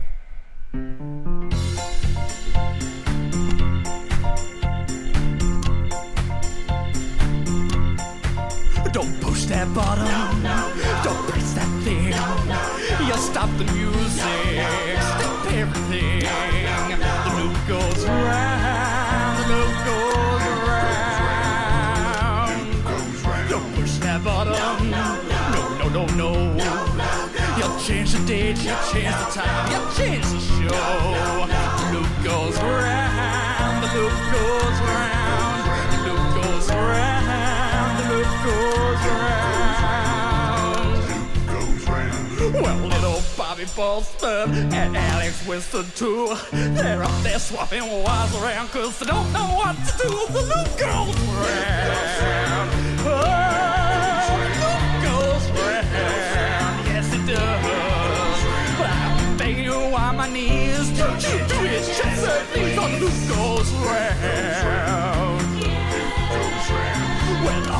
Sometimes I'm lonely, it's hard to be strong, but I think I found a universe where I finally belong. The loop goes round, yes, the loop goes round, yes it does. This world ends where one begins, so don't keep doing Chester Men's. Oh, the loop goes round.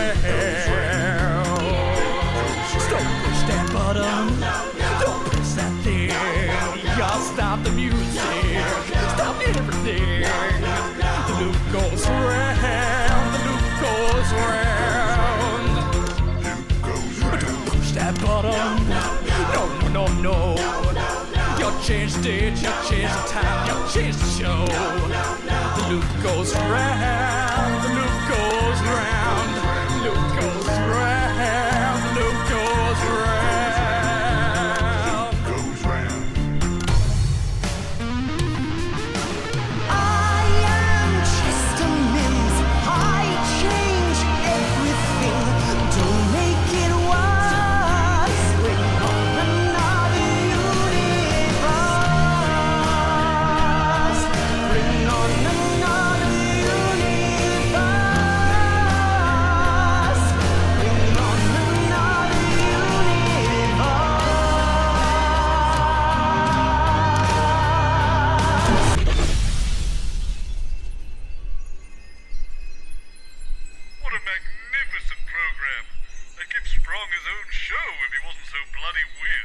I agree. Wow， 看了一场很精彩的音乐剧啊 ！Let's go on the part 3, okay?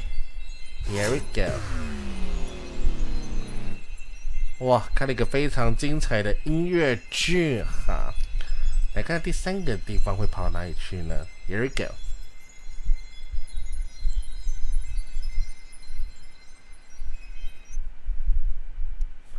第1975天，带女儿上班日。Oh. Winston, they've replaced my chair and desk with a sofa and a coffee table, and they've abbreviated I know. national nightly news. I know. 先进党的杰作。先进党的杰作 I know. How long is this going to take then? Do you have somewhere else to be? Not really. Stacy. This first bit's about 10 minutes, then we come back at 8, 9, and then a long show at 10 to do the results.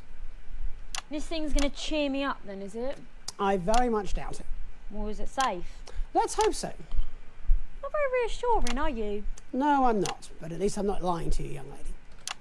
I'm not sure I want to be here. Listen, between ourselves, this machine is 99% likely to do absolutely nothing other than cause a national power cut.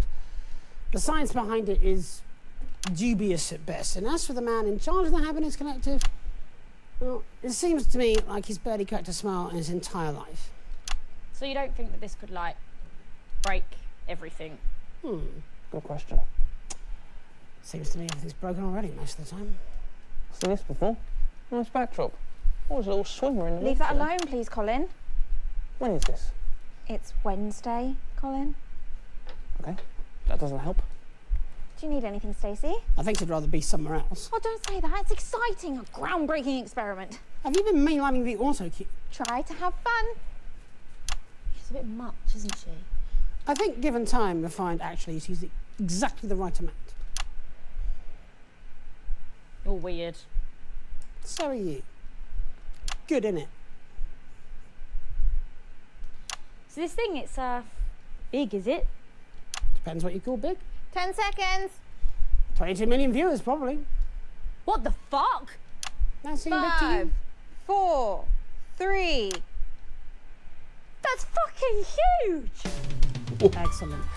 Good evening. I'm Jeremy Dawson. And as you all probably know by now, it's Bring Your Daughter to Work Day here on Channel 1. But it's no secret that I don't have any children. So the station reached out to a local home, and I'm delighted to say that joining me tonight for this Channel 1 special event is Stacey. Say hello, Stacey. Hello. 22 million hellos. So you do the next bit, and then we take it into support. Read what's written there. You can read, can't you? Of course I can fucking read. I grew up in care, not a fucking cave. Again, excellent. On you go. in a laboratory nestled in the sleepy hills of chuntvtw. Dr. Charles Magnus and his Happiness Collective have been working on a secret project. Incredibly, they claim their Euphoria device will raise overall happiness levels throughout the country. Tonight, live on Channel 1, we'll be putting that somewhat grandiose claim to the test. We'll be in and out of the schedule throughout the evening. All fucking evening? I'm meant to be meeting Gary Hales and Kelly Nightcombs later. I don't know who they are. Keep reading. We'll be in and out of the schedule throughout the evening. Oh, I've said that. Yes, twice now. Right. Oh, here we are. With our team of reporters sending by up and down the country to report live on whether the device has brought a smile to your face. We'll have guests from the world of science, politics, and entertainment. Anyone have heard of? I doubt it. Well, I like blip music. I don't know what that is.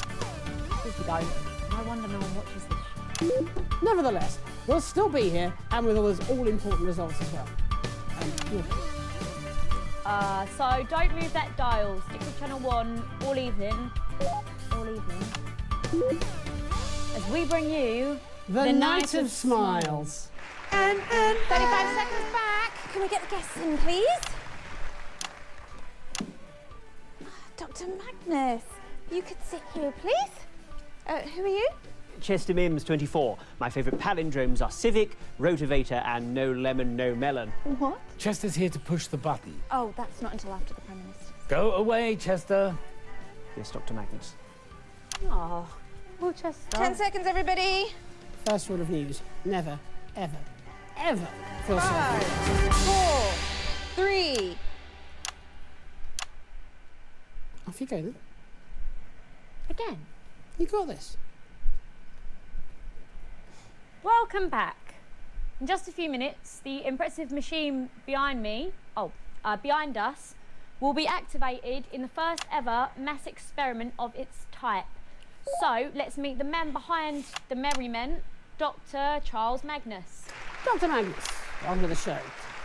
Just before we came on air, Stacey was asking me if your machine might, in her words, break everything. Oh my God, you're such a grass! So let's start there.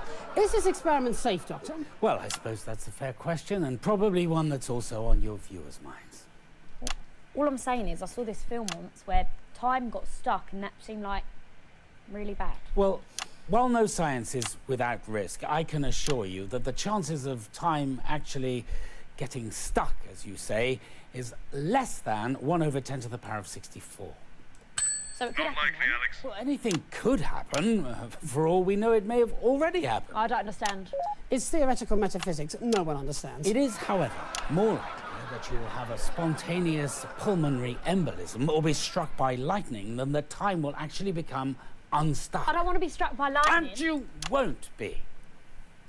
Nah, I don't like it. Something doesn't feel right.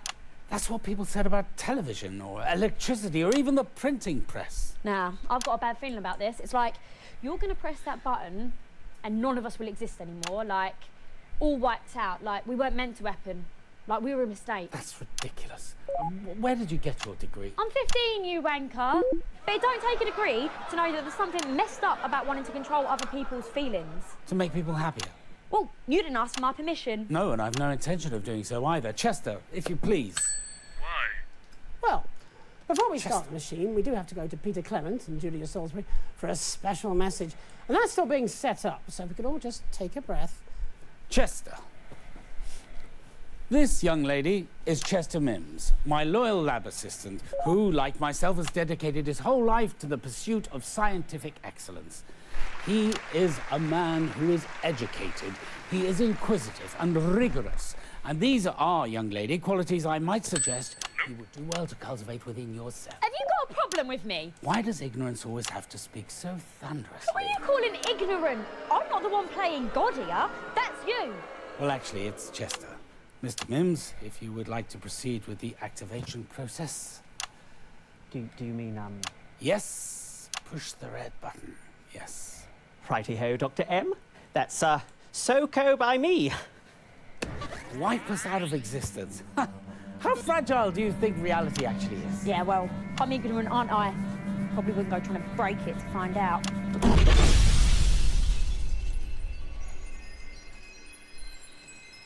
at least it was brief, and we don't have to see it again.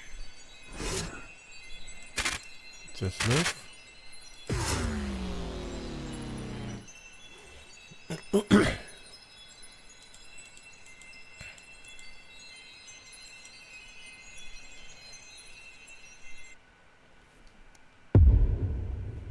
The 副专业的方面都一样是吧？来来来。 Winston, there's something in my office. It's got a mean stare. I hate this. I hate where we are. Oh God, it's moving. It's every man for himself. You're on your own. See you in the next loop. What? Good Mims, thou hast been told 1,000 times. The number thou shalt count comprises thus: those I have wooed, who quick to spirit fled. My poxes and my tragic date of love, forever lost betwixt betrayals. 是回到过去了是吗？ Hieronymus' age whence 回到古代的吗？ untimely swept him onto shores unknown. The discourses I with my father shared, and whence the sun's rays fell upon the hill, as mother's shadow faded from mine view. And she was seen 不是 no more. My childhood. 这是回到古代是还是怎样？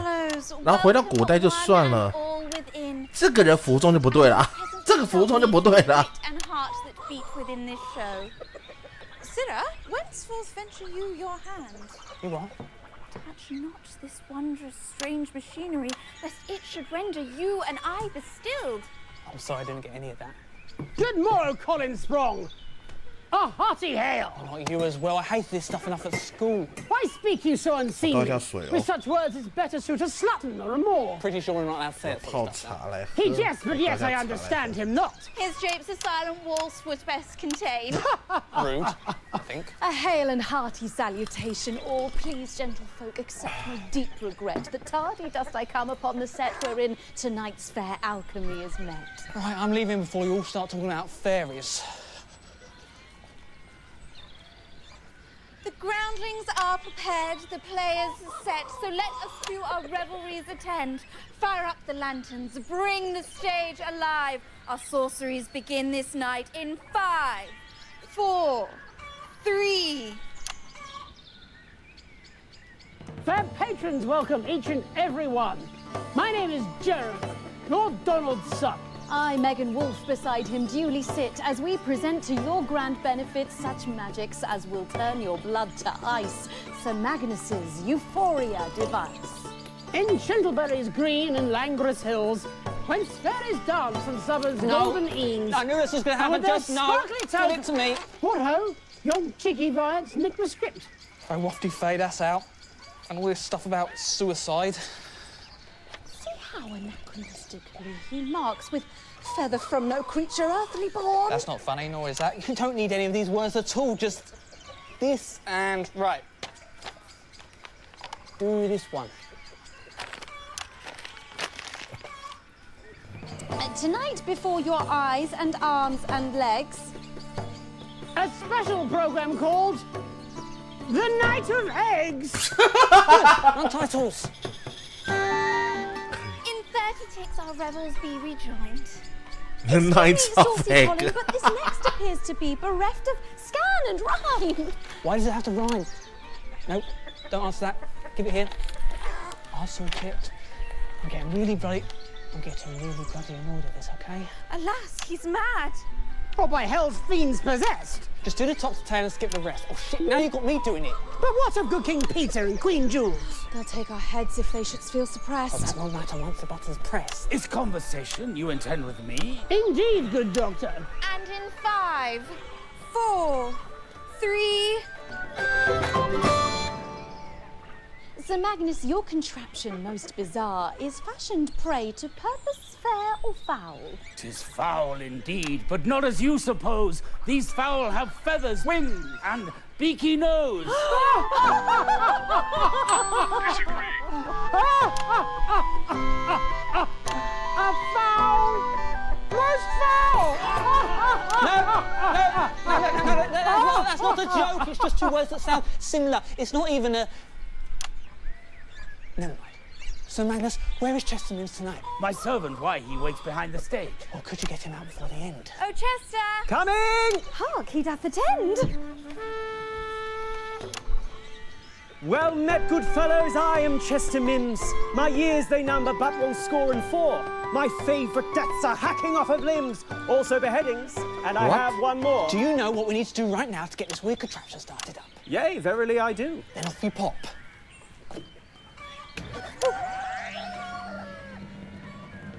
Good people, bring your chickens to this place.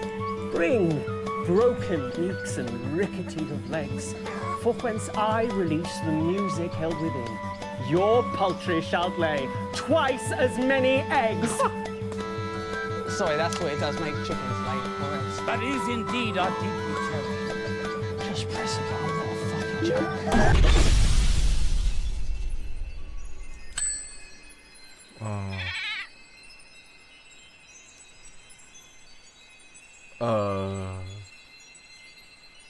Okay, so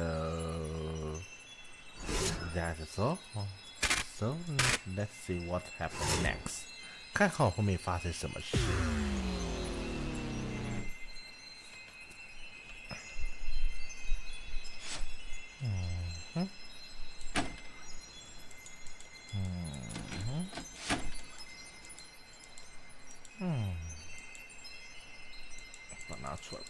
拿出来。第126天，好长哦，哈哈哈。哇，怎么全白了 Oh God, I've turned into that irritating nephew of mine. What? He can't shut up. Always has to comment and everything. He's a smug little so-and-so. What? Or, more accurately, I'm currently a smug little so-and-so. What? Got a plan of attack? I'm going to start on the variants and move on to the consumer stuff once he's on the ropes. Got 2 on the ropes. We still have to have the button pressed, Adrian. Not if he chooses not to. The only one who can stop the experiment is Magnus. Very interesting. And what will we fill the rest of the schedule with tonight? That's Kenneth's problem. Clearly He'll wrong. think of something. He's nothing if not creative. Yes, I am. Don't be stupid. When you hire Adrian Atkinson Blimey, you know what you're getting. It's a popular science piece. And what you're getting is a skilled dissection. Adrian, this is not incisors. Certainly looks like incisors. I mean, this is the incisors studio, isn't it? And oh yes, this is definitely my background. Look, it's got incisors written on it. Oh, and there's my face. You are dreadful at sarcasm. But excellent at journalism. 10 seconds, everybody. You can bark, but you can't bite. Keep it smart, everyone. In 5, 4, 3. Good evening. Tonight on Channel 1, we'll be dedicating most of the schedule to an innovative experiment. Dr. Charles Magnus and his sagacious collective claim their Euphoria device, this contraption you see right here, will make all of us more convivial, including you. Is that credible? No. Or even ethical? No. Tonight, with the help of you, our discerning viewers, we are all going to find out. I'm Adrian Atkinson Blimey, your host for an evening of experimental harmonic science. That's about 40 seconds back. Can we get the guests in and mic checked, please? My nan watched this, Joe. Smart woman. 5 degrees, 2 homicides. I know, I interviewed her lawyer, remember? Oh yeah, I forget. You think this is normal? You're a strange man, Colin. You're not the first to say that, Miss Blimey. Good evening. Nice to meet you. She said not to talk to him, remember? Who? The scary lady. All ladies are scary to you. 10 seconds. She said that he doesn't like to speak to guests before interviews because it Going puts us in 5, 4, 3. Welcome back. In just a few minutes, this singular machine will be activated, marking the inaugural investigation into emotional resonance. But before we switch it on, let's dig our teeth in. Dr. Charles Magnus, you are the head of the self-styled Happiness Collective and the inventor of this fascinating emitter. Yes, that's correct. Good evening. And this is my assistant. Chester Mims, 24. It says here that your favorite numbers are 5 minus 800 and the square root of minus 1. Yes, that's right. If I understand it correctly, gentlemen, and I should imagine that I do, your device's frequency should raise the vibrational state of all conscious life until we attain a frequency that your experiments have demonstrated represents happiness. Yes, that's right. That's the theorized outcome. But of course, it's not just felicitousness, is it? No. Other frequencies could also be targeted by the same technology. Well, yes, theoretically, but why would you want to do that? Maybe that's a question for someone else? I'm not an ethicist. Oh yeah, that's definitely not right. This device is rather large and cumbersome, and what we see here is only part of it, I believe, as the relay has had to be hardwired into the power conduits in our broadcast room. Am I correct? That's great expense. Well, of course, this is the first iteration. Let's not forget that the earliest computers required huge rooms to house them. And over time, they've become able to fit on just a moderately large desk. We'd imagine that in the future, further iterations would be much more portable, personal use. Yes, we can perceive a world where people can choose to alter their emotions whenever they want and whatever they want to feel. Domestic devices? Emanating on a room-sized scale? Yes, at first, yes. Eventually portable, perhaps even pocket-sized. I mean, just imagine the possibilities. Yes, I am. I'm thinking of the possibility of inviting a female guest back to my emotionally controlled room and setting my home device to induce lust in her. Get him, Adrian. Of the rebellious teenager who takes his to school set for anger. The offices set for fear, compliance. But why would anybody in their right mind want to do that? Why does humanity do any of its evil? Again, I repeat, I'm not an ethicist. It does make people happier. For now. Whilst I respect your line of questioning, Adrian, I have to confess, well, I'm feeling somewhat ambushed. I'm afraid that your confession will have to wait, Dr. Magnus, because I'm going live now to Advance Headquarters to speak to the nominal leaders of our fragile coalition government. Are you receiving me, Prime Ministers? Loud and clear, Adrian. What an exciting evening. When we formed a coalition, one of the first pieces of common ground we planted our mutual flags on was the importance of supporting our science and technology industries. After all, what's the point in all that superior education we're providing if there's no jobs at the other end of it? Dr. Magnus and his team impressed us with the simple, well-intentioned nature of their project. Everyone happier. How could we not fund that?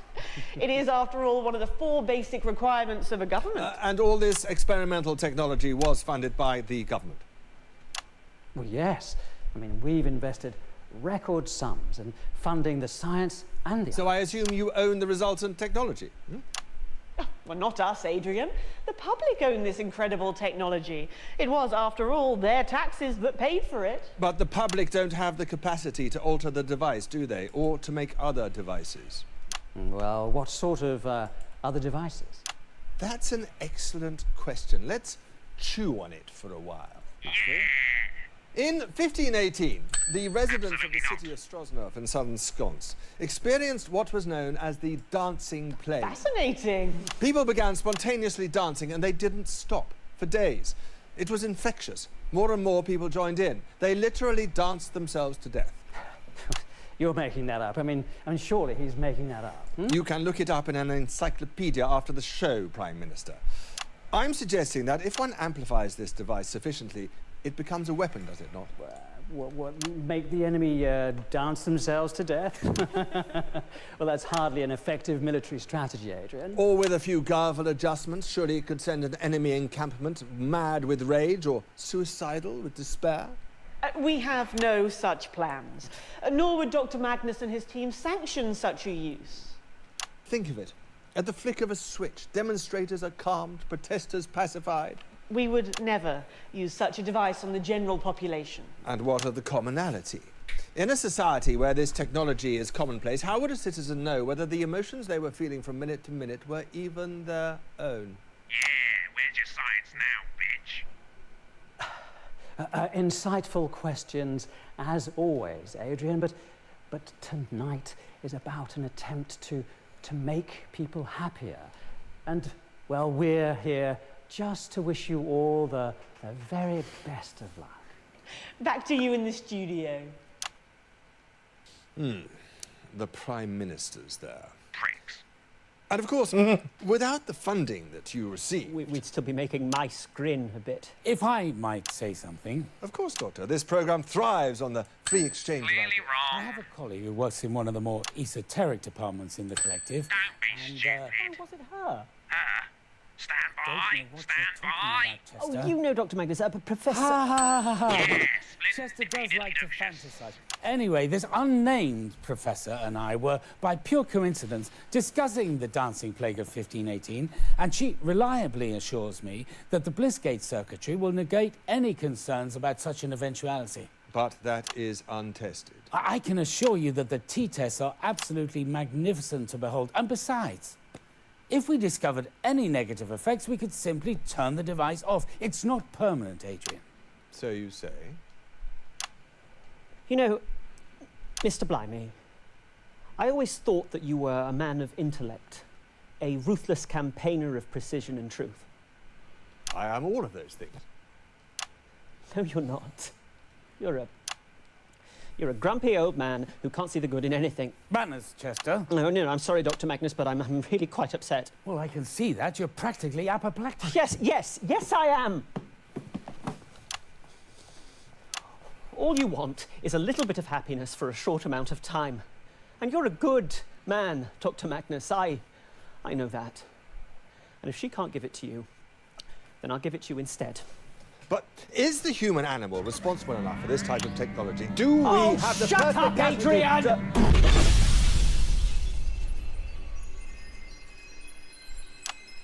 you got the honorific, which means we're done here, I think. Shame. It's been a pleasure to be in such a well-rounded body.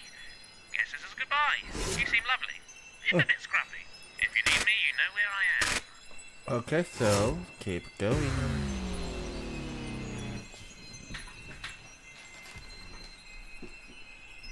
How 接下来会遇到什么？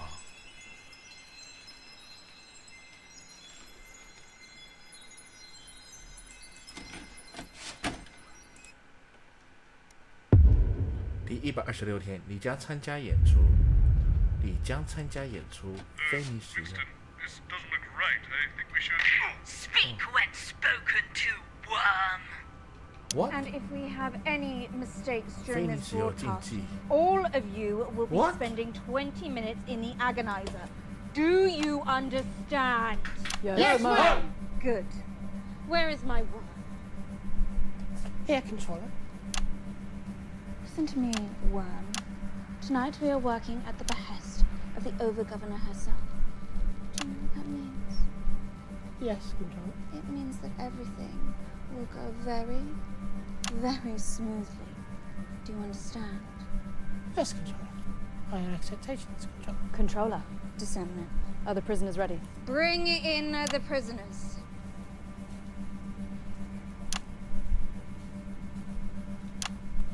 Wow. I'm Disseminant Wolf. I speak for the Over-Governors. You will answer my questions clearly and concisely. Is that clear? I refuse. I won't take back. Do you want to spend an hour in the agonizer? Or perhaps we should put your friend here in for a week. Please don't do that. Leave him alone. He has nothing to do with my protestations. It's no use trying to reason with them. Quiet!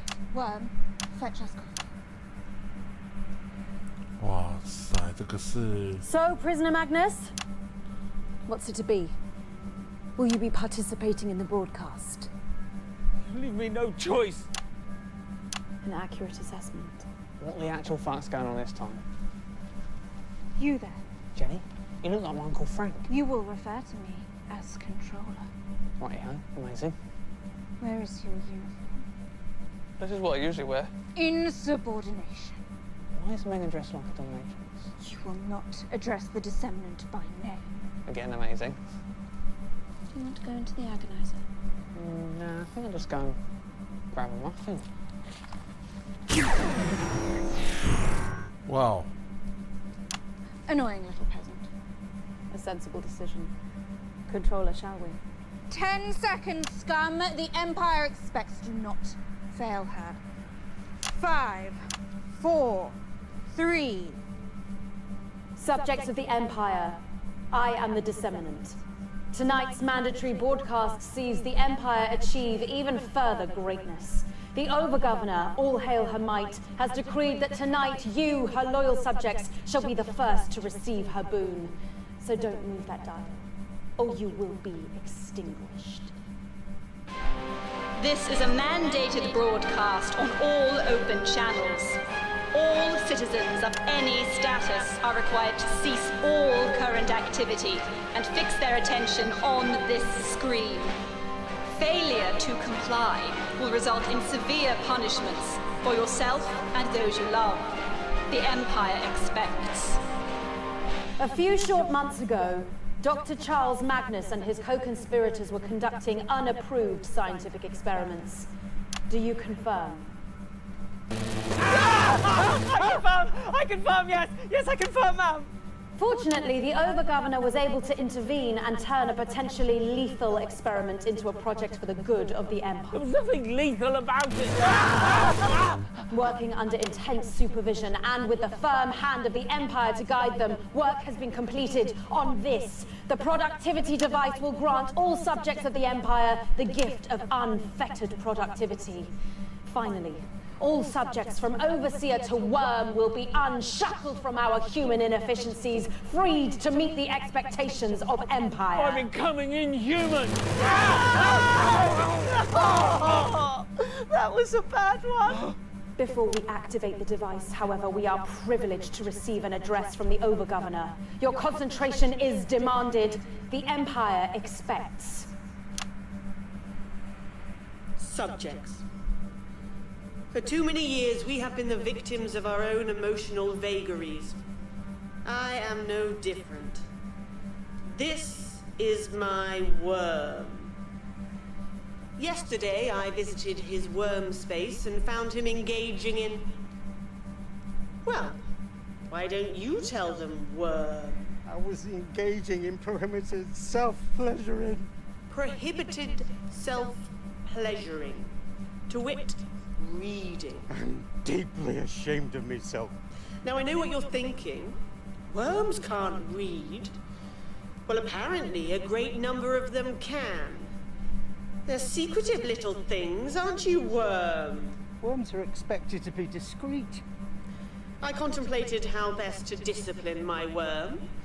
My logical mind told me to simply disintegrate him and find a replacement.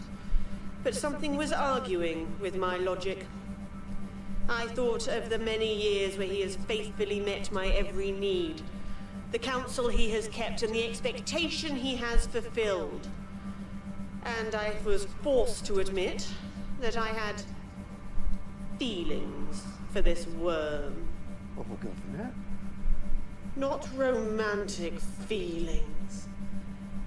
Who could be attracted to a male, after all? But nonetheless, feelings that one might have for a family pet or a favorite soft toy as a child. These feelings, they are the reason that you see him standing here today, undisintegrated. Thank you, Overgovernor. It won't happen again. No, it won't. Oh my god.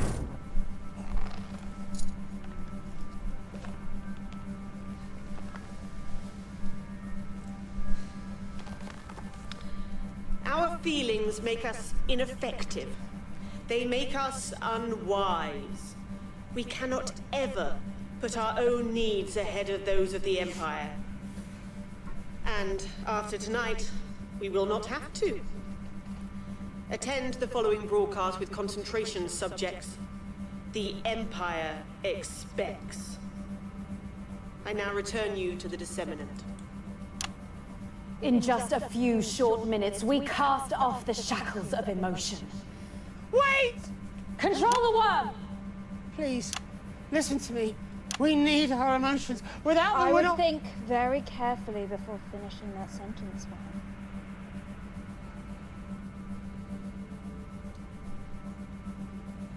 Controller, please listen to me. For all the years we've spent together, this device, it can't be switched on. He's right.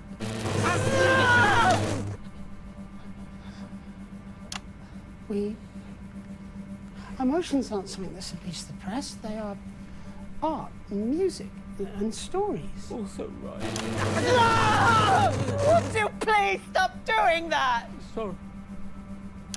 Controller, please. If you only ever hear one thing I've ever said to you, let it be this. Only you can stop this experiment. Controller. Jenny. Please. Save us all.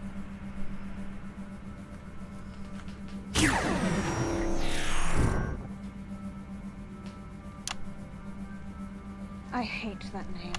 Proceed. Yes, Controller. Rejoice, subjects! The Empire expects, but she also rewards. You destroy our humanity, you can't do... Wow. Winston, there's nothing here. We should go. I agree. Should go. We should go. So where should we go? Oh, here. Here. Go.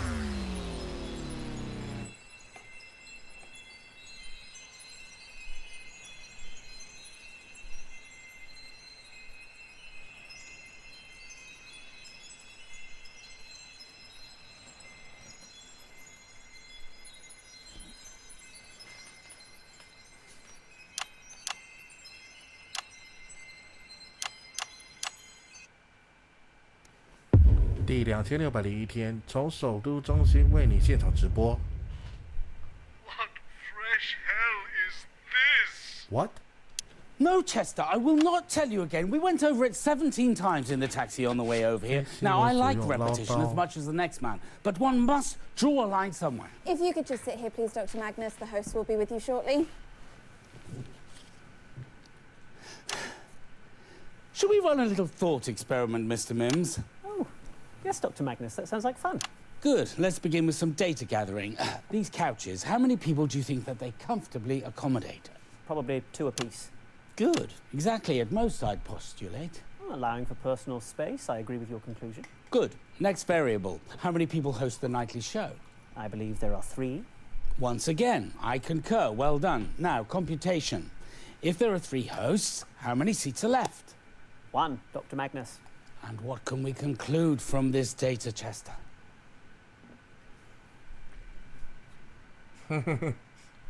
还是要他离开。 Well done. Sorry, Dr. Magnus. Off you trot. Something wrong, Colin? What happened to the news? News? I think I remember that. This is... Oh, God, this is light entertainment. Are you okay, Colin? I just met someone in the corridor who said they were Patrick Bannon. That's Patrick, yeah. But it isn't, and this isn't. This is awful. I need to lie down.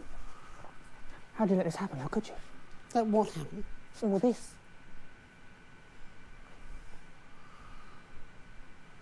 Remind me how we let this happen. Something about King Canute, if I remember correctly. Dr. Charles Magnus. This is Jeremy Donaldson. Jeremy, Dr. Magnus. Pleasure to meet you, Mr. Because Donaldson. we have been over this, Patrick. If it is in my dressing room, it is mine, okay? If you want your own, ask Jenny. Maybe I will. Maybe I'll get 2. Great. How about that? Get as many as you want. I don't care, Patrick. And when something really awful happens to yours, yeah, I'll keep both. How about that? Is that a threat? Yeah. Did everyone hear that? Patrick! Robin! This is Dr. Charles Magnus. He's our guest this evening. Oh, hi! Hi, lovely to meet you. Yes. It's a pleasure. Nice It's a to meet you pleasure. both. Is everything okay? You seem to be at loggerheads. 10 seconds, everybody. Us? No, we're fine. A bit of showbiz. Going in 5, 4, 3. Good evening. I'm Jeremy Donaldson, and welcome to The Nightly Show, your #1 source for digestible talking points. As ever, we're joined on the couch of chat with inexplicably popular co-hosts Robin Short and Patrick Bannon. Thanks, JD. Great to be here with you as always, but particularly today when we have such an uplifting show ahead of us. That's right, Robin. On tonight's special extended edition of The Nightly Show, we'll be doing some science stuff with one of the country's top brain boxes, and it's gonna make you grin. Yes, science stuff. In an impressive building overlooking the picturesque hills of Chuntvtw. It's the one they used the outside of for John Wax 5. You broke my fingernail, I believe. Yeah. Yeah, I think there was some filming, but we were rather busy at the time. Probably doing science stuff. No, they did. You know, I've seen that movie 14 times. Oh, don't worry, not loaded. We're pleased to welcome Dr. Charles Magnus, whose casually named Happiness Collective has been working on a secret project designed to make us all happier. Oh, even you, JD? I remain dubious. Now, you must have noticed this bonkers-looking thing. Well, this is called the euphoric device, and apparently it's going to make us all happier. Did I get this science right, Doc? Actually, it's called the Euphoria. So don't touch that dial. Stick with Channel 1 all evening as we bring you The Night of Smiles. Coming to you. That's a minute back. Jenny? Hi. Yeah, so earlier on today, Patrick said something to me that made me feel quite uncomfortable. It's a joke. It was a banter. Oh, she made a threat, actually. It was a threat against my life. I tell you what, both of you, why don't I just get Sue from HR to come down tonight after the show, and you two can sit and talk it all out with her until it's done. Shouldn't take more than a couple of hours. Tonight? Well, she did make a threat. Definitely did, but I have a thing. Tonight? Yes, well, you know, my show is on. Yeah, that's really not great for me either. Oh, maybe we should just forget it then. Yeah, I think that's probably for the best. Yeah, you know, upon further reflection, I may have Overreacted? possibly. Excellent. Okay, 10 seconds, everybody. Bitch. Going in 5, 4, 3. Welcome back. In just a few minutes' time, we'll be turning on the Euphoria. Oh, I wish someone would turn on my Euphoria device. Oh, crikey. It's been ages. But before we do that, let's attempt to have a conversation about the science behind the spectacle. We're joined here by the leader of the Happiness Collective, Dr. Charles Magnus. Good evening. Thank you for having me. The head of a collective. Yes, Patrick, I was bemused by Does that. that make you like Alpha Geek? It's not exactly the That is terminology. brilliant. So, Dr. Magnus, this is a big night for you. You must be very excited. Yes, that's an accurate observation. That's an accurate observation. I love this guy. I love you, you crazy brainiac. We both do. We love you. But slightly more impartially, we do actually have a couple of questions. As I would expect. Absolutely. So, Dr. Magnus, who are you wearing? What? Who am I wearing? I'm not wearing anyone. I haven't been hugged in 8 years. I think they're asking who designed your clothes. That seems to be an entirely irrelevant subject. Yes, I agree, but you'll be surprised how often it comes up. Well, we just get the lab coats as a job lot. Nonsense. Oh, isn't she that enfant terrible that came out of San Palmerino? I love her. Honestly, I've really no idea what you're talking Now, about. Dr. Magnus, I'm sure our viewers would be curious to understand your process. Yes, a bit. good. Let's get into the nitty-gritty. So, when you're slogging away on those late nights at the lab, what music do you listen to? Well, I'm sure the doctor would rather talk about his devices. Brahms, some Schubert, Chopin. Focuses the mind. Exactly as you would expect. And I'm something of an aficionado on the song Drum Drum Banga Bang. Love that song! Drum, drum, bang, bang, straight up, wham, wham. Yes, ma'am. No, ma'am. Drum, drum, bang, bang. Drum, drum, banga bang. Now I'm all flim flam. Got me in the clim clam. Spinning on my wag wham. Say my yam tap. Drum, drum, banga bang. It's such a tongue twister. It's so catchy. Right, good. That happened. Perhaps now we could turn to some possible problems with the experiment. Absolutely. I mean, well, we've got this great big studio to set up your device in. But But, well, it is incredibly big, isn't it? Yeah, I mean, it's not very consumer Yeah, friendly. it's a very specific colour scheme. I wouldn't suit everywhere, I shouldn't think. Well, I suppose that's true. Theoretically, we could, given enough time, make it a little smaller and perhaps personalise it a little. Oh, that would be amazing. Yes. I mean, I know I would love a happy button. Maybe you could put them on a key ring. Oh, how great would that be? Let me try. Yeah. Oh, that's lovely. I'm happy now. JD? I'll pass. Oh, I love that, Patrick. I love it. Oh, what'd you say, Doctor? Want to go? Dr. Magnus, alongside these no doubt crucial aesthetic concerns, there are some more rather serious ethical issues, aren't there? Well, that sounds absolutely fascinating, Jeremy, but we're going to have to stop you there because we are going to introduce our surprise guest. What? I wasn't told about this. You've made a fuss again. Please welcome. Well, it's only the bloomin' Prime Minister, isn't it? Julia Salisbury!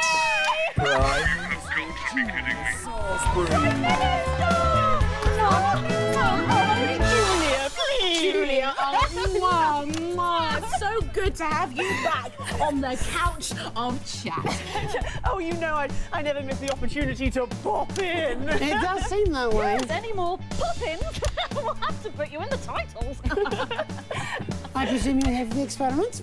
Yes, well, after all, you did pay for it. Actually, we paid for it. Yeah, well, you know, when I first heard about this project, I jumped at the chance to fund it. Increased happiness for everyone in the territories. What could be more advanced than that? Thank you, Miss Salisbury. We really have appreciated your government's unflinching support for the project. Oh, you're very welcome, Dr. Magnus. But actually, that's not why I'm here. I just popped in to show you something. The latest budget forecast, perhaps a groundbreaking new policy document. God, no. I get enough of that at the office. Ready? Pick a card. Really? Oh, you're such a party pooper. Pick a card, Patrick. Six of clubs. Oh my God! We're gonna shuffle. To make sure it's Gonna fair. shuffle. Yep. There we go. Right, you'll go. Pick a card. Pick a card. Okay. Six of clubs.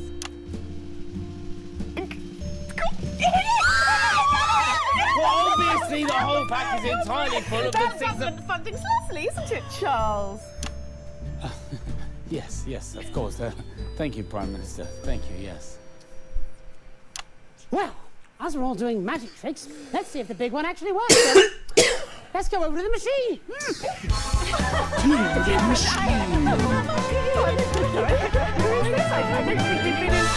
Chester Mims, 24. My favourite tastes are glacé cherries, toothpaste, and vegetable He's gravy. nobody. He's just an assistant. Chester, move out of the way and let the Prime Minister get to the button. But Dr. Magnus, all my years of training. Are as but naught when compared with our annual magnificent funding check. Don't worry, Mr. Mims. At Advance, we recognise the contributions of all, from the greatest to the meekest, as equally important and equally valued. Oh, that's nice. Thank you. I mean, I still am going to press the button, though, so...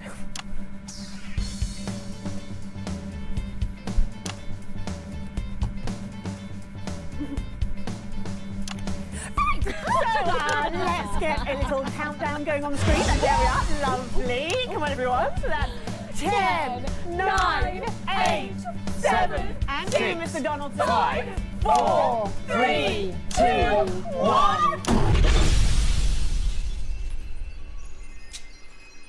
Wow. Mark my words, Winston. I shall be long dead before I ever let this happen at Channel 1. Wow.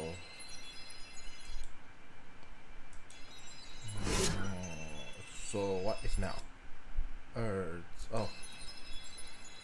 然后 L go 2然后 VL go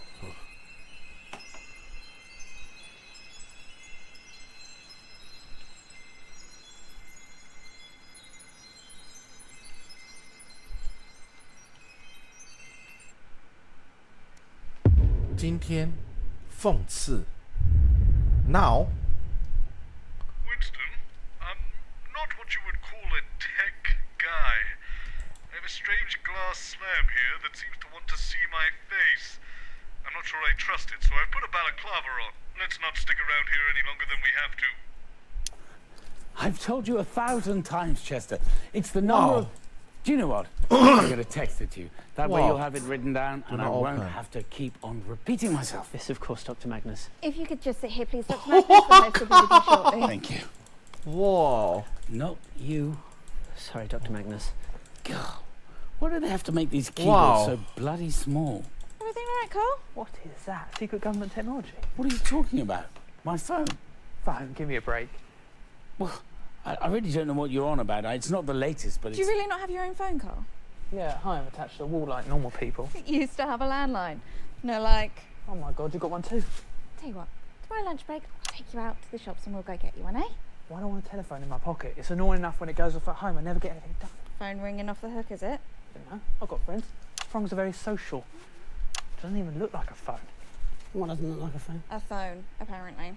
Well, he has got a point. It does look more like a glass coaster. Don't you stop. Dr. Magnus, Jeremy Donaldson. Jeremy, Dr. Magnus. Pleasure to meet you, Dr. Magnus. You're the one who came up with the happiness device, is that it? Well, actually, it's the Euphoria device. The Happiness Collective is the organisation that created it. Oh, well, I'm sure that's a vitally important distinction. Sorry I'm so late. Difficult selfie. Bozeman's new promotional campaign is just nuts. What new promotional campaign? Well, this one, Jeremy. The look behind the lens. Come on, it's all about engagement. Why wasn't I told about this?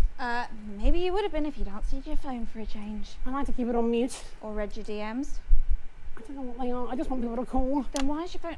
No, you know what? I'm not doing this. 10 seconds, everybody. Oh, Professor Magnus, your Tom talk was just amazing. 31 Going million in 5, views. 4, 3... Good evening.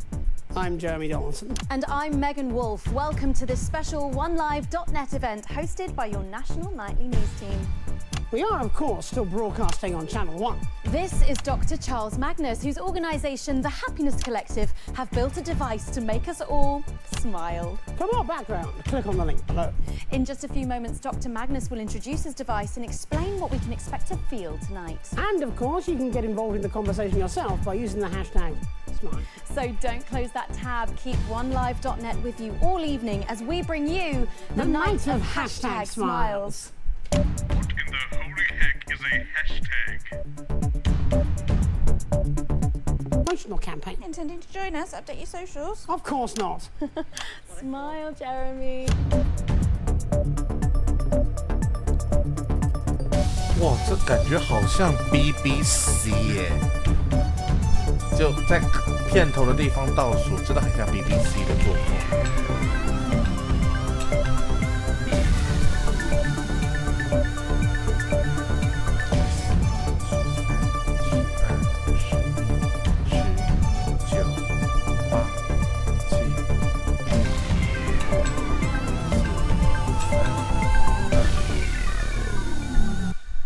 Welcome back. We're joined tonight by a face that launched 1,000 memes. It's Dr. Charles Magnus, renowned scientist, influencer, and host of the popular podcast, What's Wrong with Chester? Hello. Dr. Magnus, thank you so much for being here. Your Euphoria device has been all over Biff Baff and my face for weeks now, and I don't mind telling you that our comment section is just popping off with questions for you, so let's dive straight in. Or perhaps, before we do, you might like to talk a little bit about the science involved tonight, Doctor. Well, actually, there's a documentary available to stream on the Happiness Collective's website, newhappynow.org, which goes into a lot of depth about the theoretical quantum physics and vibrational science behind tonight's work. Absolutely, I've watched it. It's fascinating stuff and all in under 2 minutes. Sounds rigorously academic. Well, let's go to the Tattle feed now, where incidentally both hashtag smile and hashtag hot doc are trending. Really? This is from AJ is R27. They say another thought machine Not likely, to Alex. keep people happy, before going on to make some fairly outrageous claims about chimpanzees in the basement of a sushi restaurant and plug his Your Screen channel. But he does end by saying, ask them where their funding came from. Well, actually, that is a valid question. How did you pay for all this? Well, AJ is R27. Obviously, we had a very successful crowdfunding campaign on Begging Bowl. I remember that. I'm not following this at all. What do these words even mean? And to come to his other points, the machine doesn't actually affect thoughts, just feelings. But aren't they inseparably linked? And I mean, the claim about the chimp fiddling is absolutely just fanciful internet conspiracy nonsense. Why? Probably put out by that Alan James and his ridiculous webcast. thank you, Doctor. We'll be looking at more of your questions in a minute, but first, quick reminder to Like and subscribe. Yeah, that's right. If you want to be among the first to find out whenever we release new content, don't forget to hit those buttons and keep an eye on your inbox. Speaking of which, let's get back to tattle. This next toot is from Unity, Dignity and Equality for All. Well, a little on the nose, but fine. They say, I, for one, think this experiment is a wonderful idea. Providing happiness for everyone is surely the most altruistic government policy of all time. I'm so grateful to Advance for making it happen. There's no question there. No, but a lovely sentiment for the Doctor and his team. Yes, indeed, and thank you very much. And I would also like to second that thanks to Advance.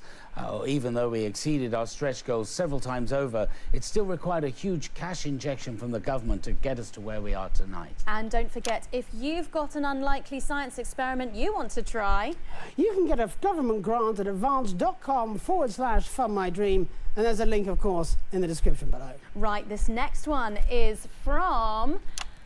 Oh, actually, I think I follow her. Yeah, she's a fantastic scientist, and I think maybe even one of your team, Dr. Magnus. This is from D. Klein, 1984. It's been the high point of my career to work with someone as impeccable as Dr. Magnus. No. Only the firm hand of his leadership could have brought us all to this brighter tomorrow. He is a stallion among foals.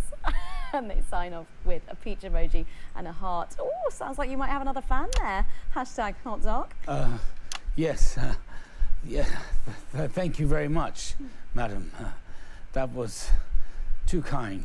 And you were, of course, integral to the development of the Euphoria device. And I really wish... excuse me, do we know if the people sending in these comments and questions are actually watching right now? Well, they've only just come into the chat, so it's probably a safe bet. Yes. Now, if we could just move on to our next one. I think we should start the experiment immediately while Miss D. Klein 1984 is still watching. Chester. Well, actually, we do have a format that we were hoping to follow, and we're not quite at the point yet where we want to get back to the tattle as soon as we start the experiment. Perhaps when the euphoria kicks in, it won't be so full of angry cunts. To a better tomorrow. To a better tomorrow. Miss Klein.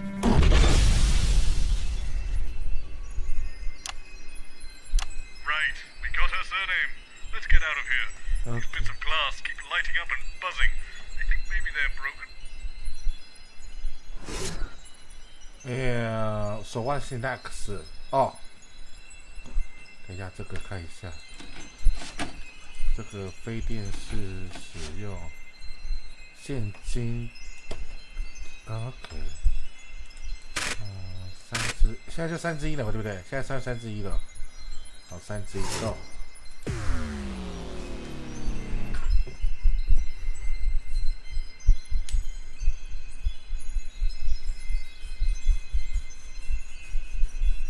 现在是3之1，哇！我看不懂是什么字。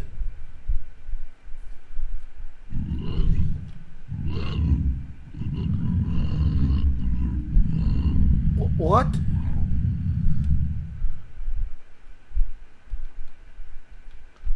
What? I've told you 1,000 times, Chester. It's the number of mating rituals I've attended when no one has turned up, followed by the number of blessings the entity has bestowed under my left arm. The date my predestined match was sacrificed by my best friend, the age my pet Quaglaw was when I was forced to eat him. The number of times I've communed with the darkness, and the exact position of the celestial bodies when I first felt its dark touch.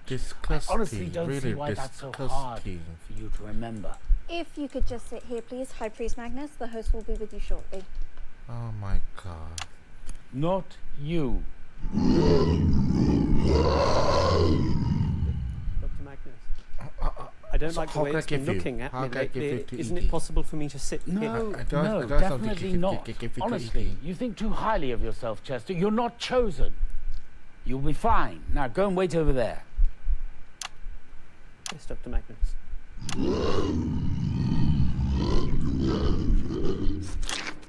Be respectful in its presence, please, Colin. Interesting. Wouldn't want to live here, though. Live where? You know, here, with that. Definitely different, though. What's different? My clothing choices, if you ask my mother. She's half blind, though, isn't she? Doesn't seem to stop her. Jeremy, this is Dr. Magnus. His assistant's floating around here somewhere too. Doctor, pleased to meet you. I'm afraid you may find me a little sceptical, though. Science thrives on being challenged, Mr. Donaldson. Sorry I'm late. Ancient curse. High Priest Magnus. Doctor, I believe.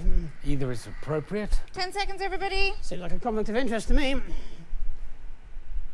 Going in 5, 4, 3. Good evening. This one is Jeremy Donaldson. And this one is Megan Wolf. It's the third blood moon in the year of the Severed Heart, and this is an Ancient One special event hosted by your arcane and occult news team. In an ancient tower, concealed within the hallowed forest of Tittlewood, High Priest Dr. Charles Magnus and his appropriately named unworthy congregation have been working on a grand act of devotion. They claim their Euphoria device will raise overall happiness levels throughout the country, which, as we all know, provides a dramatic and positive increase in taste for it that devours. We'll be in and out of the schedule throughout the evening, with our eager team of supplicants standing by up and down its blessed stalking grounds. They'll report live, first, on whether the device has brought a smile to their faces, and then later we'll find out if it's brought flavour to their veins. We'll have sacrificial offerings from the worlds of science, religion and entertainment, and of course those all-important flavour results. So don't move that dial, and as always, appease the great ancient. Right, that's 45 seconds back. If we could make things... Oh, God! It's there! It's there,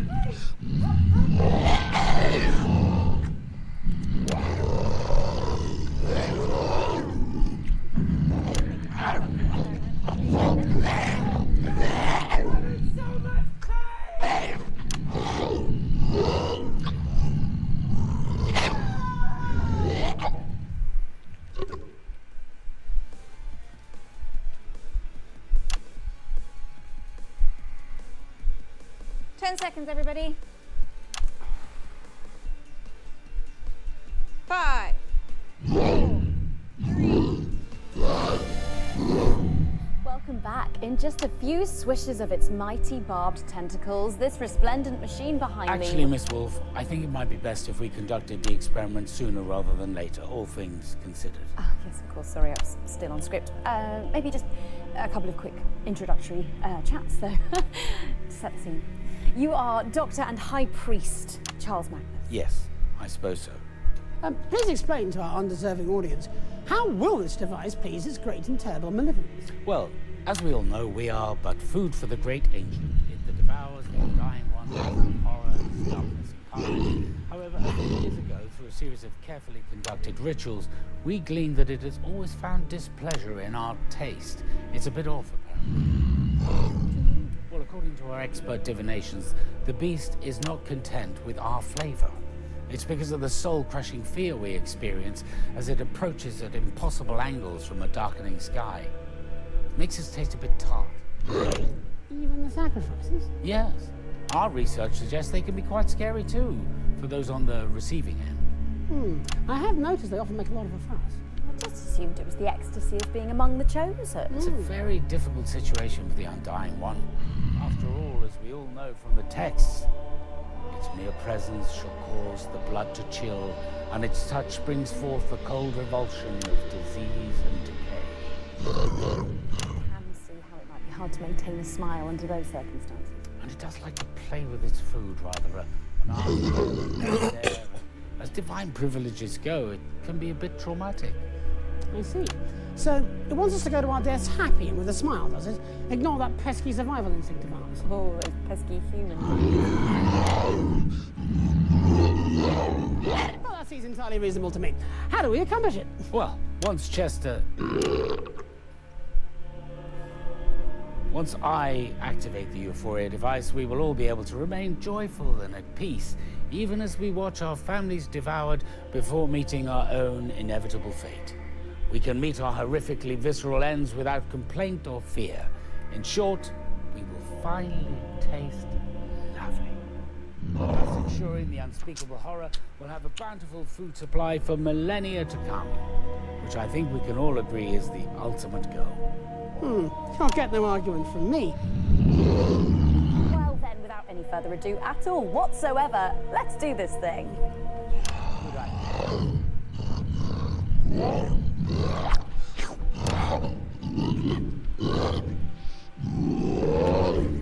High Priest Magnus, bestow upon us your mighty gift of blissful ignorance.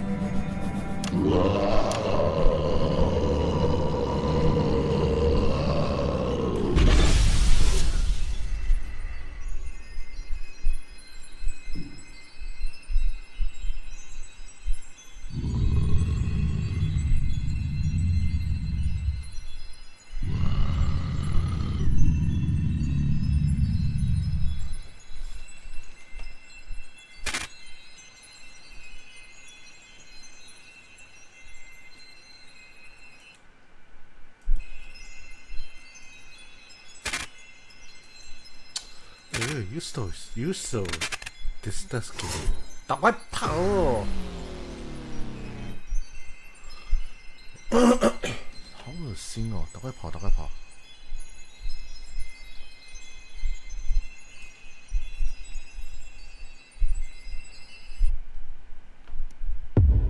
第126天，我们在自习的全宇宙上拍摄游戏制作需要很久，什么？ Thank God, I haven't seen anyone all day. The whole building seems to be an enormous, healthy buffet. What? I've been snacking the whole time. Where are we now? I've told you 1,000 times, Cherry. It's the total number of fruit minus the total number of vegetables multiplied by their combined ability to keep medical professionals away. I honestly don't see why that's so hard for you to remember.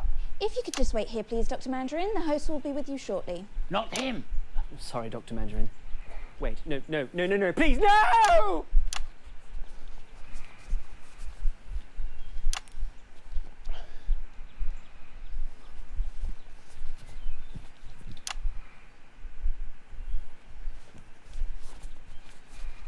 Leave that alone, please, Colin. There it is. There what is? You look really cute in this universe. Back in a sec. Winston, it occurs to me, I think I might have been eating the staff. Specifically, Patrick. I better go and find this.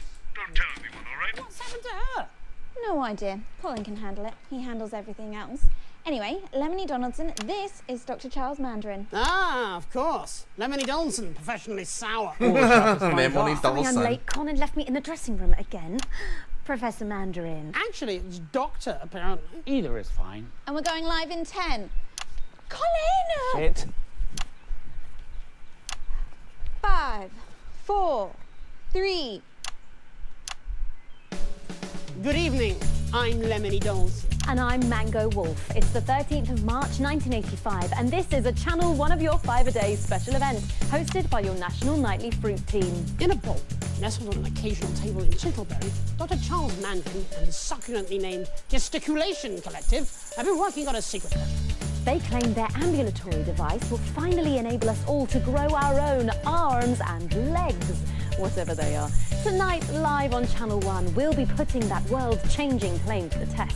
We'll be in our schedule throughout the evening with our team of reporters lying about up and down the country to report live on whether the device has actually given us all the ability to get up off our cores and move for ourselves. We'll have experts from the world of salad, pudding and preserves, and of course those all-important results. So, even though you soon might be finally able to, don't move that dial. Stick with Channel 1 all evening as we bring you The Night of Limbs. Okay, that's 45 seconds, everyone. Really prickly, you know.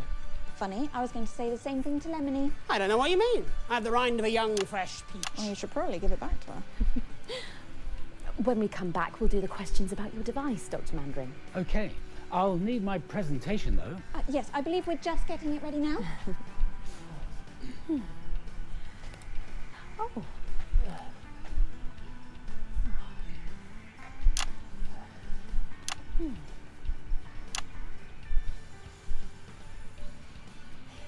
10 seconds. Going live in 5.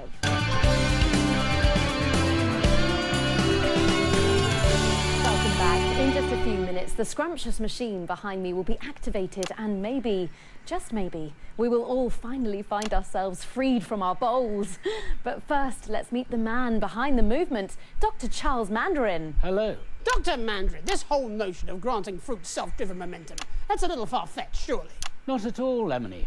After years of research, a top team, and some out-of-the-orchard thinking, we believe we've finally discovered the secret of rapid evolution. Well then, please do tell us how it works. Well, this is where my presentation comes in handy. If we could just flip over to the first page there. Thank you. There we are. So, as you can see, our current lack of movement will be solved by the additional growth of what I've named limbs.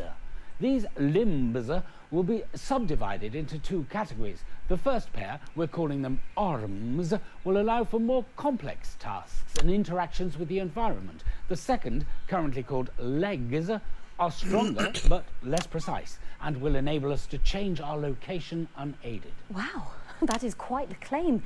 Do you have any idea as to the implications of such a large change? Well, of course, on the next page, please. Thank you.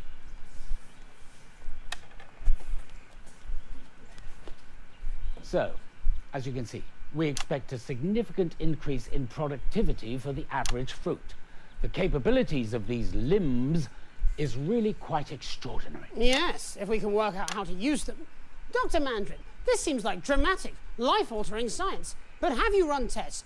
Do we know this is even safe? Well, obviously risk can never be totally eliminated. You can't make a flan without losing a segment, as they say, Mr. Donaldson. However, we've run numerous safety tests on vegetables. They are our nearest biological neighbors after all, even if they do seem subsentient. We've brought in our prototype model to demonstrate tonight. Disagree.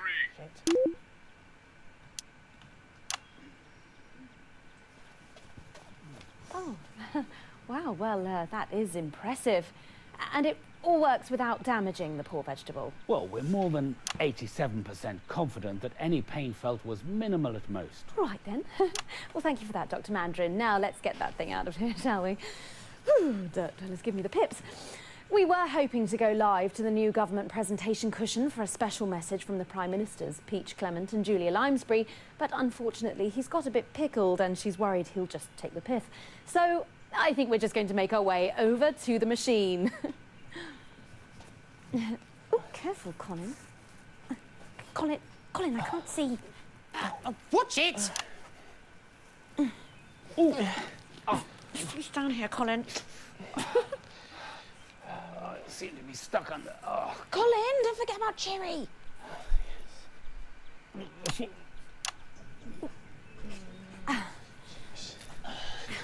Okay, I think we're all here.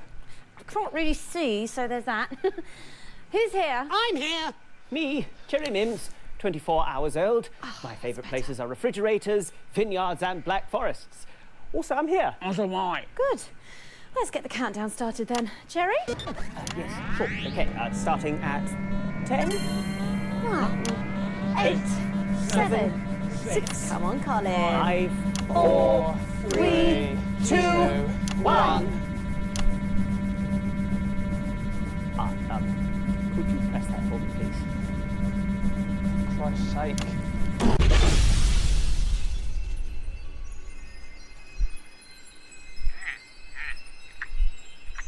Never liked him. Let's get out of here before the police arrive. Okay.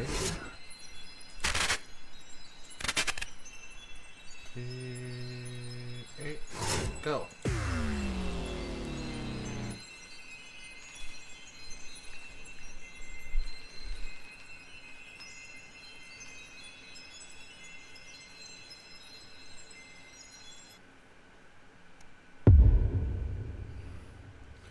4、5、6、7天，什么意思？ This is lovely. 这是 This way, please. This is Jeremy. Welcome, welcome. Delightful to meet you. Jeremy Donaldson. Dr. Charles Magnus. 这想来到天堂了是吗 Chester Mims.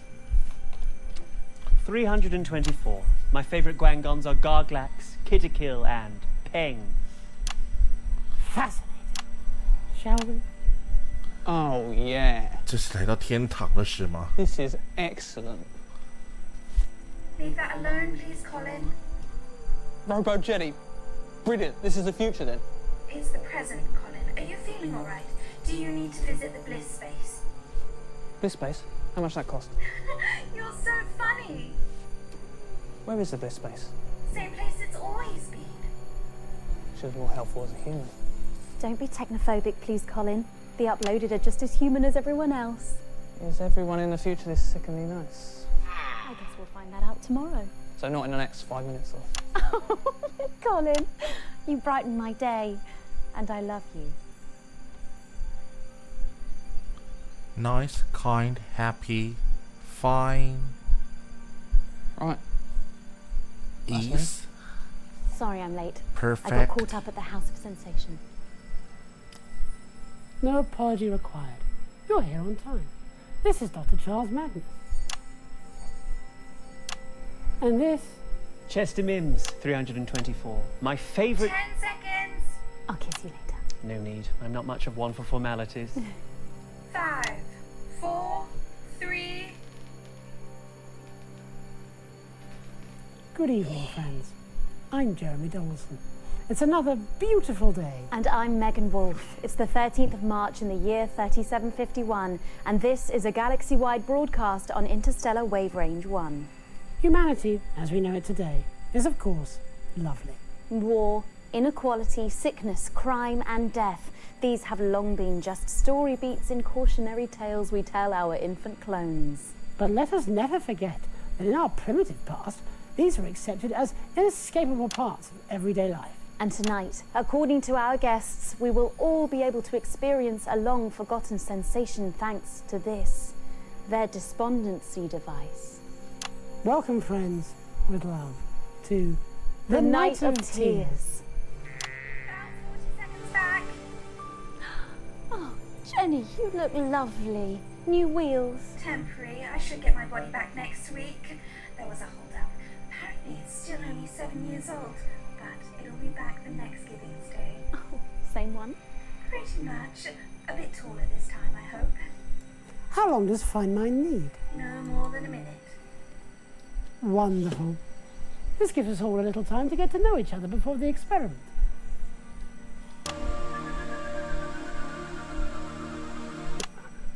What does that feel like? 10 seconds.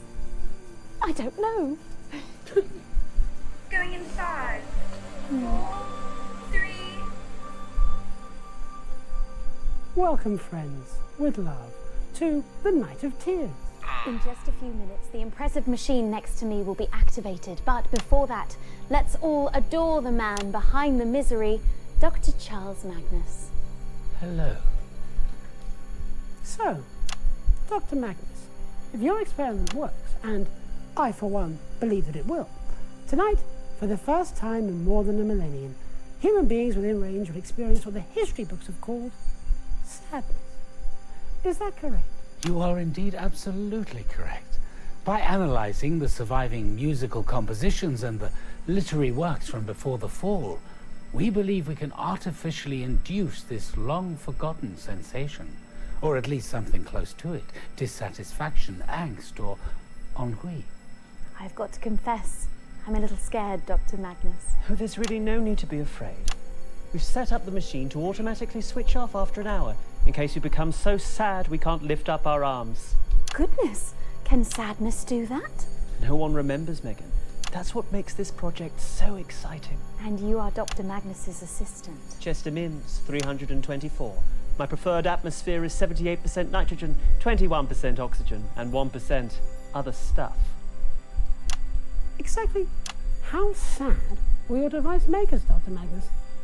I've heard legends that sadness can drive people to harm themselves, or write poetry, or become estate agents. Oh no. Thanks to the sterling work by Dolores and the Ateman and Motion Resonance, we've been able to develop harmonic limiters that will keep sadness levels to no more than a quiet, contemplative weep. Yes, I hear you've had a huge team working on this. Is there anyone else you'd like to single out for love at this time? It would be remiss of me not to thank Doris and all of the staff at Metaversal Stability, and of course, Diana and the fine minds in variational linguistics. Nonsense. Don't forget about Doreen. Of course, Doreen in Temple Not likely, Athene, Alex. and a team of child geniuses. Is there anyone else? Daisy in televisual variants. You think? Oh, why not? Yes. Thank you to Daisy in televisual variants. How many people worked on this project? Hundreds. Thousands, possibly. And it all culminates in this live test. But first, a message from the fine mind. Good evening, friends. With love. It has been calculated that tonight's experiment has a 90.1% probability of success. Those who take part will experience emotions they may find uncomfortable. To opt out from the experiment, please set your dwelling's harmonic filtration frequency to 540. The experiment is scheduled to last 120 minutes. The fine mind will be monitoring carefully and will be able to abort the experiment within 15.2 nanoseconds of an error being detected. You are safe and you are protected. The fine mind loves you, and you love each other. All is well. And to those of you choosing to take the journey this evening into your own consciousness, the fine mind wishes you an enlighteningly miserable experience. Safe travels with love. Well, final checks are being carried out by Mr. Mintz, and I think we're just about ready to go. Excited, Dr. Magnus? Yes, I think I am. But hopefully soon I will be utterly miserable. Indeed. On that, as on absolutely everything else, we can all agree. Well, let's push that button and see if we can't stop enjoying our perfect lives. Chester. Of course. And with love. Well,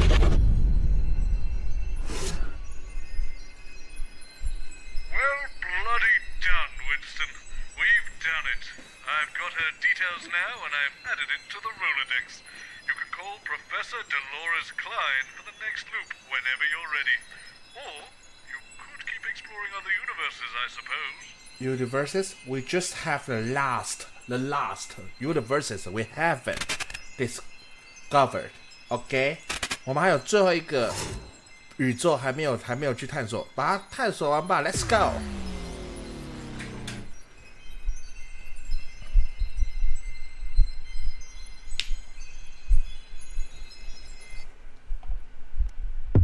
地负98765天，这里是宝藏。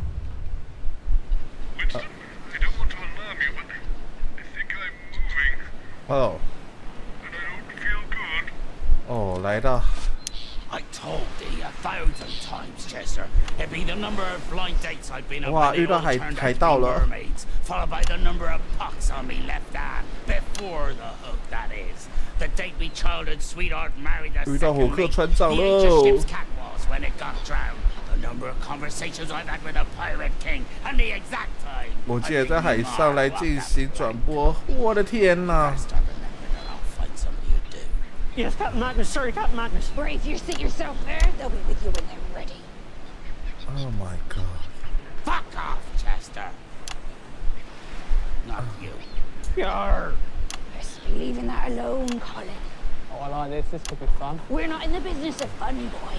We're in the business of telling people what's what and getting booty while we do. Yo-ho! Yo-ho! Okay. Let's not push it too far, though. Might get old a bit quick, this one. What does Colin think he's getting old? Oh, blast if I know. Boy's got naught but empty sails on top his shoulders. Captain Magnus. Captain Dawes. Gotta say, not sure I trust you in your lot. We pirates don't deal in trust. True enough. Sorry I be late. Ran into a couple of blackguards.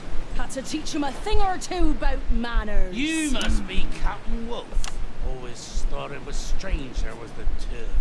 Ah, just means there's two blades to run you through if you misbehave. All right, you lot, get to it. We're going live in 5, 4, 3, 2. Yo-ho! I be Captain Donald. And I'm Captain Wolf. Yo-ho! Tonight we got a very special announcement for everyone in the fleet, straight from the Pirate King himself, so listen up. Damn straight. We ain't in the habit of repeating ourselves.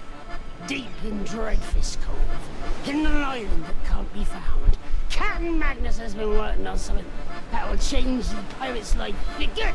He's got a few things to say, and we got a few things to ask him, so keep watching as we bring you the Night of Cheers!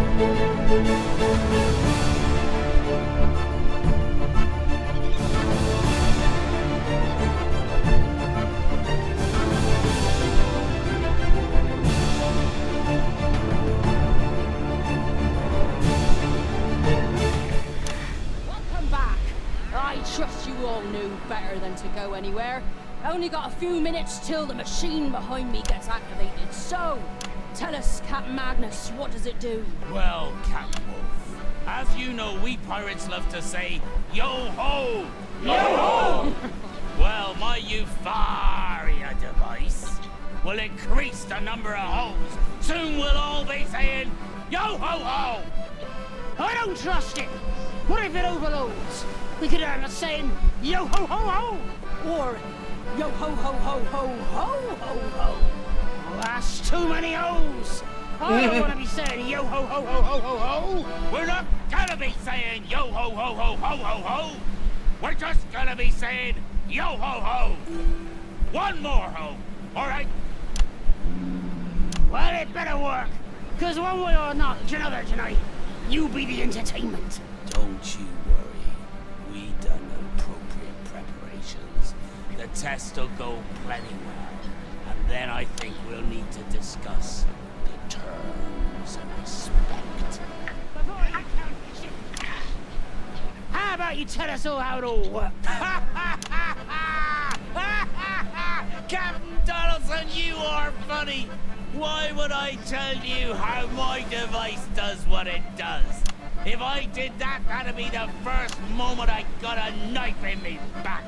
My first mate Mims over there would have done that years ago if he wasn't so fucking hopeless. Agreed. Although, we've got the device right. So, it does beg the question, Captain Magnus. What do we need you for? I thought you might try something like that. That's why I took precautions. Don't do anything too hasty like that, Jesus. Easy on the merchant. Shut your mouth! Prisoners are for trading, not for talking. Good work, Mr. Mims. I'm glad to see nothing went wrong. Now, where's the other? Other one. Yeah. The one who's gonna fuck up your day. Now drop it, you fuck. I hope for your sake, Captain, that this device works. Because if it doesn't, you'll be in a world of pain trying to fix it. Press the button, Cole. Let's get these hoes in and grab us some buttery. You see, that entire line's going to mean something totally different to a modern-day audience. Stop your blathering and press the button, you Or I will kill you myself and press the button. All right, do it already. This Luke's I'll stay this welcome anyway. Please, can we go? There's nothing even here. I can't reach my desk. And I've been a little ill. I know. Me too. So let's find this person, okay? Profession Doris Klein. Let's go.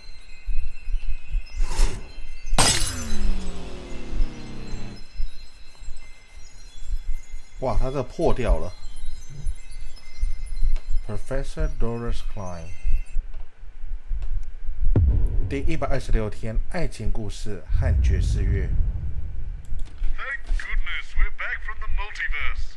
A totally original idea here in 1985. Never been done before, but I can't help feeling, given a few decades, everyone will be doing it. Anywho, we've solved this, so don't forget, we care about the audience again. Let's make it a good show. Okay. And with that in mind, I've managed to book Smiling Toots Johnson and his Jazz Fandango to play in the studio. If Mohammed can't go to the mountain shall come to Mohammed. I've told you 1,000 times, Chester. It's the number of blind dates I've been on when no one's turned up, followed by the worrying number... Oh. Hello. Professor Klein. I didn't know you were attending this evening. Good evening, Dr. Magnus. It was all a bit last minute, I think. Chester, did you know about this? If you could just sit here, please, Dr. Magnus. The host will be with you shortly. Not you. Sorry, Dr. Magnus. Are you not staying, Chester? Yes. Where are you going, Mr. Mims? Sit down. Didn't you just... Professor Klein and I think you have a lot to add. Leave that alone, please, Colin. This is more like it, yes. Everything's in its place. You okay, Colin? Why can't I just be... Glad you're not singing. Why would I be singing? Who's the mouse? Bozeman booked her last minute. Also, there's a new script on the autocue and he says you're to talk about love. Who does? Bozeman? Has he lost his fucking mind? It's a night of smiles, Jeremy. Carry on, emphasize. 好了，回归正常。 Jeremy Dawson. Professional matchmaker, apparently. Goodness, I hope we won't be needing one of those. A matchmaker? God, no. 回归正常，回归正常。 Ridiculous. Bozeman held me up. Did he ask you to... Cupid here, just relay the message. I heard that. Well, I think you'd look really good with wings on, actually. 10 seconds. And a nappy. That's a look. 8, 5, 4, 3. Good evening. I'm Jeremy Donaldson. And I'm Megan Wolfe. It's the 13th of March 1985, and this is a Channel 1 special event hosted by your national nightly news team. What is happiness? It's a question that has baffled artists and poets since the dawn of time. From the primitive caveman romantically rendering his liquid unconscious with a simple stone club to the jazzman and their spooky pose, loosening libidos with each daring musical. Or the audience, tap, tappity, tap, tapping their toes to the crazy rhythms of the mysterious night in an effort to unwrap her most intimate secrets. Who wrote this? Bozeman, apparently. They having a midlife crisis. And yet she eludes us, this fragile happiness that flits from heart to heart, staying only as a guest until, of course, we are found by our true love and our heart starts to beat in syncopation with another. For when we are in love, every moment is happy, every sound a melody, every face is radiant, beautiful and engrossing as an alley cat. And when they find the first word ever scrawled to the cave walls in the flickering light of that primitive flame, you can bet your soul that that word would be love. Or even jazz. So don't move that dial, stick with Channel 1 all evening as we bring you The Night of Love. You know, Winston, we've reached the end of our journey. There have been ups, there have been downs, but in the end, we've come through it a little older and a little wiser. Yep. And I, like you, am looking forward to going home. So let's make it a good one. I agree. I agree.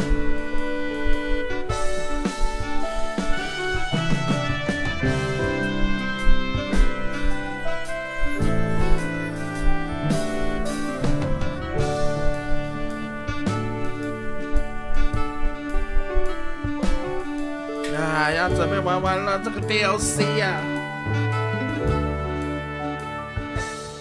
Welcome back. Not long now until we take a trip to Planet Bliss. So let's meet the interplanetary cat who'll be our cosmic tour guide, Dr. Charles Magnus. Good evening. And with you have today... Chester Mims, 24. This is Professor Dolores Klein. She works in the Department of Emotional Resonance and has been responsible for fine-tuning the crystal molecules at the heart of the emitter. Goodness, that sounds like such an important job, Doctor. Professor Klein. So sorry, of course, Professor no, please Klein. call me Dolores. Professor Klein sounds like my grandfather. Surely not the Professor Klein, inventor of the word. Yes, that's him. My goodness, what a contribution to history. At least until Florence came along and stole your thunder. Please don't use the F word in front of Professor Klein. Yes, she finds it very upsetting. But I didn't use the F word, I just said France. Will you stop saying that? What, France? Oh, those things cost us everything we had. My grandfather died destitute. Crushed under a crate of his favourite worms he was trying to get down from the top shelf to polish. Now, do you see what you've done? I've a good mind to cancel this experiment and walk off the show. Yes, hurrah! We've all worked too hard for too long. I will control my unmanageable rage. I apologise for my outburst, Mr. Donaldson. That really wasn't an outburst. Never apologise for your passion, Dolores. It's what makes you so impeccable at your job. Impeccable. I might even say You say the nicest things, Charles. So when the device is switched on, will we all experience love? Oh, crimes, no. That would be catastrophic. People in love are mentally ill. They shouldn't be allowed to fly aeroplanes or perform sensitive tasks. No, our device will simply bring about a sense of contentment. Love can be terribly painful. Yes. Best avoided. Probably.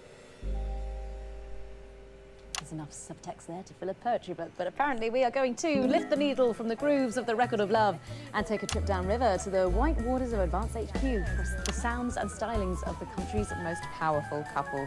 I am guessing that means we're talking to the Prime Ministers. So. Who, just to be clear, are in no way romantically involved. Well, that's probably a good thing. There's no place for romance in the workplace, after all. Can't say I disagree. Makes it hard to concentrate. I've heard.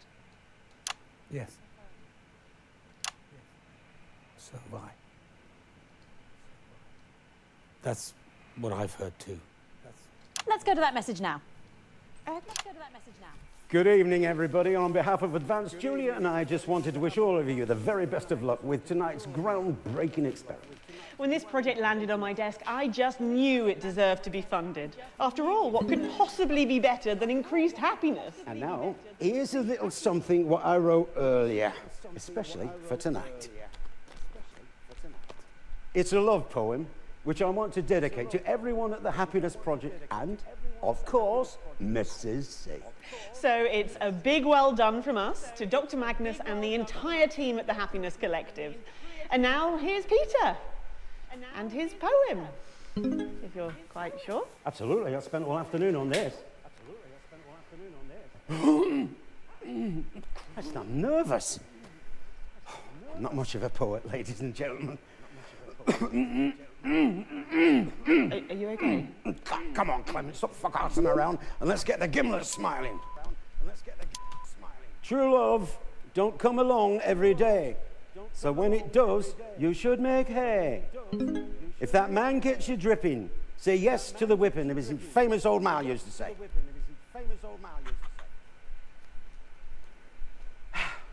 Okay. Good luck, everybody. Back to the studio. Fantastic, the Prime Minister's there, and of course without the assets and wealth funding you received. We'd still be making prototypes out of hope. And you are Chester? Chester Mims, 24. I'm attracted to badgers, some shelving units, and women between the ages of 22 and 51. You're going to press the button, are you? Oh, I rather think the three of us should push it. Don't you, Professor Klein? Why don't you put your hand on top of mine? Yes, of course. That's right. And Dr. Magnus, why don't you put your hand on Professor Klein's? That's right.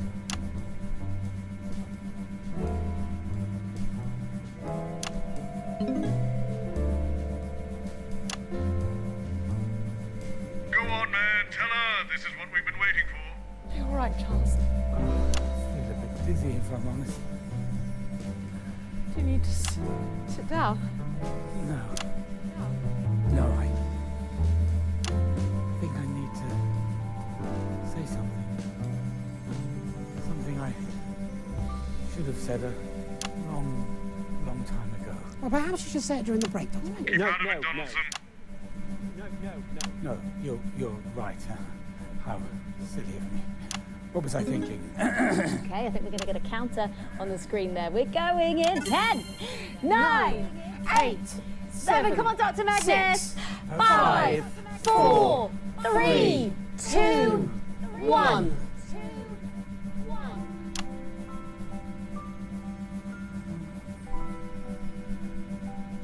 I love.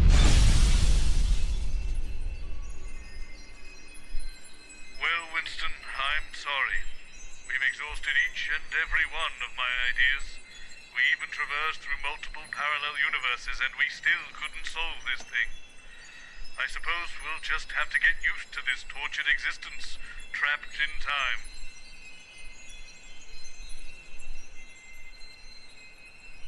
You might find it amusing to make my channel into a zoo, but I am in no mood. Call Dolores again. We just did that, Alex. It was close, but no fandango, I'm afraid. Okay, I have. Oh, I see. Throw everything together and maybe the chaos will push Magnus and Dolores together? Well, it's worth a shot, I suppose. Go for it, Winston. Make it happen. What? What? How? Oh, okay. Press it.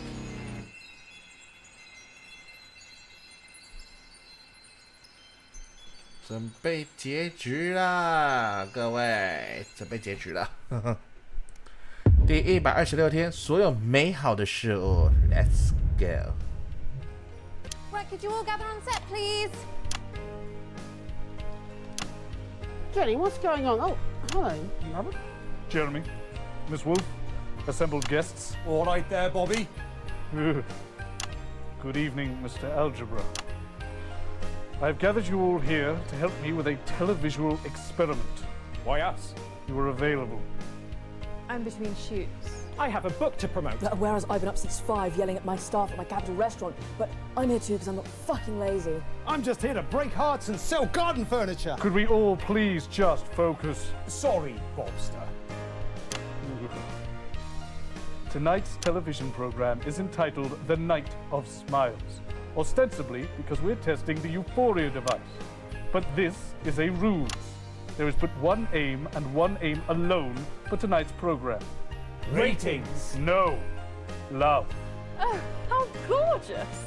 2 of tonight's guests, namely Dr. Dolores Klein and Dr. Charles Magnus, have fostered a deep, unspoken love for each other through many years of tedious scientific research. Yet neither has had the courage to speak of their affections. Divine. Isn't a film like this one? Oh, was that the love that couldn't sing? Oh, you've seen it? I've watched everything you've ever made, usually with my trousers off. I'm sorry, Robert, but we've been planning this show for weeks, and surely the experiment takes Fuck priority the here. experiment! You have no idea what you're talking about. I've seen more versions of this than I care to remember, and I know more about the next 10 minutes than the greatest minds in history. Just get the 2 fucking scientists together, and I will buy you all fucking houses. Understood? Is that understood? Yes. Good. Try not to be too obvious about it, Alan. Why is he picking on me? You've just got one of those faces. Oh, and don't mention flowers. Crazy Neil never mentions floods. We've still got 6 containers of worms to ship. Oh, they'll never sell. Everyone's using floods these days. More stable at the knuckle joint. You never forget your first floor. Great for basting and for throwing at your kitchen staff. The third Mrs. Neil kept one in the bedside drawer. Oh, sweetie, we all do that. I literally just told you not to talk about fucking floods. Jenny, Get the scientists. Let's get this started up again. What did he mean again? I'd explain, but you'd think I was weird. TV was really a matchmaker. So don't then. This is my wheelhouse. Definitely leave it to someone with an EQ. You're replacing me. You're irreplaceable. Even so, you will. You're the best I've ever seen.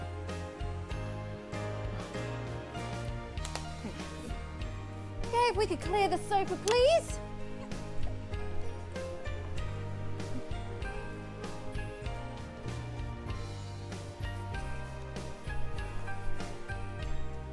That's my chair, Jeff. Oh, Christ, sorry.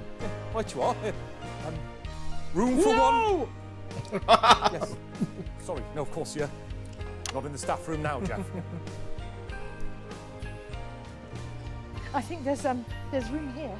Oh, thank you. Oh, I'll just budge up a bit. Room for me on the end here, probably. Sorry, excuse me. Just a bit of a squash. Would you rather I stood? No, you're fine, Charles. Remember, everybody, L-O-V-E. 10 seconds, everybody. They're scientists. They can spell, you doofnut. 5, 4, Right. I've done everything I can, Winston. The rest is up to you. Okay. Have a great show. And I'm Megan Wolf. It's the 13th of March, 1985, and you are here with us. I'm sorry. You seem to be perspiring rather a lot. My heart has experienced a mild acceleration, I think. Okay, let me check. Is this a good time to mention my new book? We haven't even got to the opening titles yet, Alan. What are you going to keep that book on, friend? Oh, God, not you as well. You want to buy a shelf? We got all sizes, crazy sizes, and crazy prices. Let's have a look at that book, friend. Yeah, it's here. In this.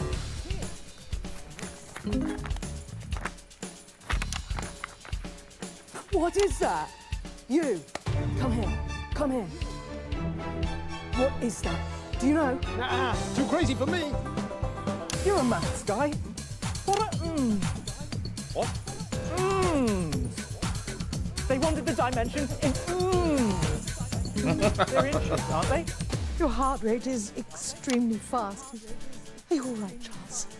I feel as if an eruption is building inside me, if I'm honest, Dolores. What VEI? As much as 7, I'd say. Do you mean millimeters, Alan?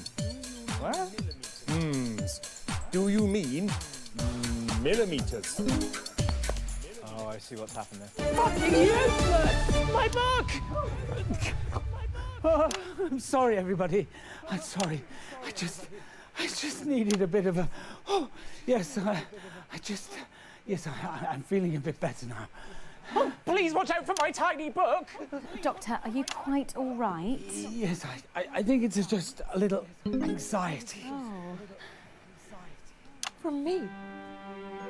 I'm so sorry, Charles. You're probably allergic to my perfume. No, it's not you.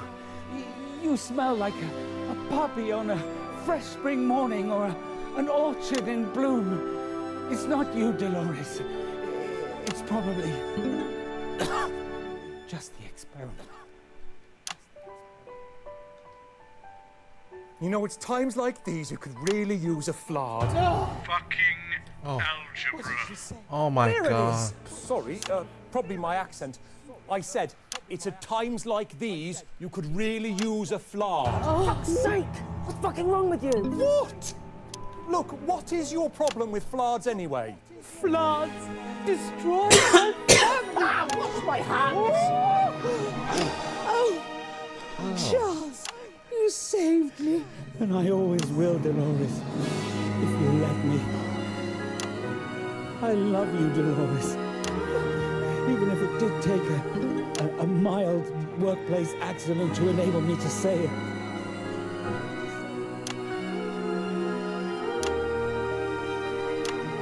Oh, wow.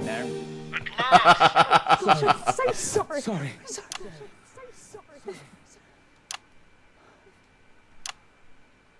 Just roll the opening titles.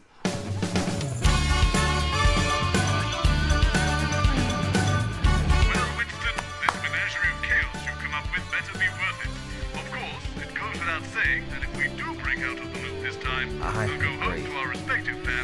carry on as normal and never speak of this again. Yes. Wouldn't want to have any confusing references or continuity breaks in the future.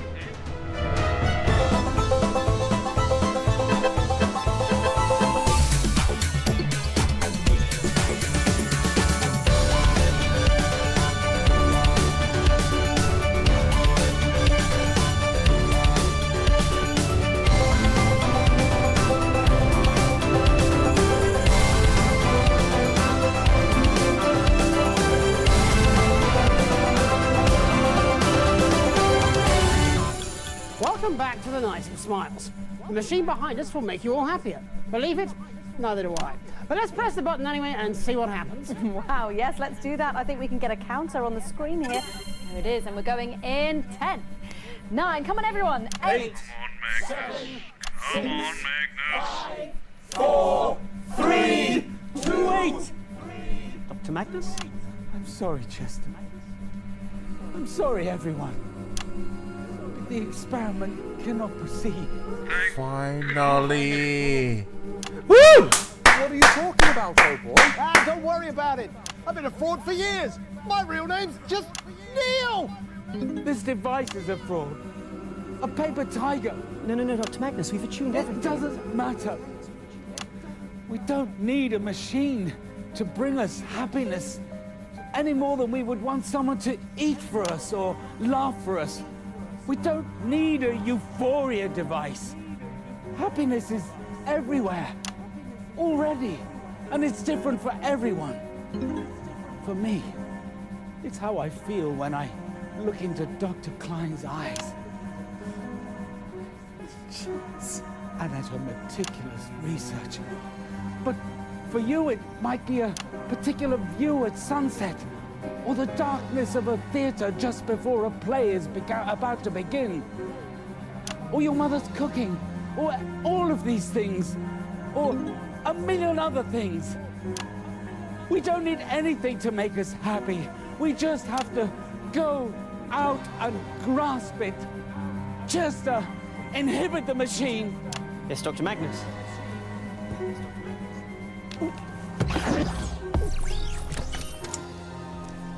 Machine inhibited. Suppose we can all go home.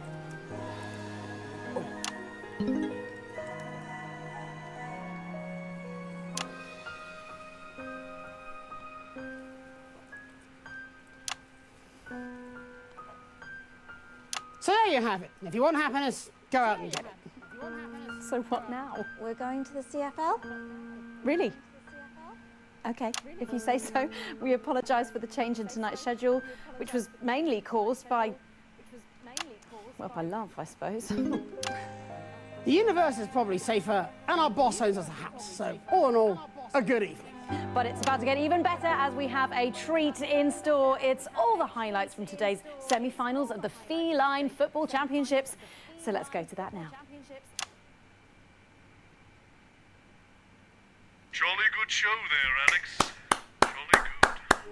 I'll see you tomorrow when we can get back to the real news.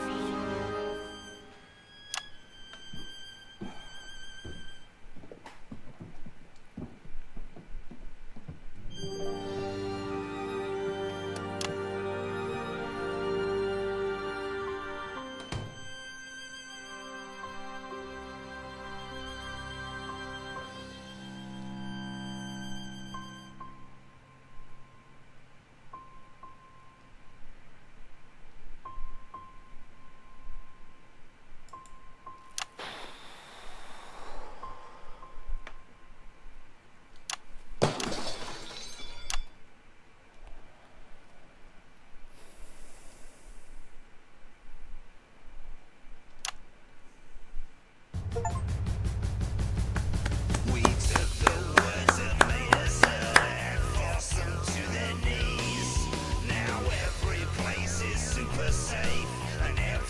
感谢各位花了快5个小时，终于把这个 DLC 给玩完了。各位，我说的不是我不是在跟各位开玩笑，我稍微看了一下我的录影的程式，我录了快5个小时，现在是4个小时又55分钟。Oh my god， 这个算是我在这个频道里面算是破纪录了吧？就以预录来讲的话，算是破纪录了，就连续录了4个小时。这个是好的 DLC， 这个 DLC 很好玩。各位，有想要玩的话，可以就是到 Steam 上面去做购买。目前这款游戏，我讲的是台币哦，目前这款游戏在 Steam 上面，它现在的售价跟各位报告很便宜，408，这是主故事的一个这个 DLC 而已。但如果你是加上，应该是只有是主故事的部分而已，就是应该是主要故事的部分而已。那如果呢，你要再买它的一些其他后面的 DLC 部分，全部加总起来1000块有找599。那游戏它有出了一个叫做那个原声带，那如果再加上原声带的话，原声带是152，所以如果是原声带的话，那就是一共有668。这个是目前 Steam 上面的价格。今天我录影的时间是9月8号的凌晨4点多，它现在这个金额，它现在是这个金额，看后面还有后面，咱们看一下。Alright, lovers, Gary Kibberley, you join me for the CFL Championship Cup semi-finals, the Fluffers versus the Meows.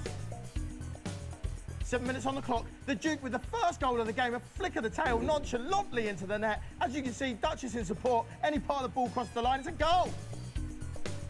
All getting lively in the semi-final now. You can see Tiddles has a go at Cup, but no one's going to get that reaction. He gets exactly what he wanted. Paw to the face. It's an early red card. They're down to 3 caps in the semi-final. The returning Cuthbert makes no difference here. Top scorer for the Fluffers this season, Duke. Rear hind finish from the halfway line. Absolutely blinding. There's a clear instruction here at half-time from Monty Fortune. Get out there, lay the law back down to them, boys. Do not let them get away with this. Fight! The Duchess has a go at Cuthbert. And as you see, he slinks off to the on-field vet. He's going to need stitches. Last action of this semi-final. Unbelievable finish. Here he goes, rear high. Balls! There he goes. It's unbelievable. Off the post and in. It's 3-0. It's game over. And in the words of Monty Fortune, true best of trouncing.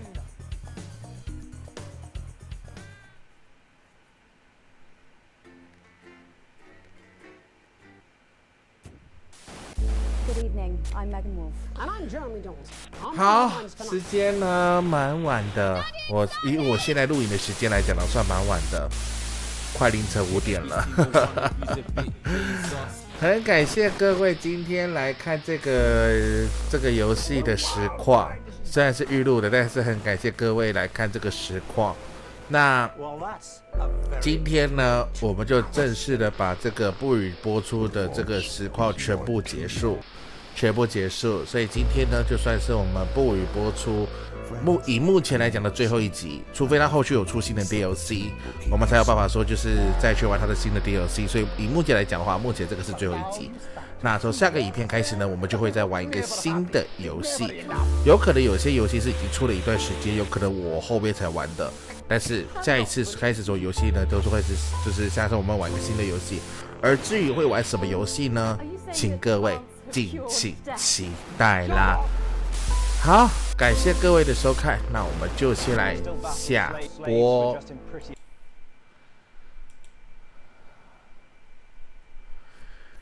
非常感谢各位今天的收看。那有可能我这个影片我晚上8点放上去之后，有可能全部跑完就要凌晨1点了。所以如果各位喜欢看这个影片的话呢，就不妨就是耐心的把影片给看完吧。那如果各位喜欢我的影片呢，不要忘了就是按赞、订阅再加分享。那你订阅了频道之后呢，不要忘了旁边有个小铃铛的按钮，不要忘了按，才不会错过我们所有的影片通知。我是小俊，非常感谢各位的收看。那还是跟各位说一下，因为近期是因为配合工作的关系，所以最近的影片都会是采预录的方式，那后续会再看工作时间上的部分，再决定是否改回直播。那也请各位继续锁定，继续支持频道。我是小俊，我们下个影片再见，各位拜拜。